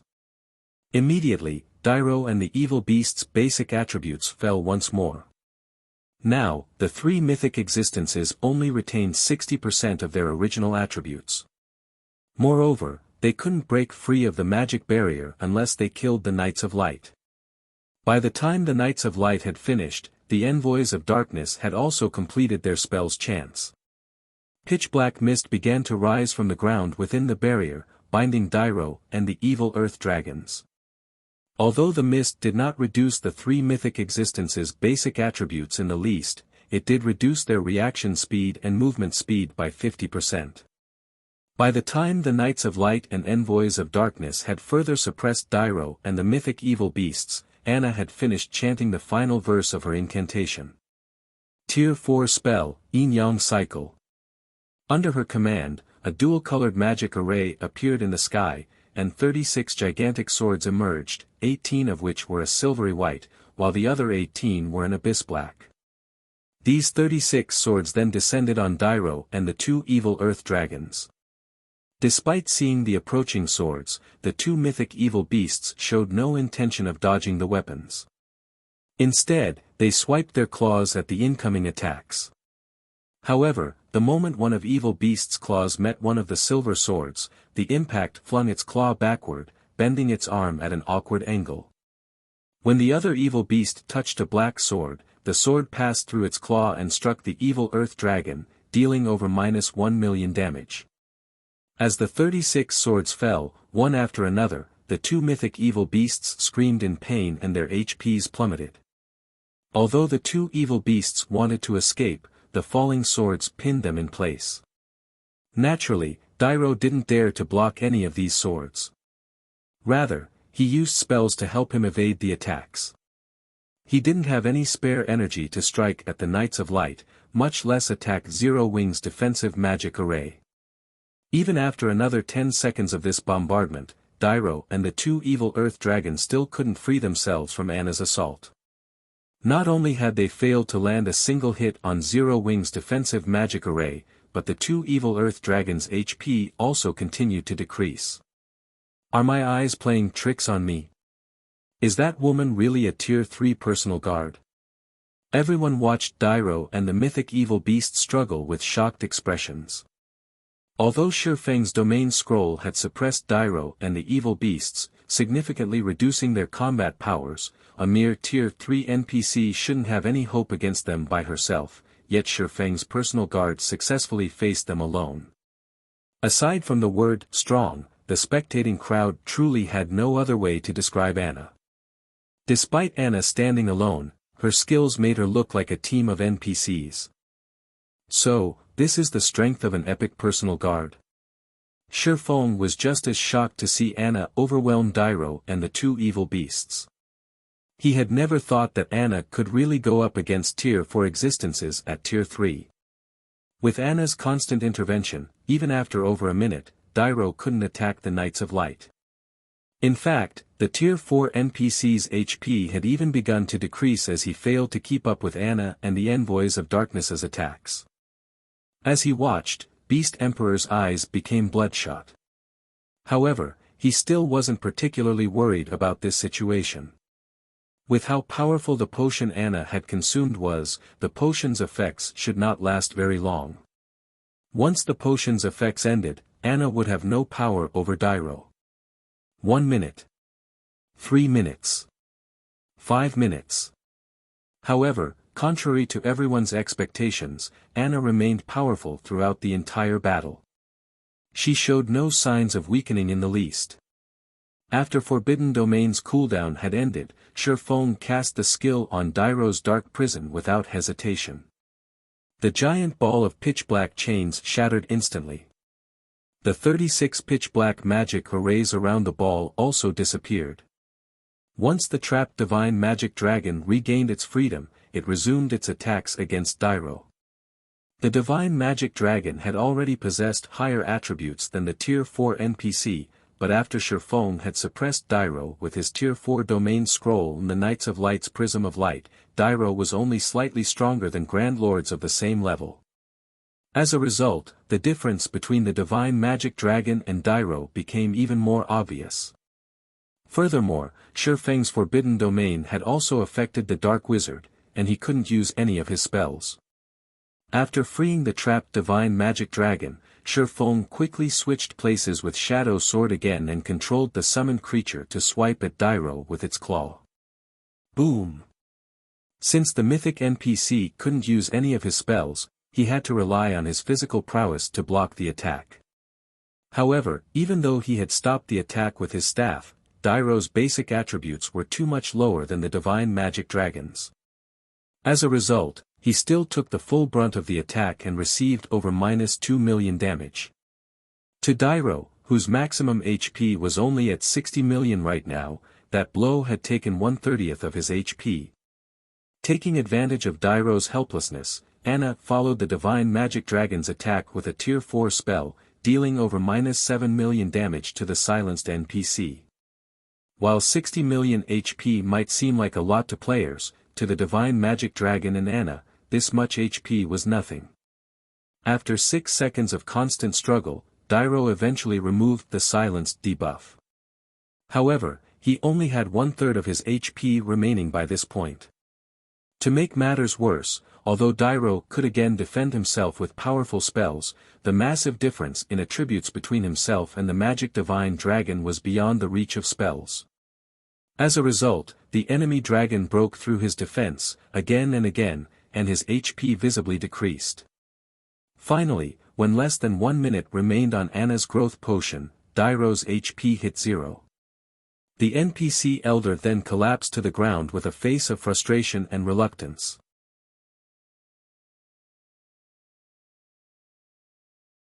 Chapter 1717, Shocking Numerous Countries. Chapter 1717, Shocking Numerous Countries. As Dairo died, the dark grey evil energy consuming the sky above the primordial divine ruin faded. The land once again bathed in the sun's glaring rays. Many of Zero Wing's army abruptly leveled up as the Tier 4 NPC awarded more abundant EXP than any ordinary mythic monster. Unlike mythic monsters, the NPC dropped only 2 items when he had died. After these 2 items appeared, the evil energy surrounding the old man's body quickly dissipated, and shortly after, his body transformed into ash that scattered with the wind. He died. A Tier 4 NPC was killed, just like that. Everyone at the primordial divine ruin watched Dairo's disintegrating corpse in utter disbelief. After playing God's Domain for so long, everyone was terrifyingly familiar with the strength of Tier 4 NPCs. They were powerhouses that could guard and rule over major NPC cities. They were definitely invincible to current players. Yet, players had just slain one such NPC. This situation had overturned everything they thought they had known about God's Domain. How is this possible? That's a Tier 4 Dark Wizard we're talking about. Beast Emperor's countenance twisted as he stared at Dairo's corpse through the gigantic crystal ball in the Evil God's branch temple.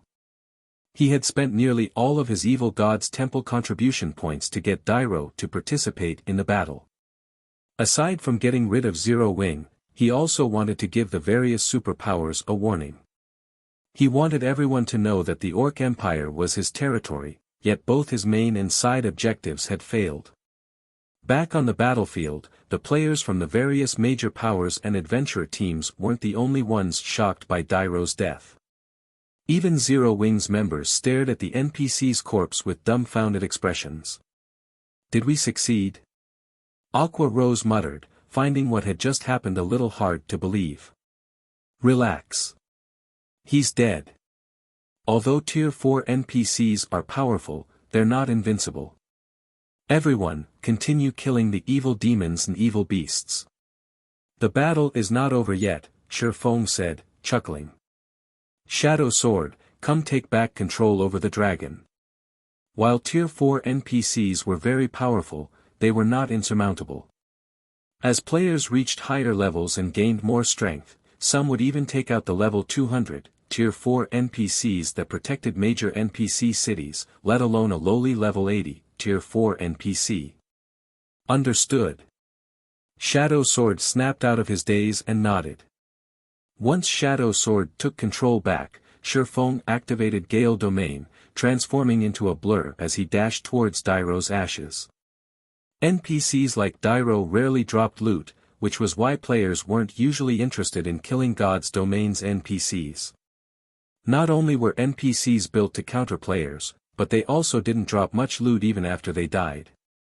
Normally, players wouldn't bother with such a thankless task unless they had no other choice. As for the Tier 4 NPCs that protected cities, they almost never dropped loot. And due to the city's magic arrays, these NPCs would command even more combat power. To make matters worse, if players killed a city's protector, the city's kingdom or empire would post a bounty on their head.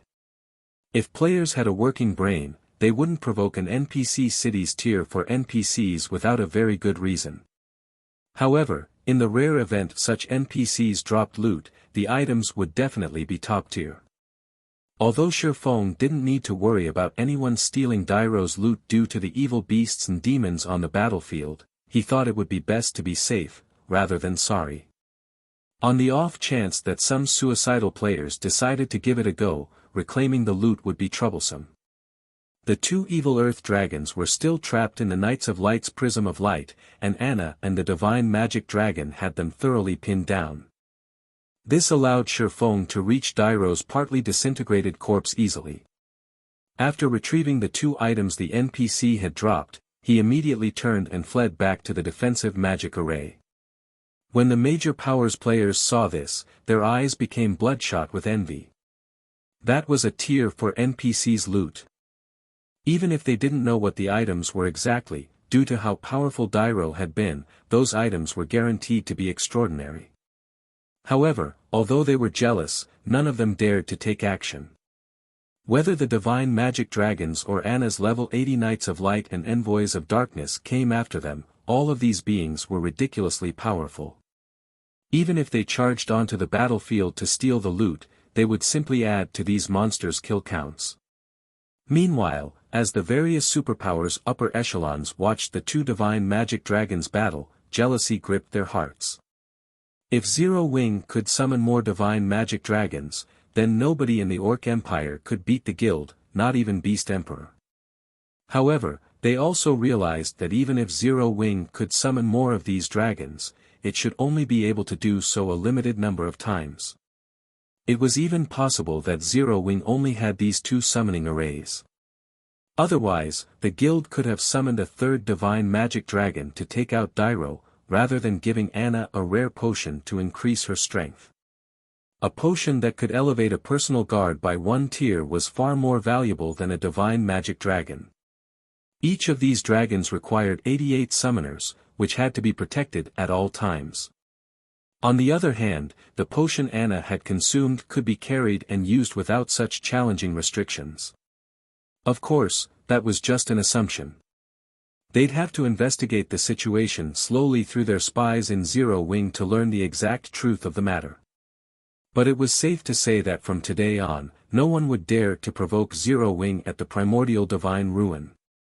When Shifeng returned to the defensive magic array, he continued to command Zero Wing's army as they slaughtered the evil beasts and demons. After they killed 2 mythic evil beasts and 30,000 plus lower-ranked evil beasts and evil demons, Beast Emperor finally gave up and recalled his minions from the primordial divine ruin. Even Beast Emperor is helpless against Zero Wing. Falling Fire, who watched the battle from a safe distance with a magic mirror, frowned as he watched this outcome. He had planned to send Blackwater's army back to the ruin after Beast Emperor had severely wounded Zero Wing's forces, but it seemed that his plan was no longer viable. Sure enough, Zero Wing still won. Amazing. This is simply amazing. Zero Wing actually forced back an army of 100,000 plus evil demons and evil beasts with a little over 1,000 players. With this, Beast Emperor has lost his position as the Orc Empire's overlord. The spectating crowd at the primordial divine ruin could not help but shudder with excitement as they watched the evil demons and evil beasts frantically flee. Zero Wing had come to the primordial divine ruin with fewer than 2,000 players, yet not only had it defeated Blackwater's 10,000-strong army, but it had also pushed back a force of 100,000 plus monsters. In the midst of the battle, Zero Wing had even killed a Tier 4 NPC and 2 Tier 4 evil beasts. The watching players finally understood just how powerful Zero Wing was. The various superpowers, in particular, felt a sliver of fear as they watched the guild. At the very least, they didn't want to make an enemy of Zero Wing within the Orc Empire's boundaries. After all, nobody could say for certain that Zero Wing couldn't summon more divine magic dragons. As the battle ended, news of Zero Wing's shocking victory at the primordial divine ruin quickly spread to the kingdoms and empires neighboring the Orc Empire. Meanwhile, this news didn't only reach the ears of the various large guilds as even ordinary players learned of the battle. The news had reached so many players because many of the players at the primordial divine ruin were from adventurer teams, as well. Many of these adventurer teams members began to upload the videos they had recorded of the battle to their respective countries' forums. Crap. Is this really a battle between players? Why does it feel more like a battle between NPCs? Quick, look. Isn't that a Tier 4 NPC? What? Zero Wing even managed to kill a Tier 4 NPC. Due to this masterpiece of a battle, Zero Wing's fame in the various kingdoms and empires rose significantly. Many players even began to consider joining Zero Wing. For a time, countless players swarmed towards White River City in Zero Wing City. Black Flame. Don't think that you've won the war just because you've won this battle. A cold glint flashed in Beast Emperor's eyes as he read the forum posts. Since you've severed one of my limbs, I'll make sure that Zero Wing never sets foot in the Orc Empire again. He admitted that his evil demon and evil beast army had been defeated, and the loss had been significant. However, he knew very well that the divine magic dragons were summoned creatures. They could only exist for a limited amount of time. Once that duration ended, he could simply send his minions back to the primordial divine ruin and slaughter Zero Wing's army. Even if Zero Wing could summon the divine magic dragons again, he could just order another retreat and attack at a later time. He had more than enough evil demons and evil beasts to bleed Zero Wing dry. Star Moon Kingdom, White River City. After seeing that the battle was over, Shi Feng used a return scroll to return to White River City. However, Shi Feng did not head directly to the War God's Temple. Instead, he visited White River City's Adventurers Association. In a VIP room on the Adventurers Association's second floor. When one of the association's senior administrators entered the room, he greeted Shi Feng, who rested on a sofa, and asked, "Lord Protector, how may I be of service today? I wish to build a town in a neutral map outside of the kingdom, and I need the Adventurers Association's help," Shi Feng said, nodding. He then revealed the town building order he had acquired from the lost town.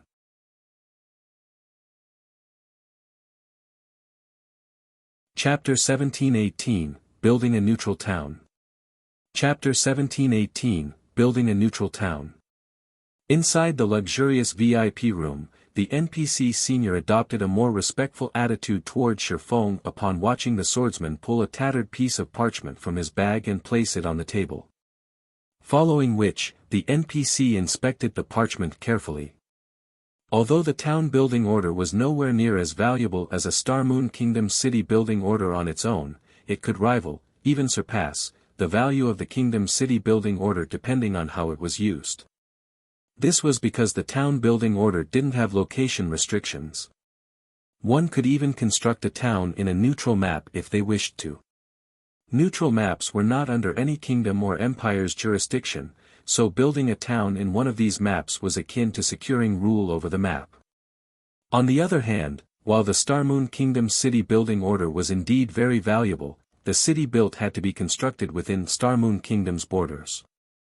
In other words, the city would still be under the kingdom's jurisdiction and would be largely influenced by the kingdom. The simplest example of such influence was the monthly management fee towns and cities had to pay the kingdom. For a basic city like Zero Wing City, players had to pay a monthly management fee of 30,000 gold. If the city were promoted to an intermediate or advanced city, the fee would increase by several times. However, if a town or city were constructed in a neutral map, players wouldn't be required to hand over an exorbitant management fee to any kingdom or empire. Instead, players only had to pay a small management fee to the system. Of course, such a benefit had a huge drawback: the lack of safety. Towns and cities within a kingdom or empire were under that kingdom or empire's protection. Monster attacks were the greatest threat these towns and cities would have to face. However, monsters weren't the only threat in a neutral map. Raids from other races would be commonplace, as well. If a guild weren't strong enough, building a town in a neutral map would simply be a waste of manpower and resources. In fact, guilds had often overestimated their strength during Shifeng's previous life, constructing towns in neutral maps, which were subsequently destroyed. However, this drawback included another benefit, which was the greatest benefit of building a town in a neutral map. Since neutral maps were not under a kingdom or empire's jurisdiction, guild towns and guild cities in neutral maps could trade with other races. God's domain had many different races. Aside from creatures with low intellect, which only knew how to slaughter other beings for survival, there were intelligent races that could communicate with players, such as dwarves, elves, orcs, half-elves, and half-orcs. Only, these races were prohibited from entering guild towns and cities within kingdoms and empires' borders. At most, players might encounter these races in NPC towns and cities, but even then, these races would only conduct basic trade with players. However, these foreign races produced many products that were better than those made by human hands. Moreover, each race had their own specialty products that would be of great help to players' survival when fighting in the fields. Take dwarven-made weapons and equipment, for example. As the dwarves had better techniques and special forging methods, their weapons and equipment performed far better than human-made products. Meanwhile, guild towns in neutral maps weren't prohibited from trading with foreign races. As long as a town were attractive enough, it could inspire members of the foreign races to visit. Aside from trade, players could also employ foreign races to serve as the town's soldiers. Unlike human warriors, these races' warriors generally specialized in a particular aspect. Hence, guilds that had towns in neutral maps in the past had hired foreign races' warriors to protect their towns. Because of these aspects, although neutral towns didn't seem any different than ordinary guild towns, they could actually function like miniature kingdoms in neutral maps. Although the neutral town couldn't compare to kingdoms and empires in every aspect, it had the qualities to become one. Lord Protector, I have ascertained that there are no problems with your town building order. May I know where you wish to build your town? The NPC administrator respectfully asked as he stored the town building order. He then took out a crystal ball and placed it on the table. In the next moment, a map of God's domain appeared in the crystal ball. Here, Shifeng said as he pointed at the Orc Empire's primordial divine ruin. Constructing a town in a neutral map wasn't like building one in a kingdom or empire. Kingdoms and empires would never intervene in matters outside of their borders. Hence, when building a town in a neutral map, the Adventurers Association was fully responsible for handling the town's construction.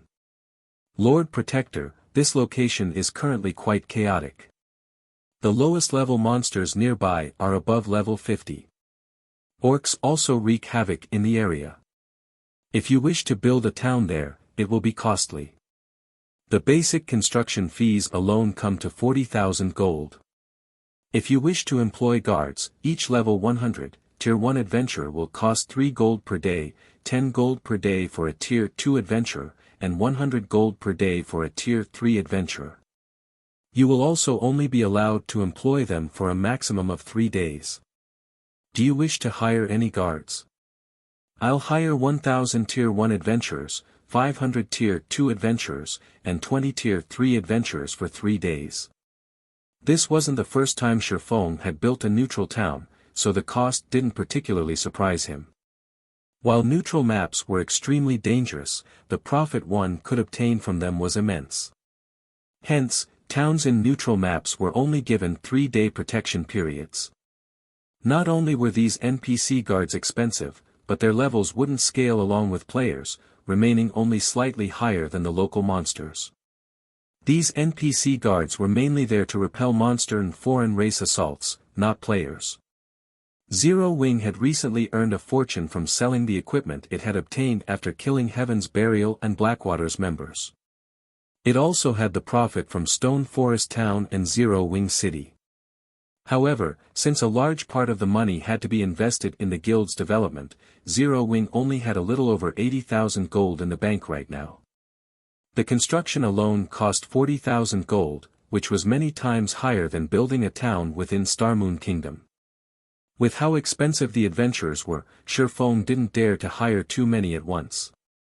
Furthermore, if a town wished to survive in a neutral map long-term, relying on temporary guards definitely wasn't a viable solution.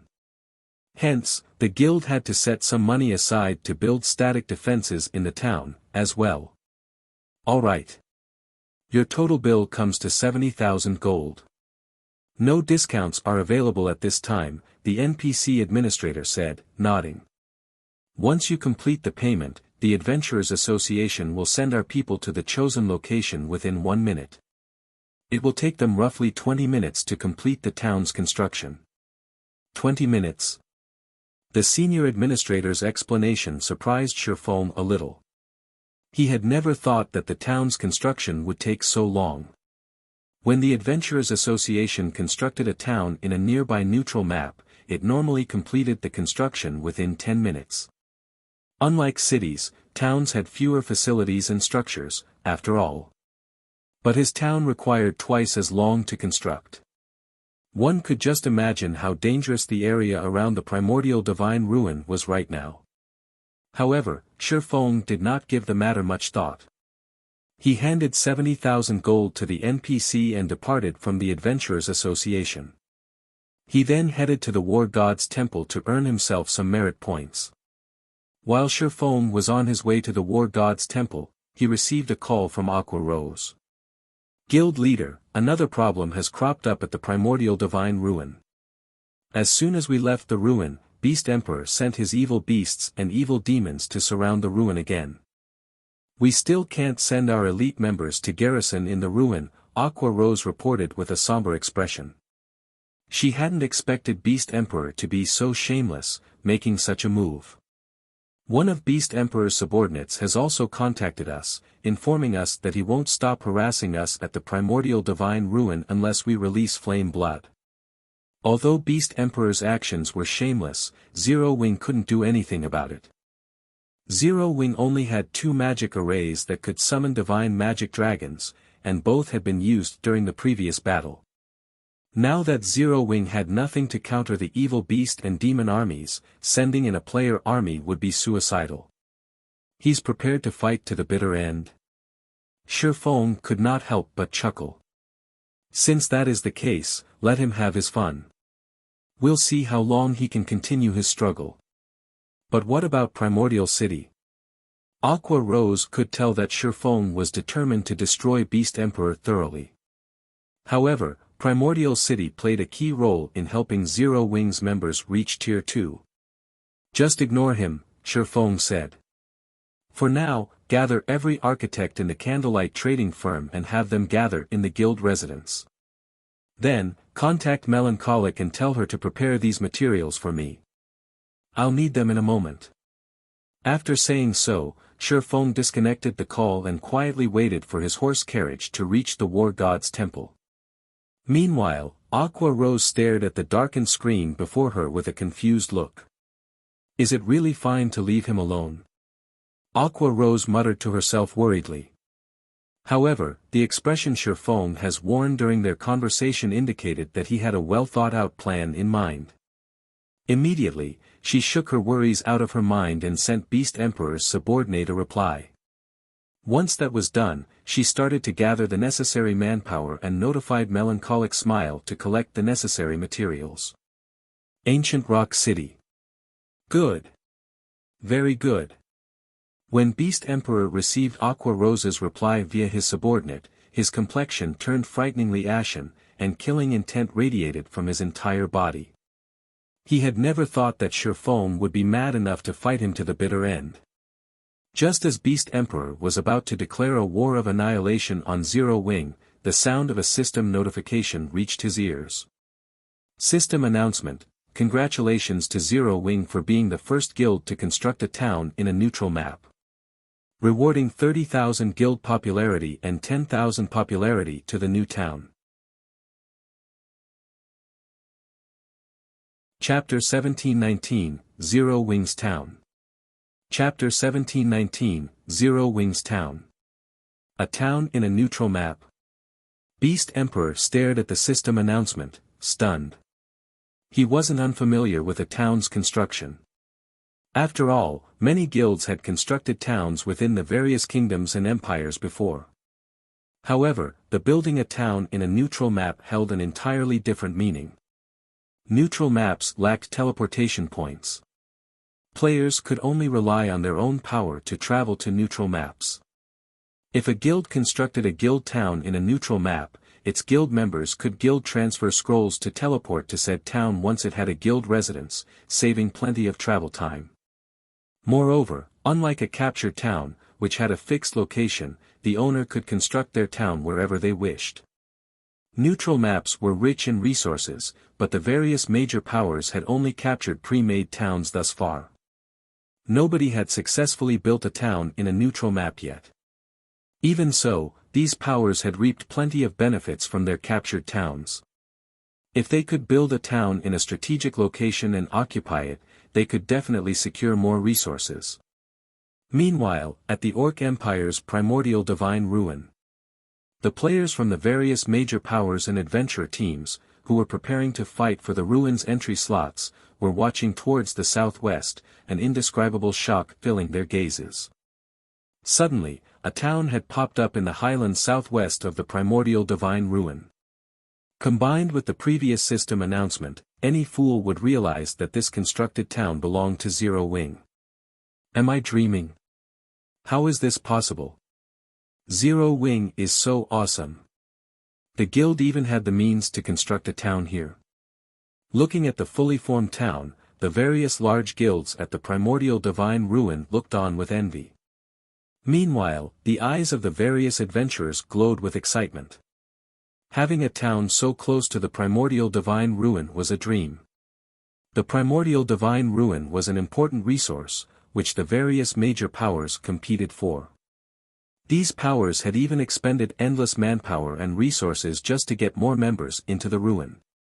Now that Zero Wing had built a town beside the primordial divine ruin, the guild would have a massive advantage over the other powers when competing for entry slots. First, Zero Wing could easily mobilize a large number of guild members to the primordial divine ruin. Zero Wing's members would not have to face hours of travel. Second, the players that Zero Wing garrisoned in the ruin wouldn't have to worry about repairing gear and replenishing supplies. The primordial divine ruin wasn't a town, and even though it offered hotels for players to rest in, there were a limited number available.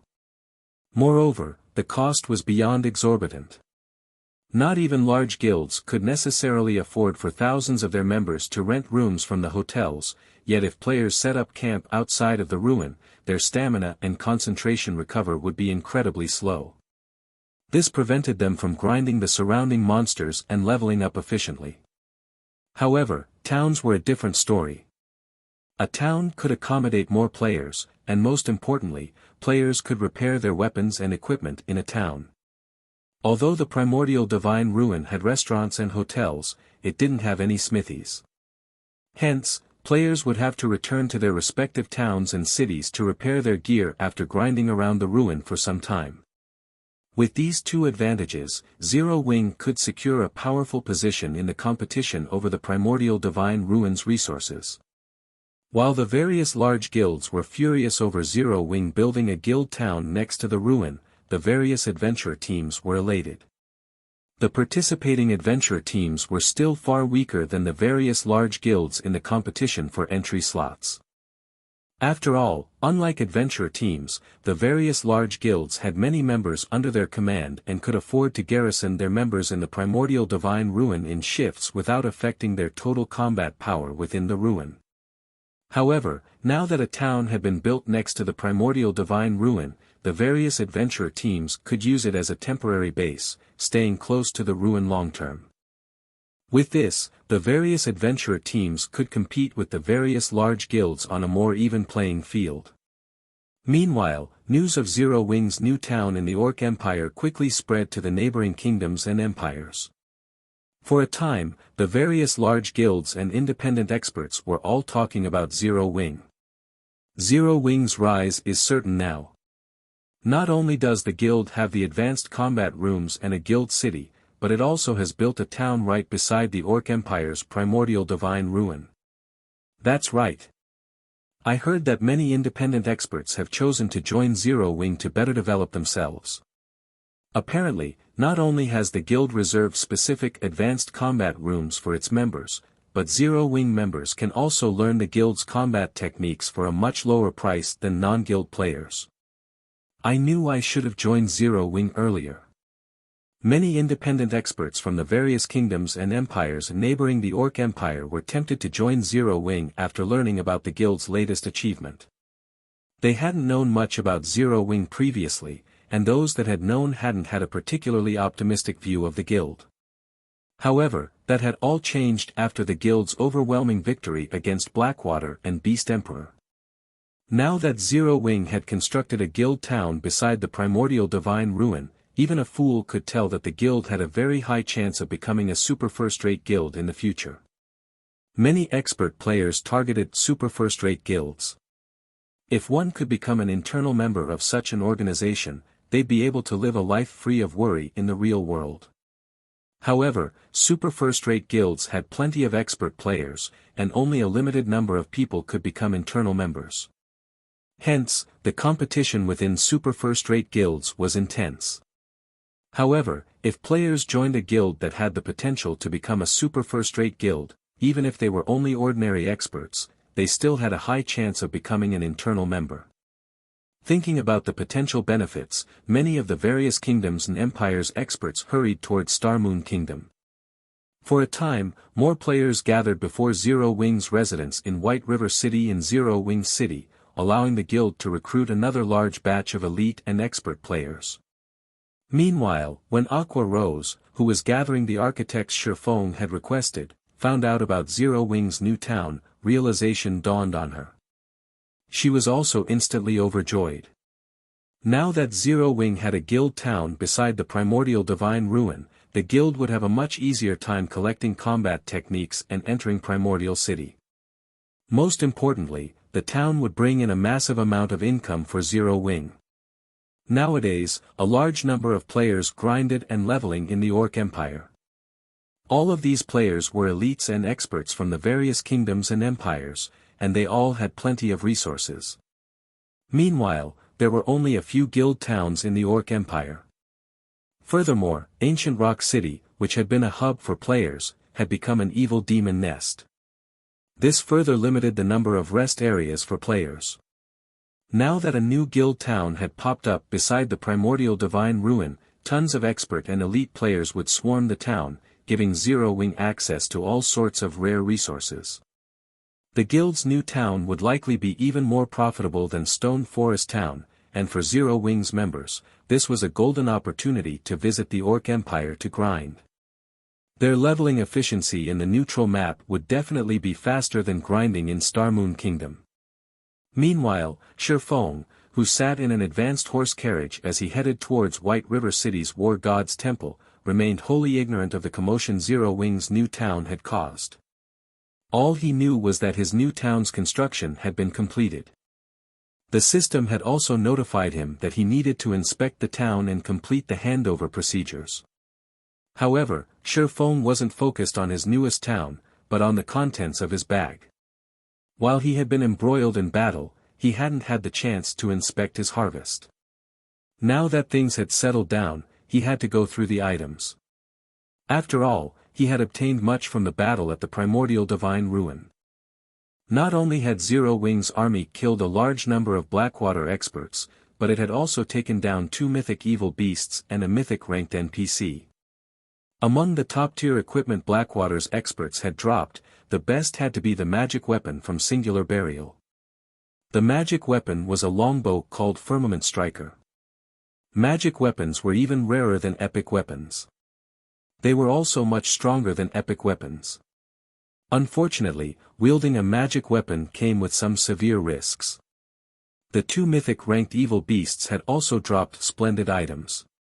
The monsters had dropped a growth-type epic-ranked mage robe and an evil energy potion recipe, an advanced alchemy recipe.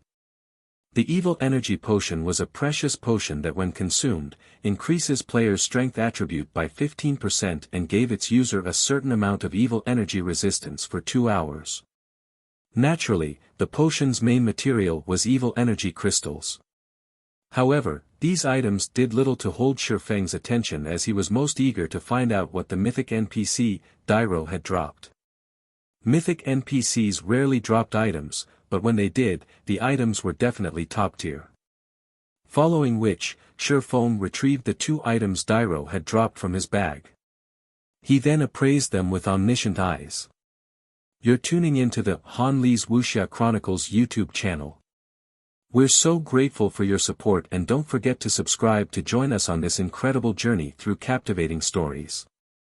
Your generosity through donations truly makes a world of difference, as it's the primary source of revenue that allows me to expand and enhance this channel for you. Thank you from the bottom of my heart for being a part of this adventure.